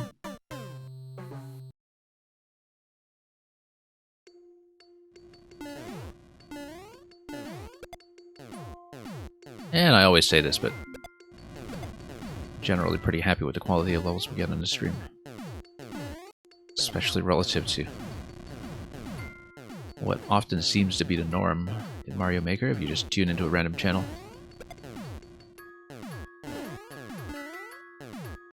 I mean, who knows, every time somebody just decides to drop in and lurk here, maybe they also only see the levels that are a bit rough going, but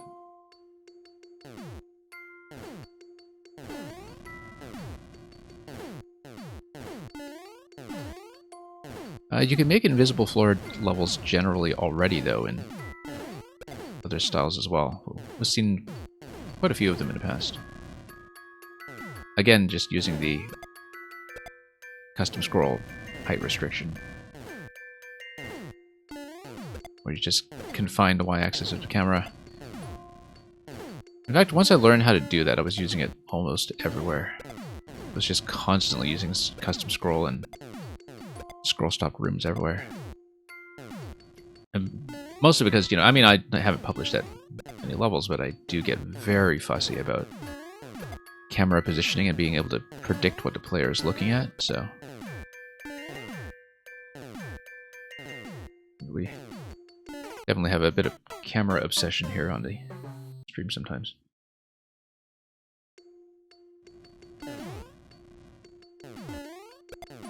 Yeah, I mean, you know it's the final world of SMB3 when you can just occasionally swim under everything as well and dodge everything in sight. Not so much here because we don't have any body of fluid below all this. But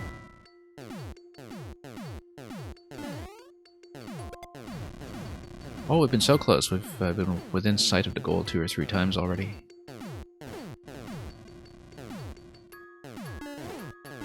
But it is one big bullet hell.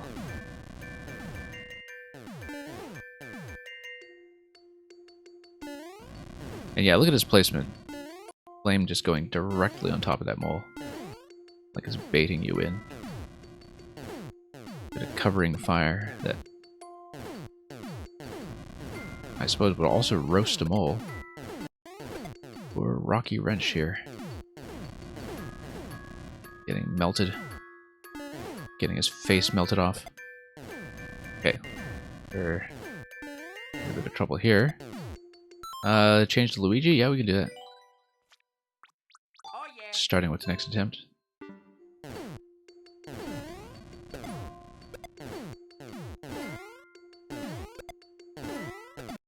Yeah, I guess the moles are immune to fire here. I guess they should be if they're working on complex engineering problems here in the munitions industry. Flame proofing certainly couldn't hurt. But yeah, pushing forward here actually does help quite a bit. Say that just as I ran into something. Okay, maybe Luigi will do a little better.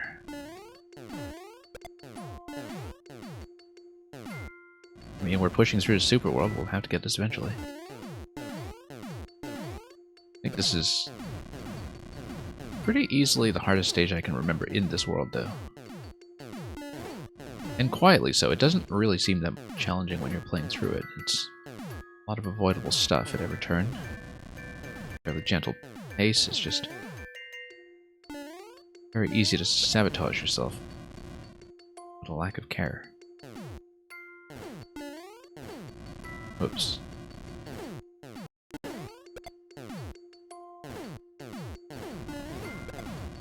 Okay. A lot of it is also controlling our jump heights and just making sure we don't get into too much trouble here.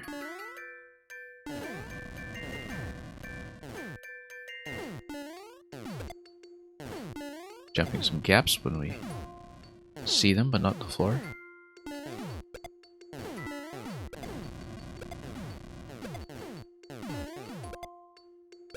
Okay, there we go. Just going to clear out as much as we can. Then let's try to make it through. Yeah, we don't need to worry about small moles if we're on the second level. The big moles are maybe a bit more of a problem. I thought I could dodge that.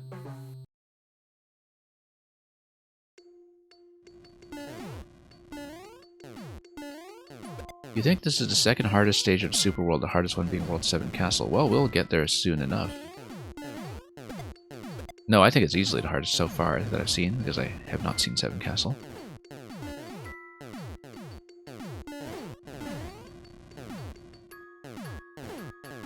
And the thing is, it feels reasonable. I think it is playing fair with me. We just tend to run headfirst into things sometimes without really correcting for them.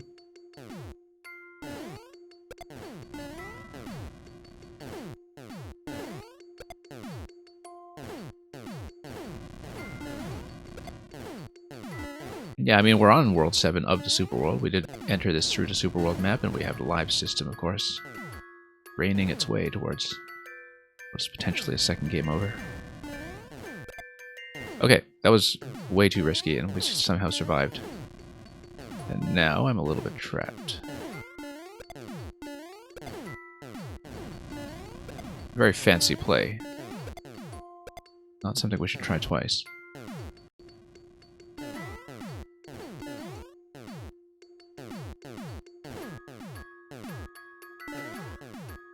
Yeah, we mostly want to mine the red projectiles. If we can. Nope. Oh, I thought it was totally on top of that. Huh. 8 worlds, but 2 stages of World 8 or more gimmicks and hard levels. Yeah. As we'll say something especially memorable for that stage. Whoops.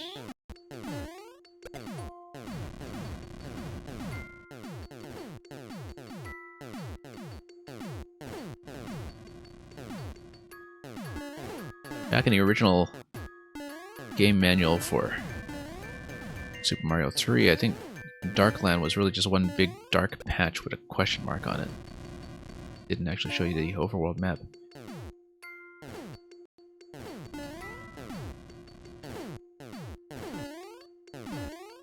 I mean, for the longest time I was only ever getting World 8 by way of Double Warp Whistle.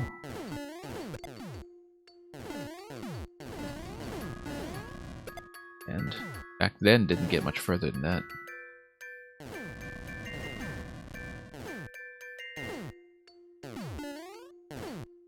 Okay.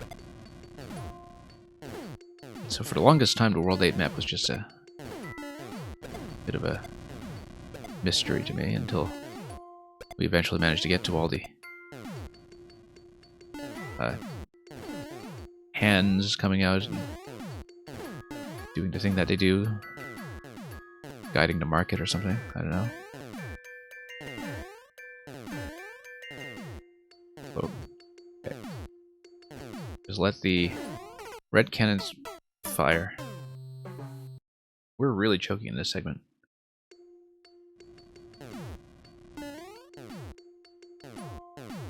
This is not Super Mario 5. I have not played the Super Mario 5 that people were apparently talking about. I kind of got the sense, I mean, no disrespect to the person who made it, but I kind of got the sense that it received a lot of coverage from people who just didn't normally play Mario Maker or traditional Super Worlds and were just really impressed that something existed. When we see really interesting Super Worlds here all the time. And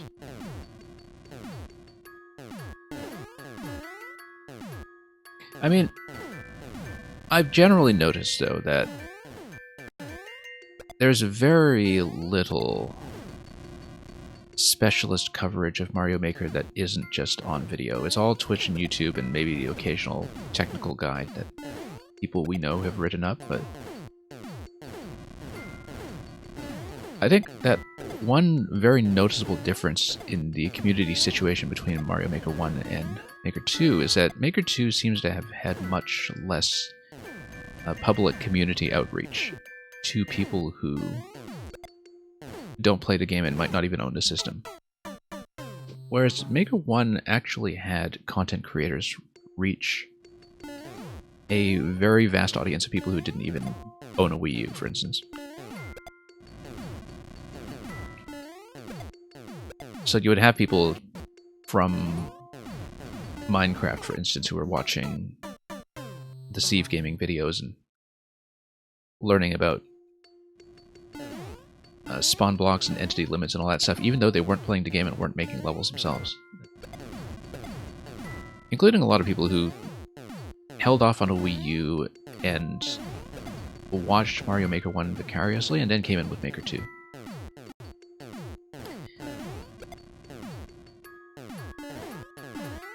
It certainly seems to me that if you wanted to find some kind of state of the Mario Maker summary that is aimed at the general public, you would not be able to find a good one for Mario Maker 2 that's in written form. People who bother to write this stuff down are not covering this game at the level of detail and granularity and expertise that we're able to see here on Twitch, for instance. And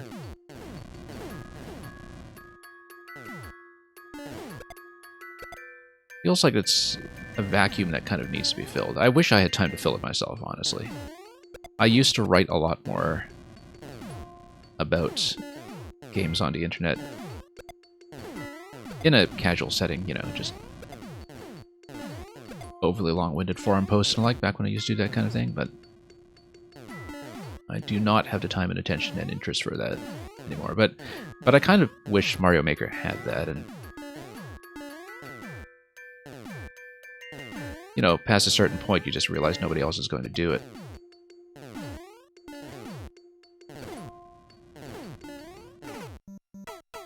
Yeah, we got crunched on the left side again. I wanted to advance a little bit and hug the right side of the auto-scroll. We just fell way too far behind.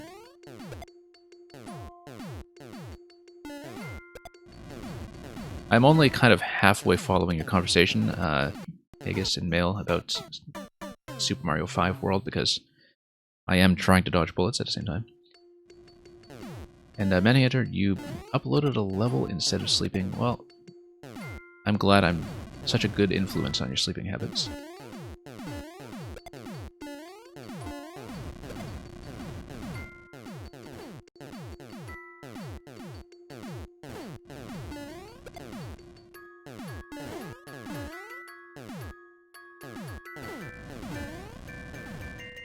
Yeah, I mean, I certainly don't want to downplay the amount of time and effort that it takes anybody to create a well laid out and clean and well tested and, you know, creative super world in the traditional format in this game. In some ways, that style of design doesn't get enough credit for difficult design considerations that are not as flashy as, you know, really complicated mechanisms or anything like that, or finely tuned platforming sequences. But at the same time, we've seen a lot of super worlds that are very good at the thing that they do, and you know, the concept of a game-sized super world that is a labor of love is not something that you're going to be a stranger to if you've just been playing Mario Maker 2 actively at all at this stage. So.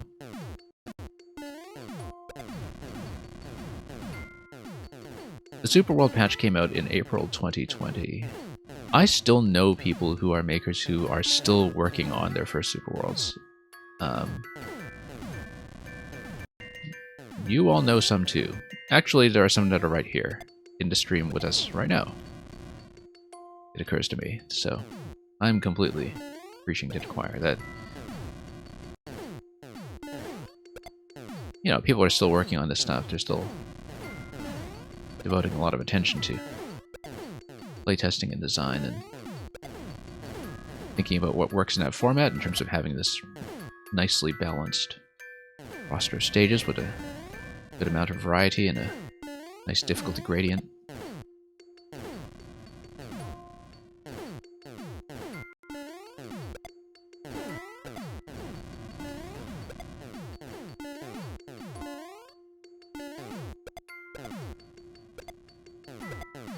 Okay, let's see.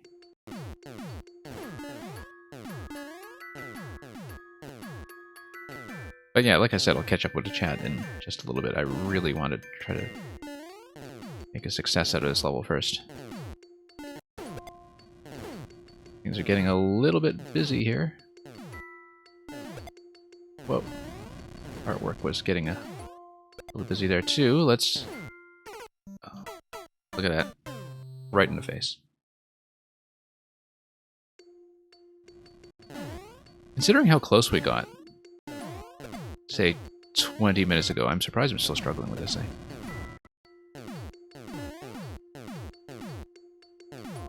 We're actually nearly at our second game over with it. I'll see if I can continue past the second game over. I felt like we were really close. But we've pretty much cycled around a whole set of lives here, so... Now, like I was saying, I think this level works fine with no checkpoint. I think the length is actually perfect. I'm not at all concerned about the length of this as a single segment thing, but I don't think there is a good natural place for a checkpoint. I think, you know, that kind of steady escalation works well. in its current form.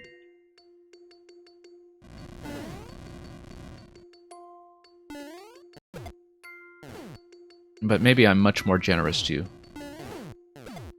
long levels than a lot of players are. That's something I've known since the very beginning of Maker 2, in fact, that I'm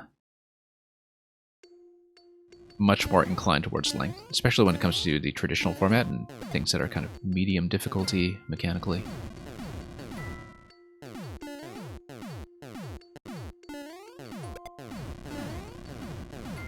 And it's alright, Awesome Lamp. I'm having fun with it. It's mostly just a matter of keeping an eye on finishing the rest of the queue. Yeah, we may stop at the next game over, but let's try to put in the best effort we can. I'll catch up on the Super World discussion. And we're hopefully through with it.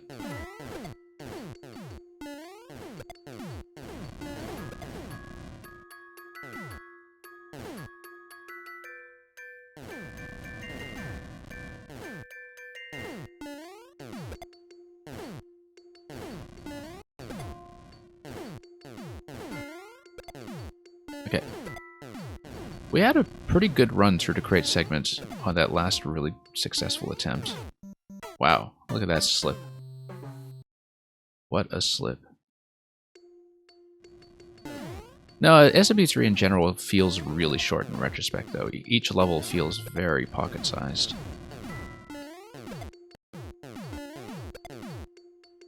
Often like a single concept sketch. Wow. Okay. Okay, Awesome Lamp. I think we will have to adjourn that one. You are very welcome to resubmit for a further continuation. We got so close. We're obviously still continuing with your Super World as I see you here pretty often, so we'll push through it. But we kind of needed to be humbled by a level in this set, perhaps. We'll be back. We'll exact some revenge. Whoa, Gamer Guy, I think left a while ago. And said so we'll just take him now. Meal64, thank you so much. You've been waiting for hours. I know this is usually already well beyond the time that you're able to stay.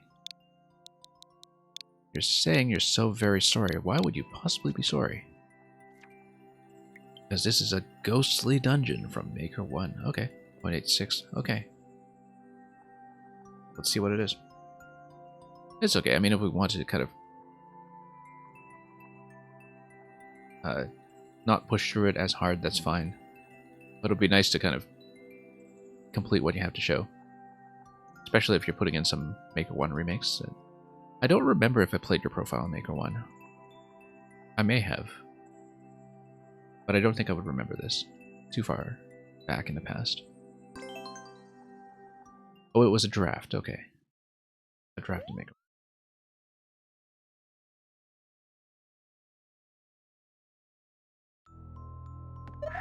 Maker 1 has a way of feeling very different stylistically, though, so...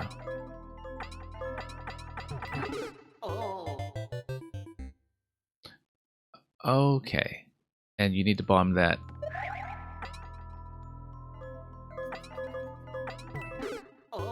But then you kind of need to slip to the left, right? Like, the bomb definitely needs to blow that up.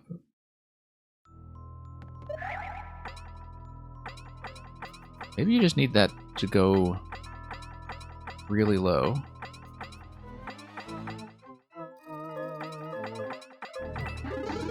And then you do it in this kind of sequence. And then this swamp gets constrained, right?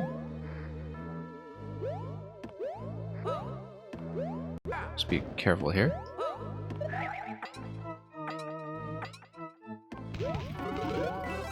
Yeah, Maker 1 definitely has its own kind of style with vast, continuous jigsaw spaces. And pieces that fit together in ways that they just don't anymore now that we no longer have scroll stop. Also, this overlap priority I think doesn't work the same way in Maker 1, but I don't quite recall. There are a lot of overlaps that don't work the same way. Oops. Okay. Got a passage on the left side that we could potentially go down. This one was never posted, I see. Secret passage is easier to get than the normal path. Well, I mean, I can't really tell which is which myself.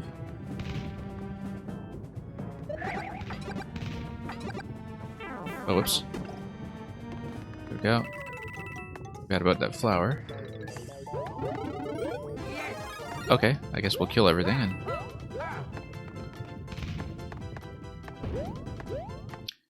hope for the best. Ah, I see. That's what you need the star for. You could clip through it anyway, though. That's not a hard collision, so if you were able to take damage, you could. Alright. Alright, so we probably need a P-switch or something. Cloud prevents you from ground pounding in this location, so... Skulls. What do the skulls do? I can't actually see.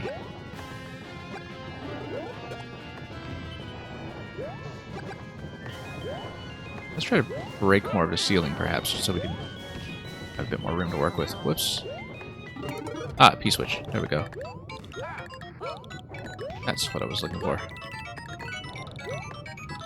And where do we see a key? Or rather, a key door. Down here somewhere. Okay, let's not get within bomb range. That would be a pretty awful idea. Whoa, what's this? Okay. It keeps going. Well, that was unceremonious. Okay, we have no power-ups this time. But yeah, there's a bunch of loading and displacement that happens with the skull platforms. They give you mushrooms, I see. Okay.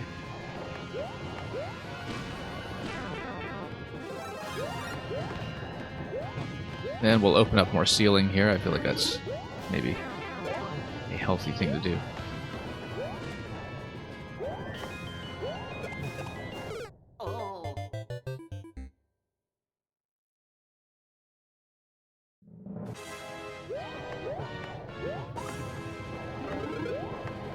Alright, let's grab something. Yeah, I guess Fireflower didn't actually help me defeat anything earlier anyhow, so we'll wait for the bomb to do its business. Grab another skull.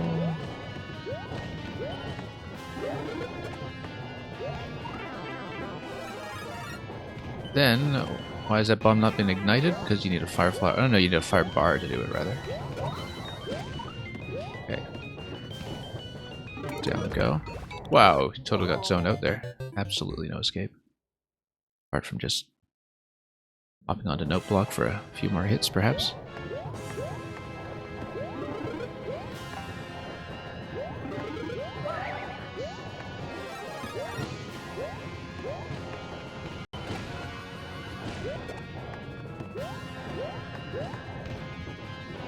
Anyway, trying to find a good safe location relative to the piranha plants. Yeah, nothing to do but wait out the fire bars, I suppose. You think this boss room is why its state is draft, I see. I mean, it is a little bit busy, and it's partly an NSMB thing, though. Not really taking the time to read the tracks to see that the skull platforms are actually what give you the mushrooms. Yeah, I'm finally taking time to read some of the tracks along the way, because previously we'd just been stepping on everything and mostly keeping our eye on the piranha dodging. Whoa, look at that, okay.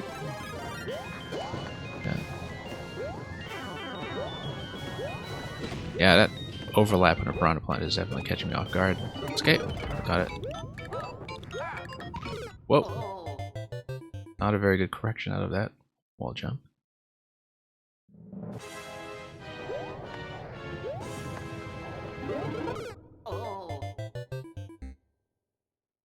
Yeah, we probably want to open up that ceiling a little bit more.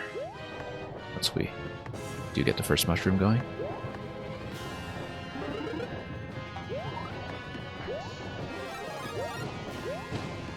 Just to create a bit more headroom. The lack of headroom has actually been one of our many problems here when it comes to attempting to succeed at this. A little bounce in the middle. This guy too.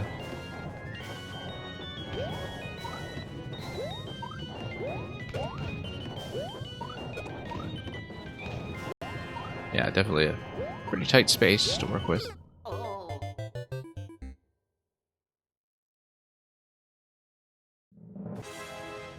We'll see what we can do with it.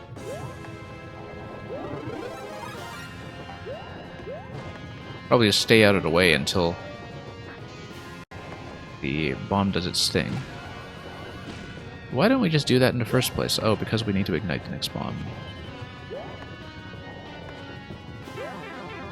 Okay. You know what? Yeah, we should actually play a very campy style and try to block bullet spawns as much as possible.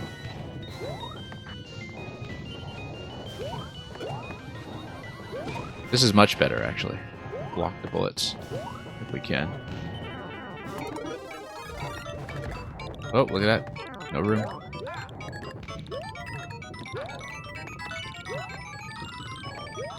Okay. Let's try to get out here. And back down. Oh yeah, that was a bomb in that location. Whoa, look at that. I thought I was going to get a jump on him, and then the bumper just threw me off. I was locked there. How was I locked there?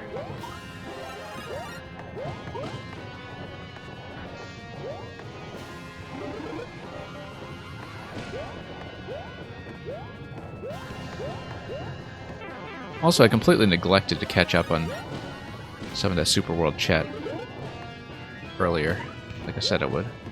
I only noticed that now. A bomb despawned. Okay, I didn't realize that. I didn't look at that a few lives ago.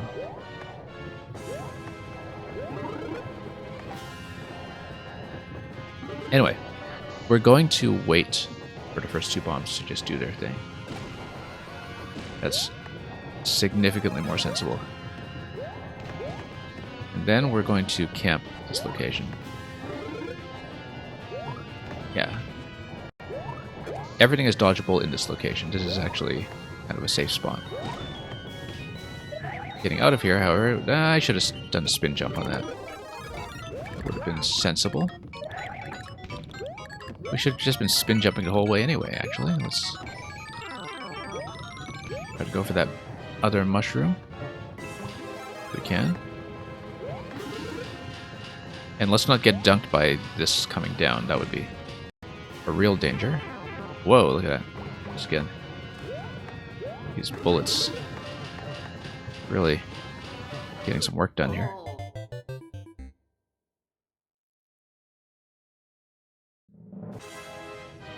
Okay, I at least see where the key doors are located now. Let's once again just wait out the bombs. Go for the mushrooms afterwards.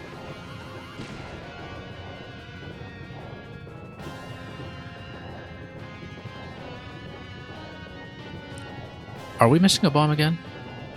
We're missing a bomb again. Oh no, we just never spawned it in the first place because we didn't hit the note block, or... Yeah, something's supposed to hit the note block. It's probably the mushroom that's supposed to do it. There we go. I see. I was so fixated on taking the mushrooms as power-ups, I didn't think about them as the activation mechanisms all this time. Whoops. Oh, okay. We made it through here already. Don't know what happened differently that time, but we'll take it.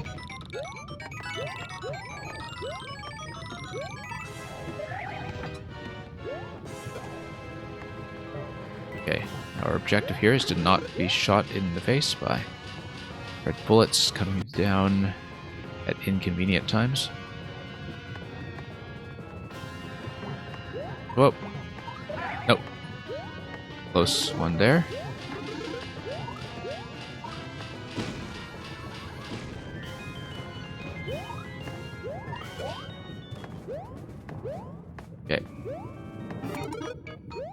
P-switch. Now, why would we do that?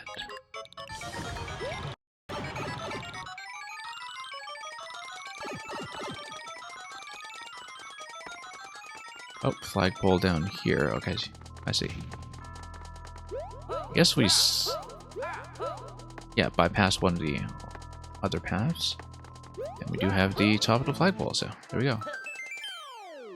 Other door led to the key, huh?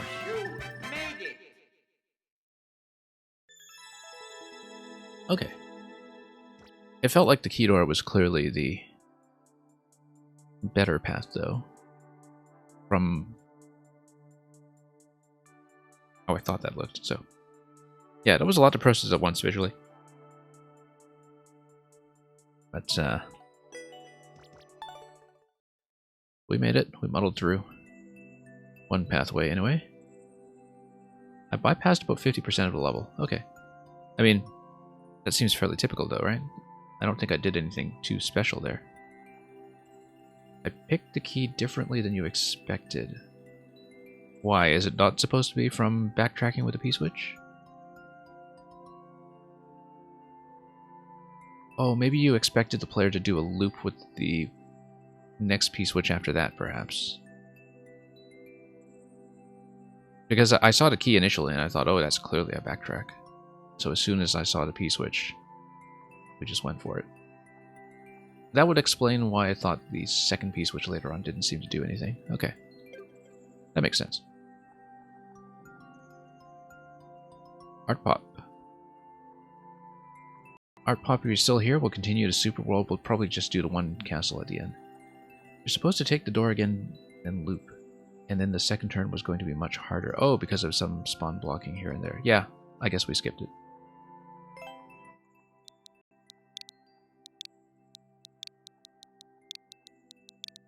Well, that's what playtesting is for.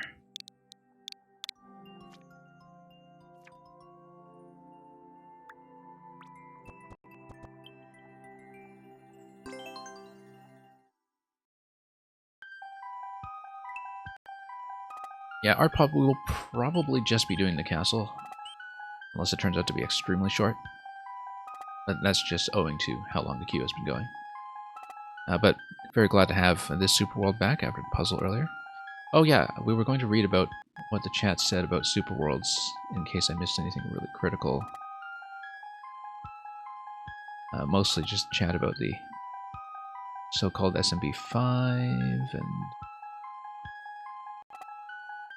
you were saying it's clear there's been a lot of work on it, but it feels like it's trying not to use the tools, or not trying to use the tools. Let's see. Okay, I see, I didn't miss too much. Anyway, castle's a bit tough. We'll do it. We'll hopefully not get wiped out the way we did on Awesome Lamp's tank level.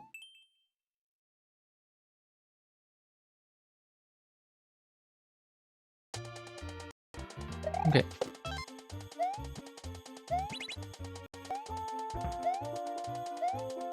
You can tell I've been playing too much NSMBU in the previous level alone, because I'm trying to twirl everywhere, which does not end well in this style. Okay. Just need to read the track a little bit better. It's going to be a double bounce on the pokey.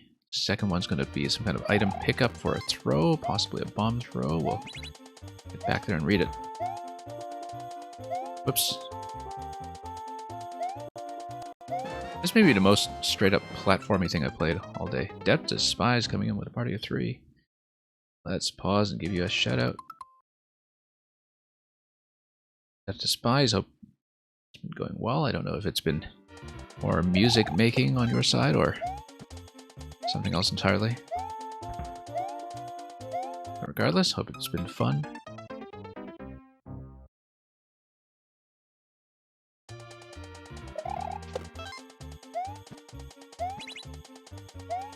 We've been running way too long on my end today, but that happens. Oh, a little slow to react to the platform there. It is going to be getting on the platform and jumping back off again for the coin collection. Pretty straightforward.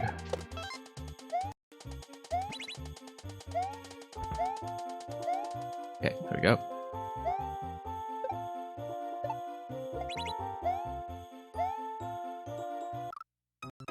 And yeah, we just need to work on our sense of timing there. That's probably a good idea. Catherine Beefheart, welcome again. Hope you've also been doing well, and that the Death Despise stream was extravaganza, as usual. Whoops. I just need to be a little faster to react after the landing following the snowball throw. I've been taking a bit of a moment to process what's going on after the snowball throw, because I'm always just taken by surprise by the fact of it being a snowball, even though we're clearly bouncing on a snow pokey. Oops.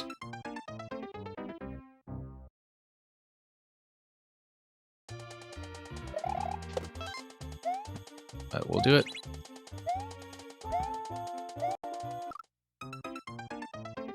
Just need to maybe pick up a little more momentum here on the boost X.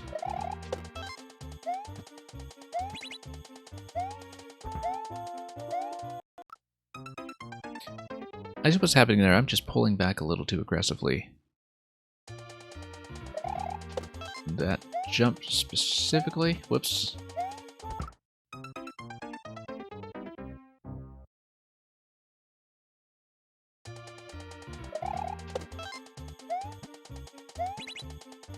Okay, much better.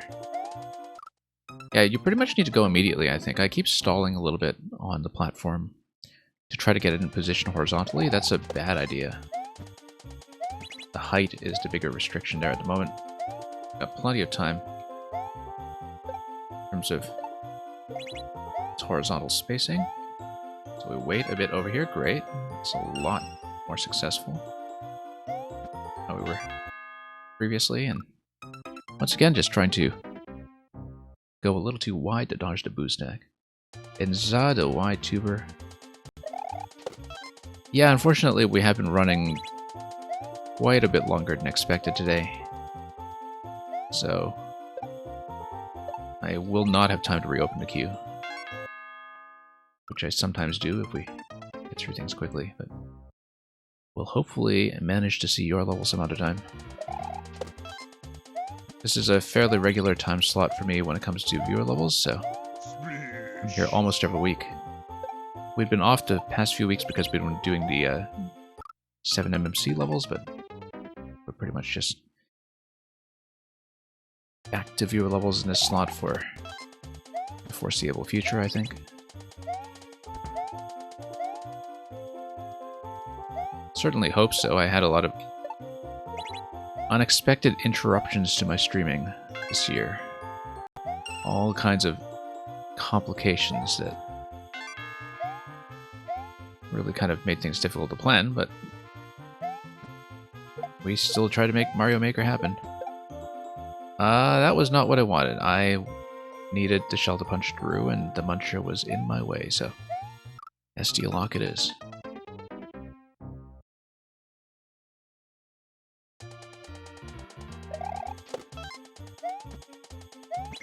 And yeah, I know my stream time is inconvenient for everybody. It's too late for people in North America, and it's too early for people in Europe. But used to be a little more reasonable for Europe, but we've had to make a few changes here and there. We're too slow there. I needed to get on top of that platform while it was available. Yeah, Electrodude, you're, I guess, kind of a bit of an early bird, which works for me.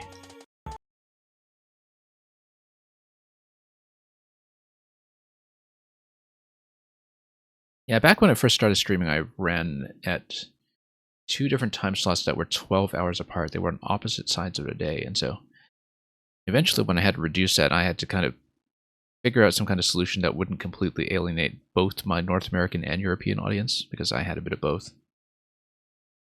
I valued them both very much. Whoops. Game sound is out? Yeah, we'll Yeah, it's been going kaput a few times today. That's fairly normal, but it had been calming down with some other games recently, so I think it's just Mario Maker triggering it lately. We'll fix it.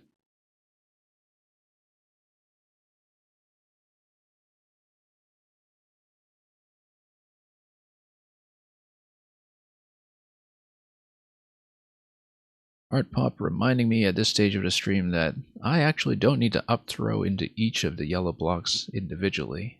Jumping is in fact still a part of Mario's technical repertoire. Seems like it's a fairly important thing to remember.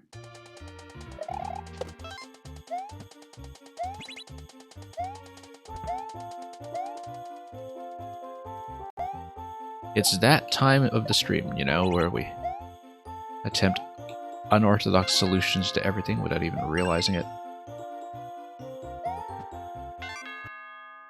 I'm still having a little bit of trouble with that curve there, probably because of that slope on top throwing me off. We should just grab the coin successfully on the first pass to begin with, so I don't need to recycle that jump.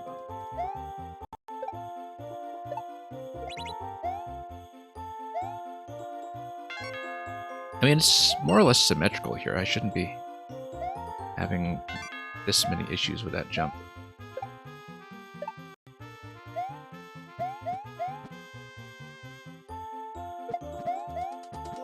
There we go. Oh, I still needed one, didn't I? Right, I needed to catch it a second time. I didn't realize that. Serves me right for not reading ahead. Can I do Extreme Kaizo? Extreme, not really. I can do some Kaizo. I can't do a lot of more advanced item tricks with much consistency. My shell jump success rate is better than it used to be, but, you know, even basic stuff like that, I often end up turning into a bit of a grind. I don't mind people submitting Kaizo, just so you know. I think when I started streaming, I did mind because I just didn't know how to do a shell jump or something. But we've been steadily learning it, bit by bit. I don't get it very much here, because I think a lot of Kaizo makers at this point understand what my limits are. But I'm willing to take a look. And if we die on an extreme Kaizo level on the first element over and over, well, then we found out the hard way.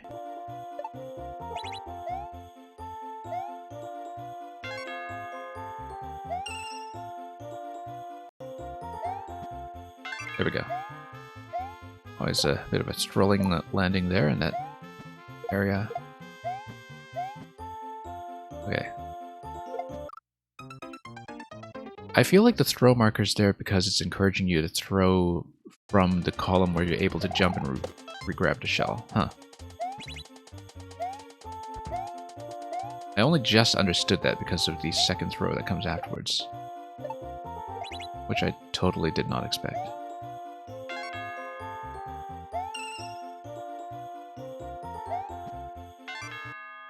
Hang on. Also pay attention to the indicators. Yeah, that seems to be something I have trouble with. In general, in this game, I am very blind to indicators. Whoops.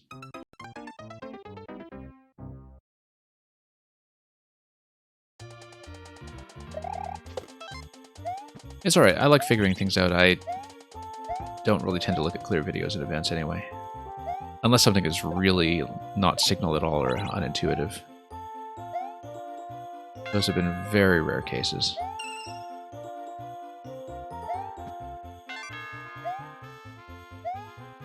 Because if that is the case, you have to ask yourself, why am I playing this in the first place, right? Oh, no, no. Never mind that, that was a failure.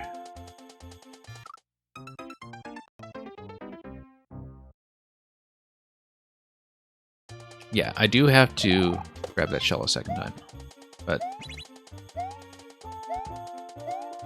that would naturally be the location to do it instead of just whacking the shell point blank range. Oh, whoops, missing the coins. Let's grab some more coins, perhaps.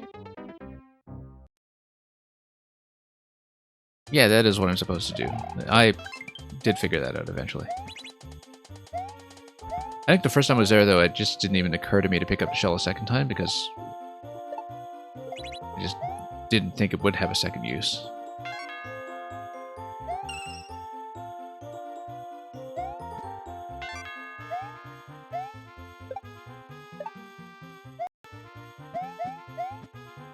Okay. Is it going to come back for me? Maybe, maybe not. Let's see. It might fall over to the other side, so... I actually don't know if it was an open track on the other side. I guess it was.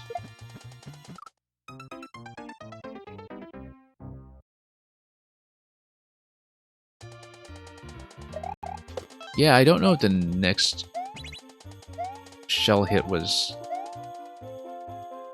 actually visible all that time, or if it was just a little bit off camera at that location the first time I was there. We'll see. I guess if I'm focused on the element in front of me, I might just be blind to whatever's a few spaces ahead.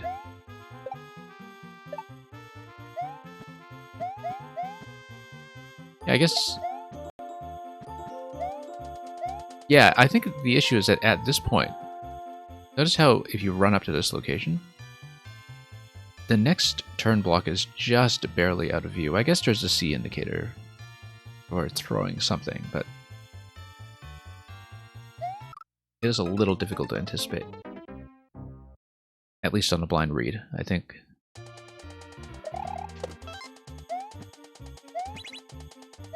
One would be pretty lucky to have foreseen that keeping the shell was correct there.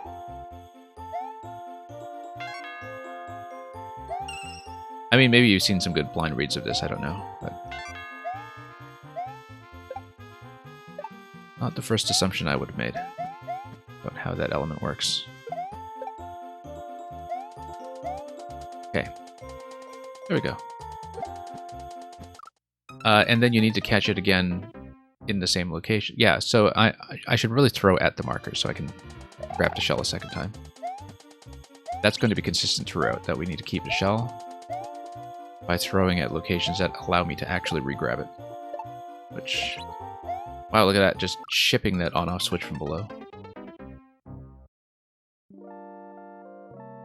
Game over. That's okay, we'll stick with it. We'll keep on doing it.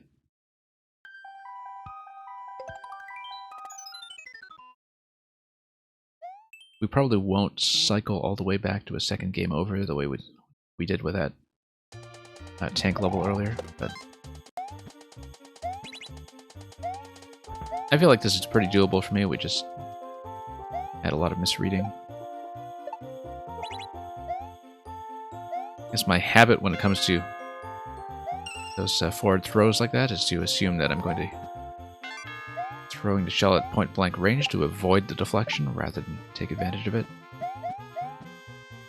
So that came to bite me here. Sure. Oh, nope, too late. We missed the pickup because the shell was a little to my left. We have a couple of on-off switches with up throws up ahead.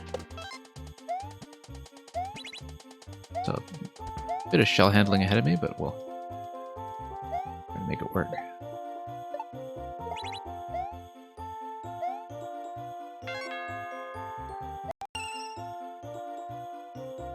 Once again, it would be ideal if I could just get that coin on the first landing, but not always going to happen, so let's not rely on it too much.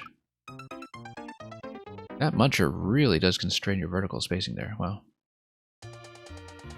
Makes me a little hesitant to do much of a jump.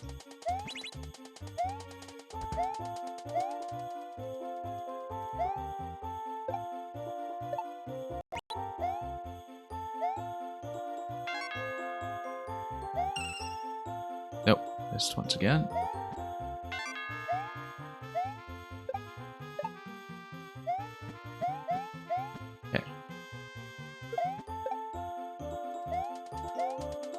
Okay, that's fine. Oh hey, we actually got it, except we need to inch our way forward when we catch things, and I was still a little behind pace on the snake block. So. make that work.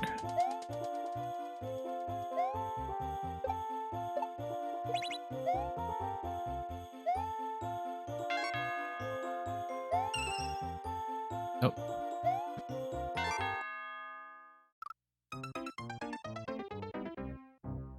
Yeah, always tugging away a little too far from the boos and munchers there. Speaking of munchers.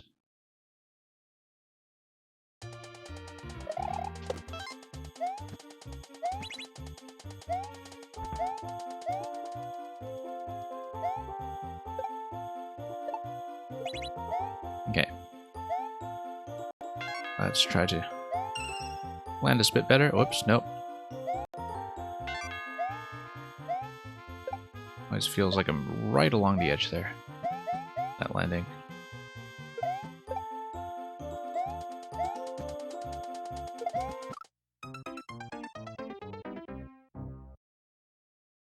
Yeah, jumping back onto shell, surprisingly, has proven to be the hardest thing here.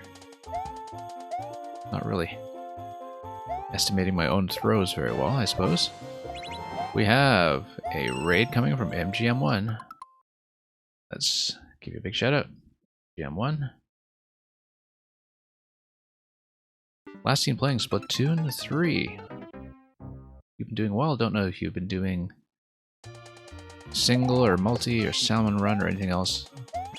I've been having a wonderful time with Splatoon 3 myself, although we still have some unfinished business there on my end.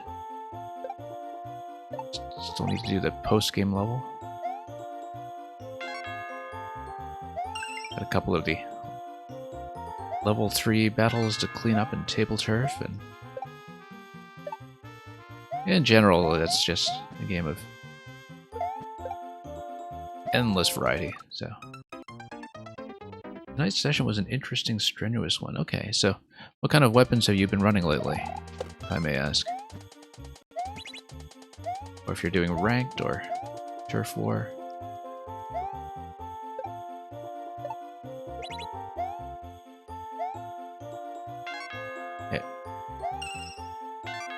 Hey, got that cleanly for a change. Catch up on messages in a moment once I've gotten a little further these obstacles here. Yeah, maybe I shouldn't be hugging the right side wall in that throw. I feel like we're not adequately positioned. Dapple Dualies gave you mixed trouble. I used to play the various Dualies a lot in Splatoon 2. I haven't really touched them in 3.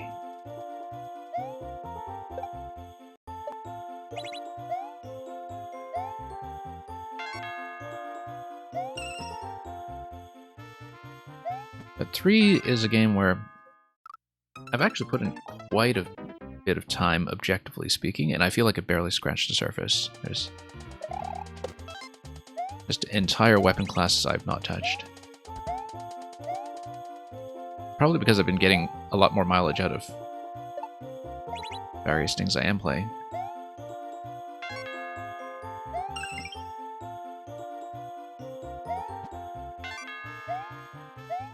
Okay.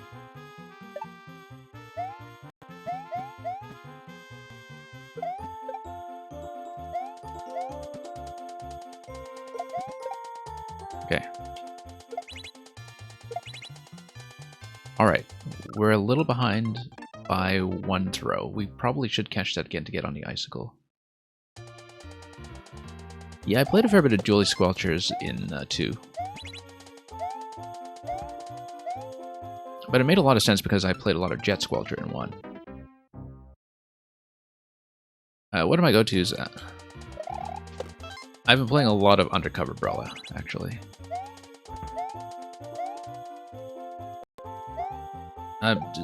Typically what I did in 2, and I've kind of been doing it again in 3, was going for some of the fun stuff like the Undercover Brella in Turf War and Splatfest, and then going Squelchers in Ranked, usually.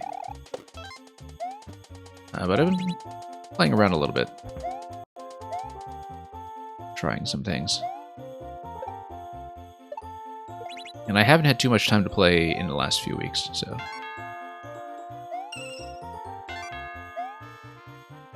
not as intensely as in maybe the first 2 weeks or so after launch, but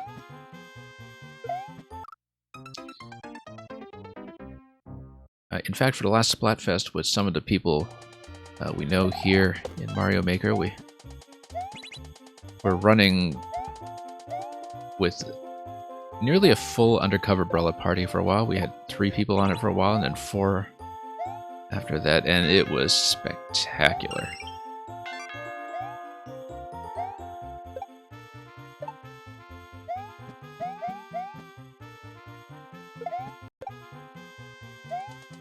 But yeah, I know I'm not the kind of Splatoon player who plays the meta or anything. I do what's fun. So. Which I think, given the amount of variety in the game, really does account for all kinds of playstyles. Depending on what you're comfortable with when it comes to movement and control setup.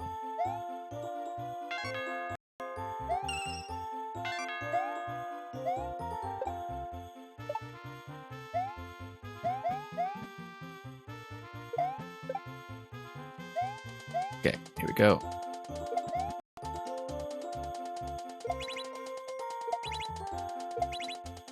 There we go. Awful timing on the icicle there. We're getting close though.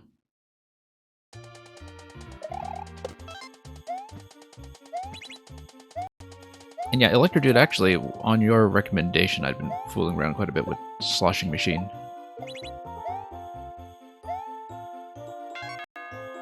That's been a ton of fun as well.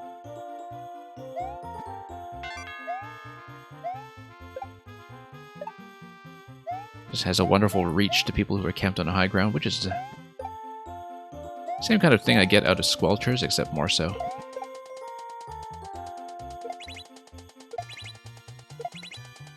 Alright, let's do this right this time. Yeah, still don't have any icicle timing down yet.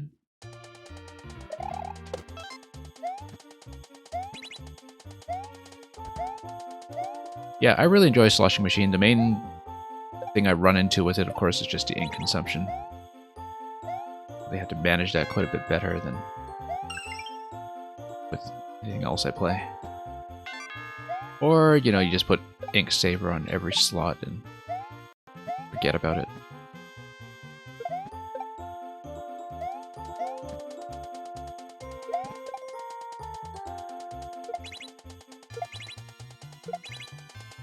Okay, that's getting to be a little more consistent.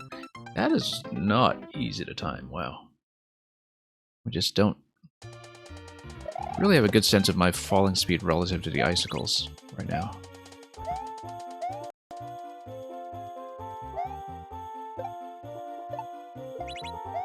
Okay, let's try it again.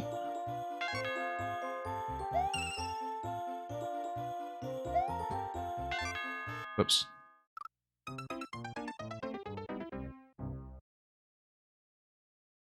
You think Splatoon 3 in general favors long range? Yeah, maybe so. Couldn't tell you why exactly, but... Oh, because of netcode. Interesting.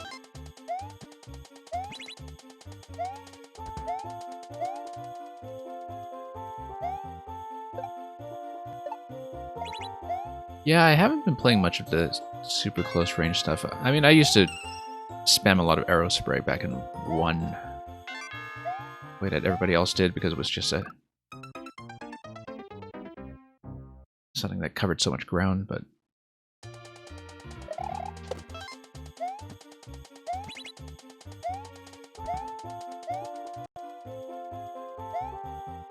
But I always found stuff like Ink Brush to be a little bit too spammy and a bit uncomfortable for me to input. And I was really comfortable with Roller back in 1, but that was back when I was holding the Wii U gamepad, which actually feels bulky like the Roller, and I find that it isn't quite as natural with the controllers that we have now. Lost a shell over there. Yeah, that's a difficult jump to make, wow. Just don't have a good sense of the icicle falling, I suppose.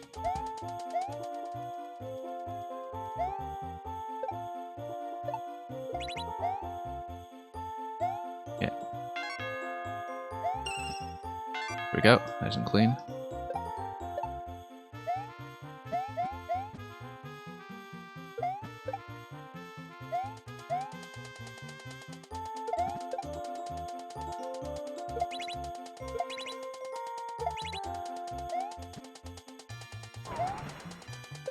Nope. Always coming in just a little too low. I think I need to hold a slightly higher jump.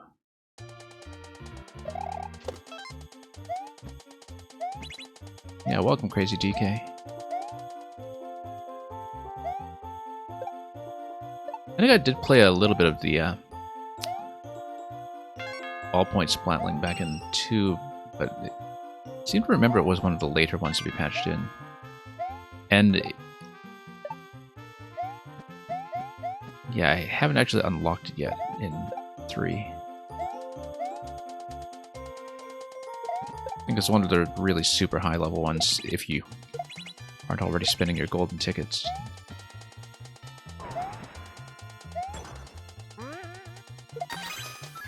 Great. Excellent. Nice clean finish. What team was I in on Splatfest? I was on Gear. And actually, an absurd number of people I knew were also on Gear. This upcoming one I have not decided yet. Whoa.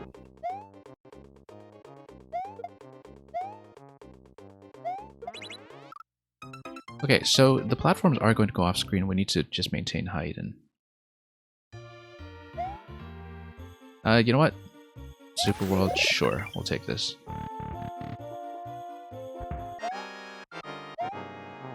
I suppose Gear was the practical choice. So yeah, we need to alternate on-off switches on either side. It looks like we'll just need to do that until the key presents itself. You can actually jump pretty rhythmically out of this location, and then you just swap locations if you just maintain the rhythm to stay alive on a platform.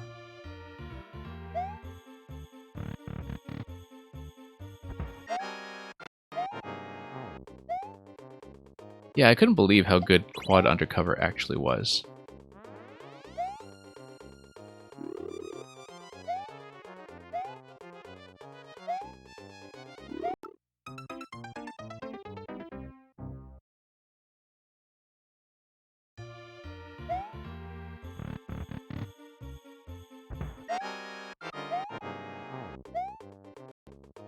Okay.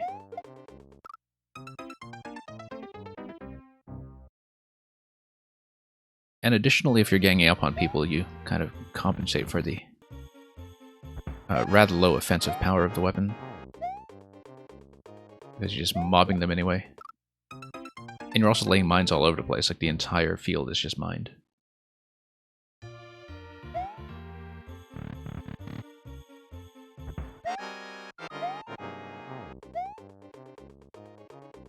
Yeah, it'll be interesting once these weapon classes get some of their additional sub-weapon setups patched in eventually. But yeah, when we were running 3 or 4 Brellas, there were a lot of occasions when I just could not lay down mines because mines were already placed by teammates.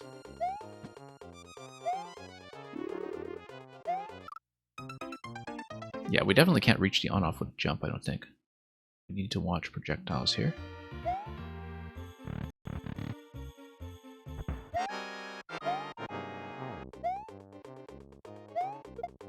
Nope.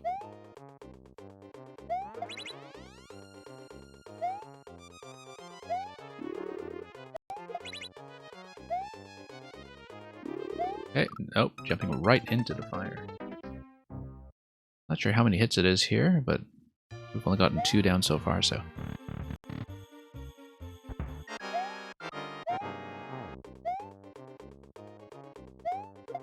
Oops.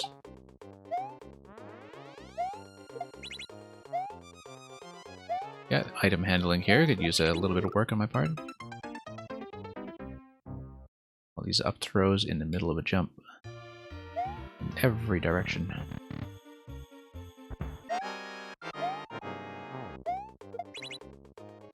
Whoa. Yeah, kind of a nice boss room setup.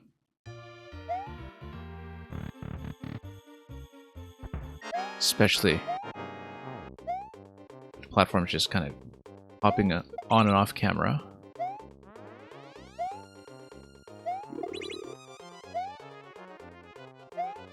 A reasonably generous 2-tile hit zone on the on-off switches as well. Just need to keep track of all your moving targets. Make sure I don't game over. Oh yeah, that's right. That's rather important given that we are past checkpoint. Consideration that rarely actually comes into play, I suppose. Whoop. Okay, we got intercepted by the projectile.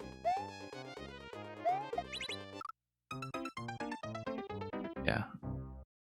I've discovered with a lot of Kaizo levels, in fact, that I'm quite bad at holding my jumps into object throws.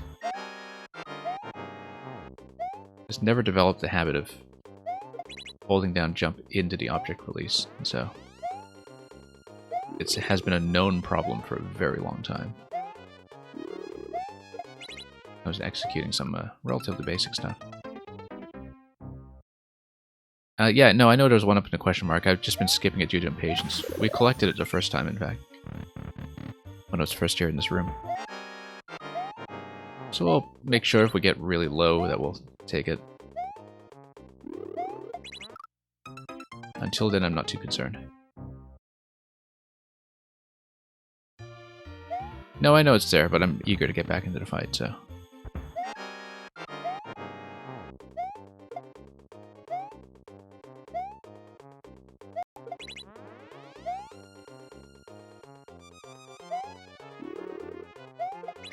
Oh, no, once again, trying to dodge the fire at the same time. Not a good idea.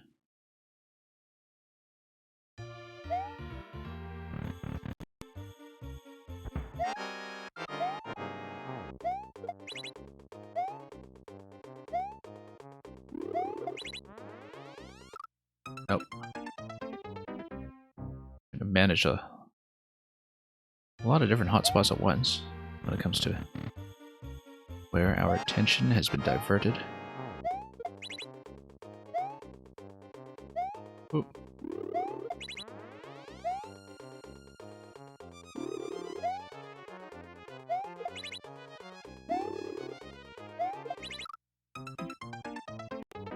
Well, doing okay at that point. A lot of boo rings coming out though. Everybody coming out to play.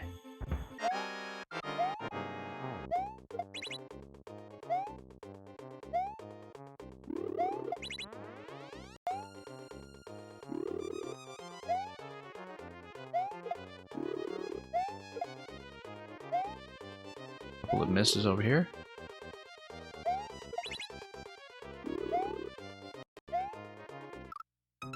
Oh, thought I'd have a little more leeway than that on that jump, but guess we anticipated the dueling projectile a little bit too soon.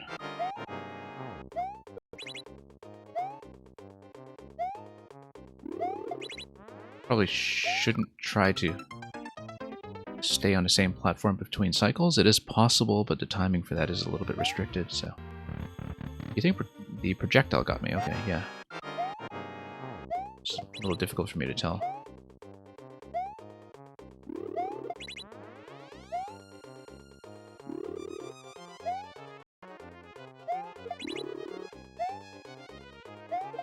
Nope. I keep jumping into that same one on that cycle. I am maybe rushing that hit a little bit.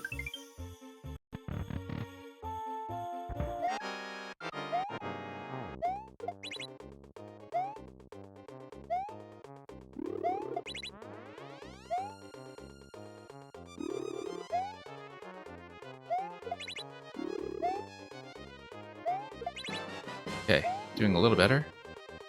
I will acknowledge the latest raid in just a moment. We've got something going on here. And that's how it's going to go. B-Minutes, welcome. Right in time for the big choke. hope the Smash Arena was a smashing good time. Okay, so we just picked up the key and then we died. Well, at least we know how many hits we're in for. Alright.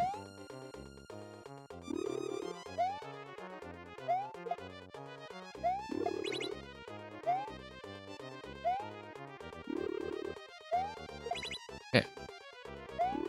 It's reasonable. Oh, no.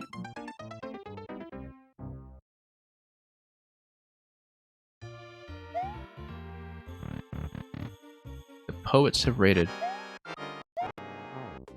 Yeah, B-Menace, I assume you're quite a ways past the sonnet cycle by now, so I don't know what you've been doing for your closing reading. But I trust it's something poetic and grand. Just a moment.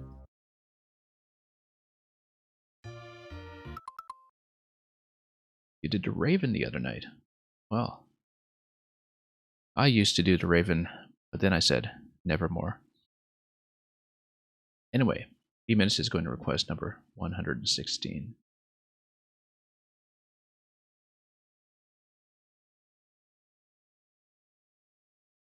One moment while I pull it up. This one's pretty far back in the sequence. Need to take a quick sip of my beverage before I do it. Okay. William Shakespeare, sonnet number 116. Let me not to the marriage of true minds admit impediments. Love is not love which alters when it alteration finds, or bends with the remover to remove. Oh no, it is an ever fixed mark that looks a tempest and is never shaken.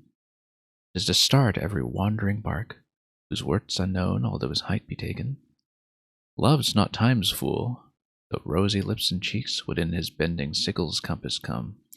Love alters not with his brief hours and weeks, but bears it out even to the edge of doom. If this be error, and upon me proved, I never writ, nor no man ever loved.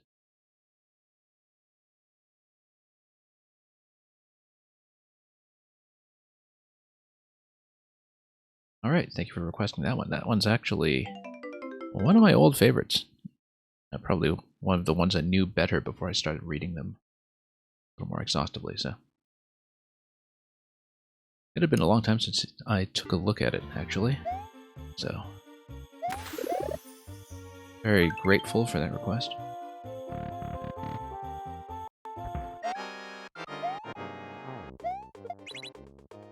Yeah, very suitable for many occasions, too. Oop. Wow, that was a dangerous jump. We managed it.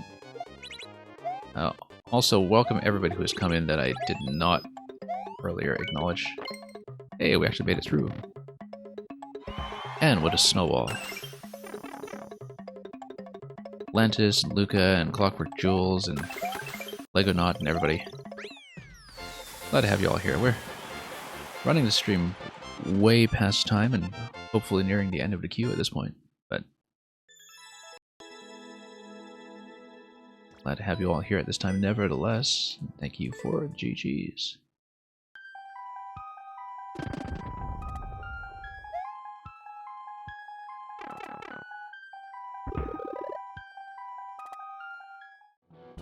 And you're saying 18 is the most popular one? That's definitely Shall I Compare Thee to a Summer's Day, right? I mean, that's got to be the most famous. By far. Anyway, Mail64, you gotta go. Well, thank you for staying for as long as you did. My pleasure to play yours earlier today. And we'll save World 4 for another time. From Art Pomperain. Let's make sure we've actually marked this as a win, and let's proceed to whoever is left. Yellow Tex, if I've pronounced it correctly. I did see you here earlier, but do confirm your presence if you may. We'll see what you have. And after you will be Angus Cook. That will be it for today after that.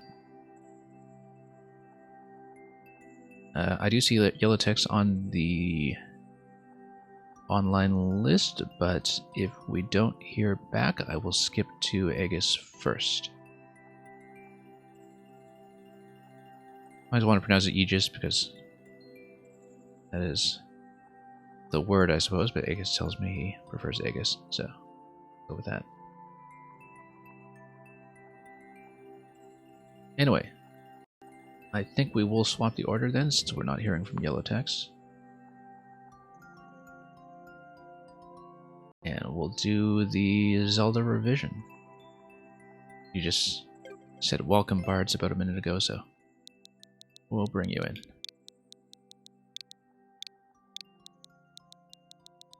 We'll do a second call for yellow text afterwards, but this is likely to be our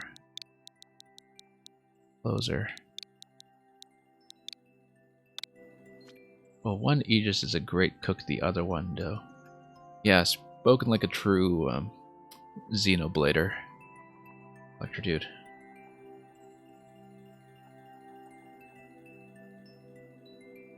The other one sets everything on fire. Anyway, Bonehead Bulwark. This, I believe, is a reworking of a dungeon that we had previously played. Find a way past a series of barriers in this puzzle adventure dungeon. It might be a pretty significant reworking for all I know. It's been quite some time since the original upload, and it's part of this Zelda Fest that Aegis Cook has been uploading in conjunction with his new release with 7MMC this week, the final week. So yeah, we know that each of the skulls disguises an on-off switch, or rather is an on-off switch. Things are going to work a little differently. Oh, can we do it? Oh, hang on. Guess we should lower and do a bit of a drop shot here. Hang on. Oh, I guess I should actually hit the on-off switch and then move myself over and do a shot from there. That would be the sensible thing to do, rather than trying to skip things this way.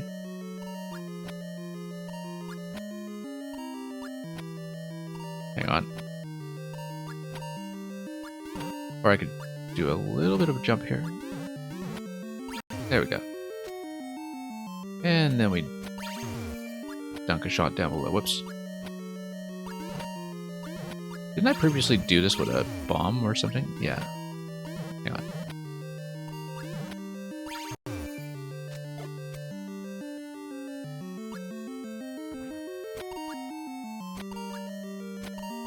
Hang on. I think we did, but then I just need to not miss every shot, perhaps. There we go. Much better. Okay. That's why we don't speedrun these levels. Anything involving a bow and arrow, in fact. It's just asking for trouble. Oh. And yeah, we'll have this thing over here eventually give me an opening and disguise to POW. And the level's going to be fairly generous about the sword replenishment, so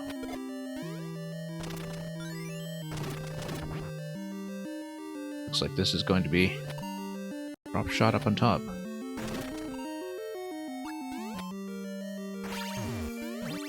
Oh, whoops. Have to do this a little faster. There we go.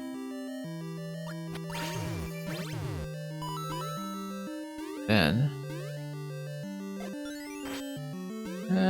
maybe that's not the way to do it. Hang on. You could also just drop it again on this side.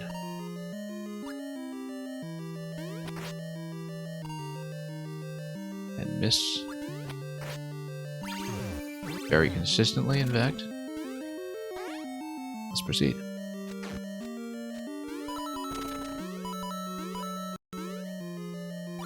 Okay, so this switch... Oh, notice this thing here, too.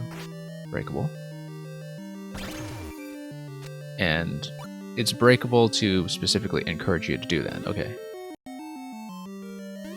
It actually does want to bait you into using the bomb, which is very clever at this level. Because then you can drop something here and go. Whoa, let's not go too far.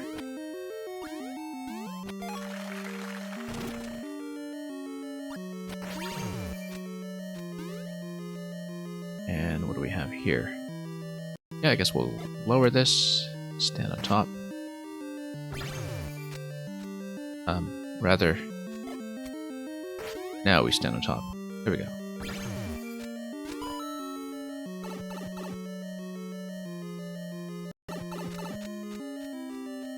And here's a checkpoint. Let's not neglect to take it.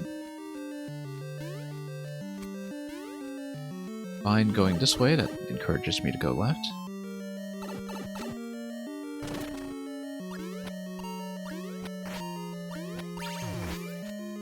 Alright. Works. And there's going to be a bit of an oscillation here. Or not. Never mind. My mistake.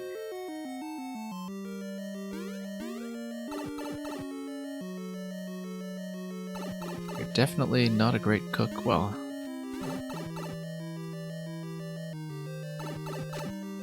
you're not judged on your cooking here, but your levels. That works well enough for me.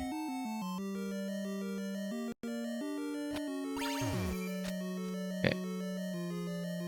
So yeah, we want to drop the bomb and then fire an arrow on top.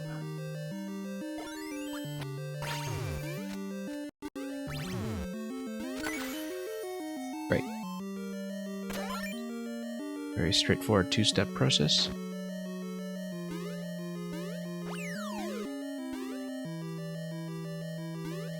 And then we hit this.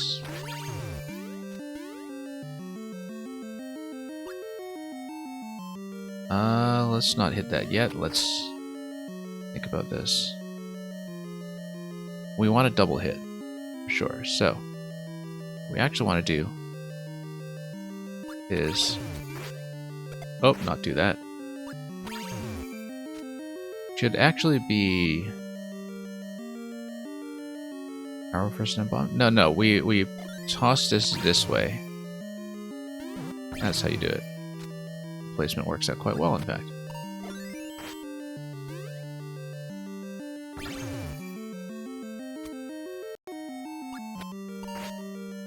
Alright, just need to work on our angle over here. We've got a coin down here, too. Oh, okay. Down we go.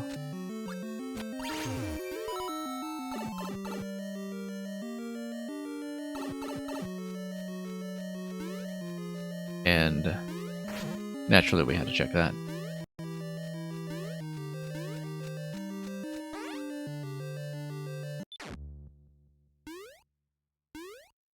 And up the steps. We'll try to drop shot this, maybe.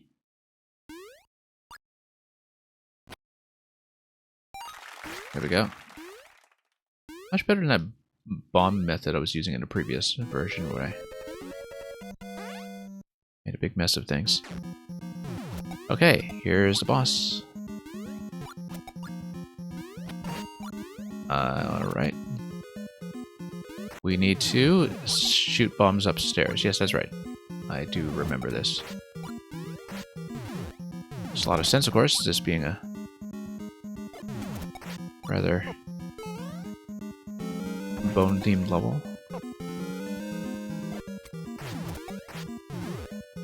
Whoops. I was hoping to trap him on that side, but I guess we'll have to do it over here instead. There we go.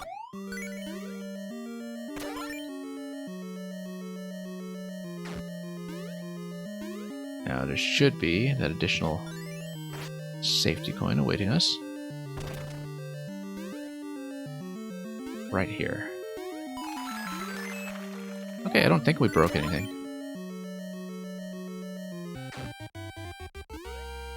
Ah, yes, that's right. The little collection game over here, which... Nice and bouncy finish. We will not stab our way down into the abyss. I feel like I did that last time, didn't I? This is stirring a distant memory of doing exactly the kind of thing I tend to do when I play levels like this. Yeah, money. Always very nice to have. Also, we have 13 seconds. Let's actually grab the flag. Hey, at least that means the tuning of the time limit is... Whoops. The tuning of the time limit is absolutely accurate.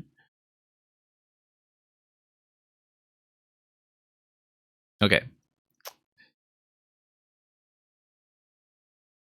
The sound was dead. That didn't count.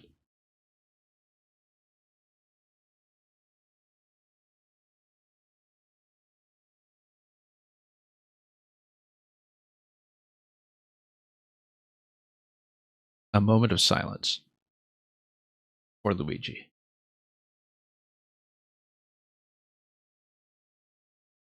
This is how you know you're getting near the end of the stream. Anyway. Something definitely died there, yeah, exactly.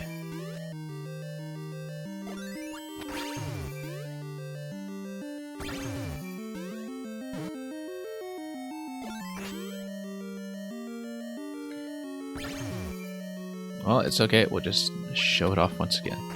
Also, notice key death at this point, so that is the last we'll see of that bonus room.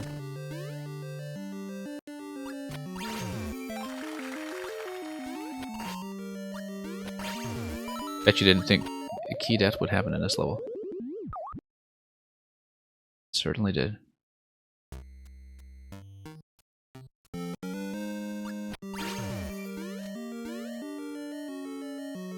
Obviously not a concern, given the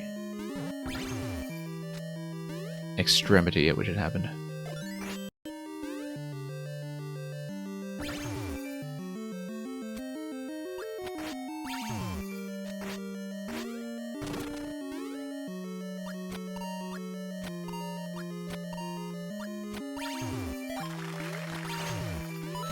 Yeah, no, let's pay attention here. We need to get that on our way down, not way up. Anyway. One big choke is all it takes.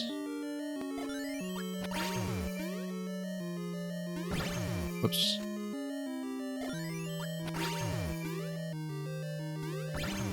Mm-hmm.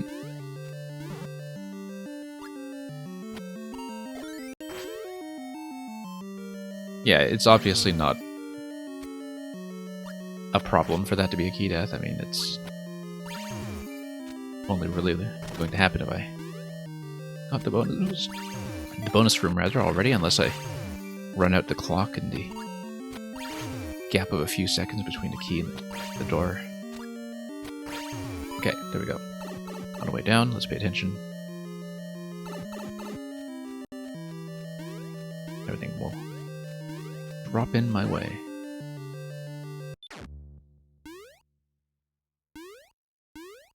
Okay, we don't need to grab that this time. We've proven it once already.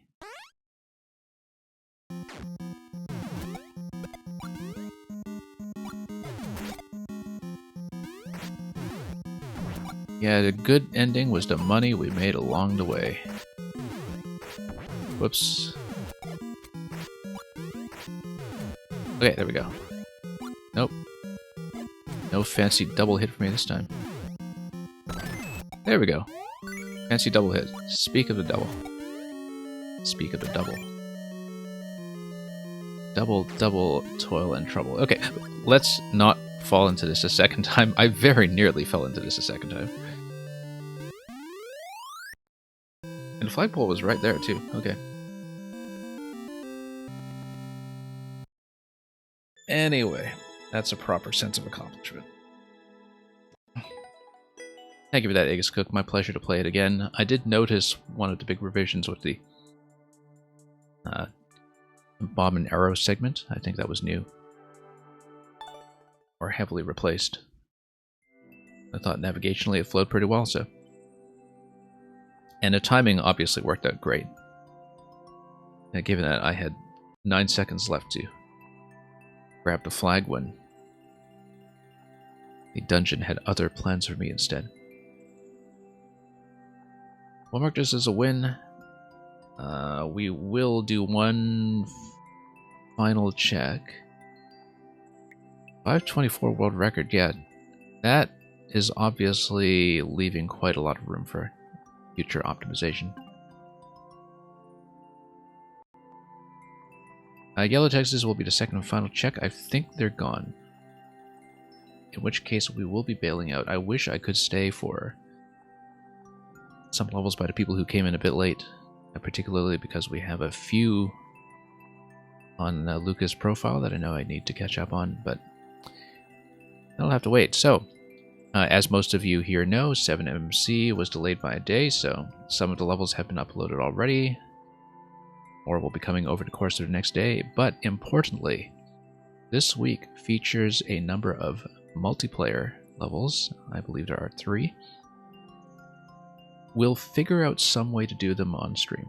I don't exactly know, depending on the length of the non-multiplayer levels and how many of them there are, how we'll organize things and whether we'll do maybe a separate co-op session from the main levels. I haven't quite decided yet, but information about scheduling, as usual, is going to be on the Discord as I come up with it. Next stream for me probably won't be tomorrow. It's likely going to be 2 days from now, I think, so that would be the Monday night or Tuesday morning. But we'll spread out 7MMC throughout the week, probably, depending on the level count and length. And we will make co-op happen in some form, I hope. So, thank you once again to all of the generous raids that we received. We had Deft Spies, MGM1, B-Minutes all coming in within the past hour or so. Very glad to have you all here.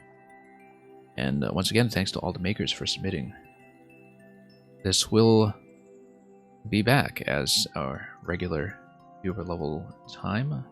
At least that's the plan for probably at least through the rest of 2022, barring any further unexpected disruptions. So, whether you were here for the first time or have been here for far too long, far longer than I can remember, and whether you submitted levels or not, thanks for watching. Happy playing, happy making. Stick around if you want to see us raid another destination somewhere. I will try to find something interesting. And, as always, all of you just have a wonderful week and fare thee well.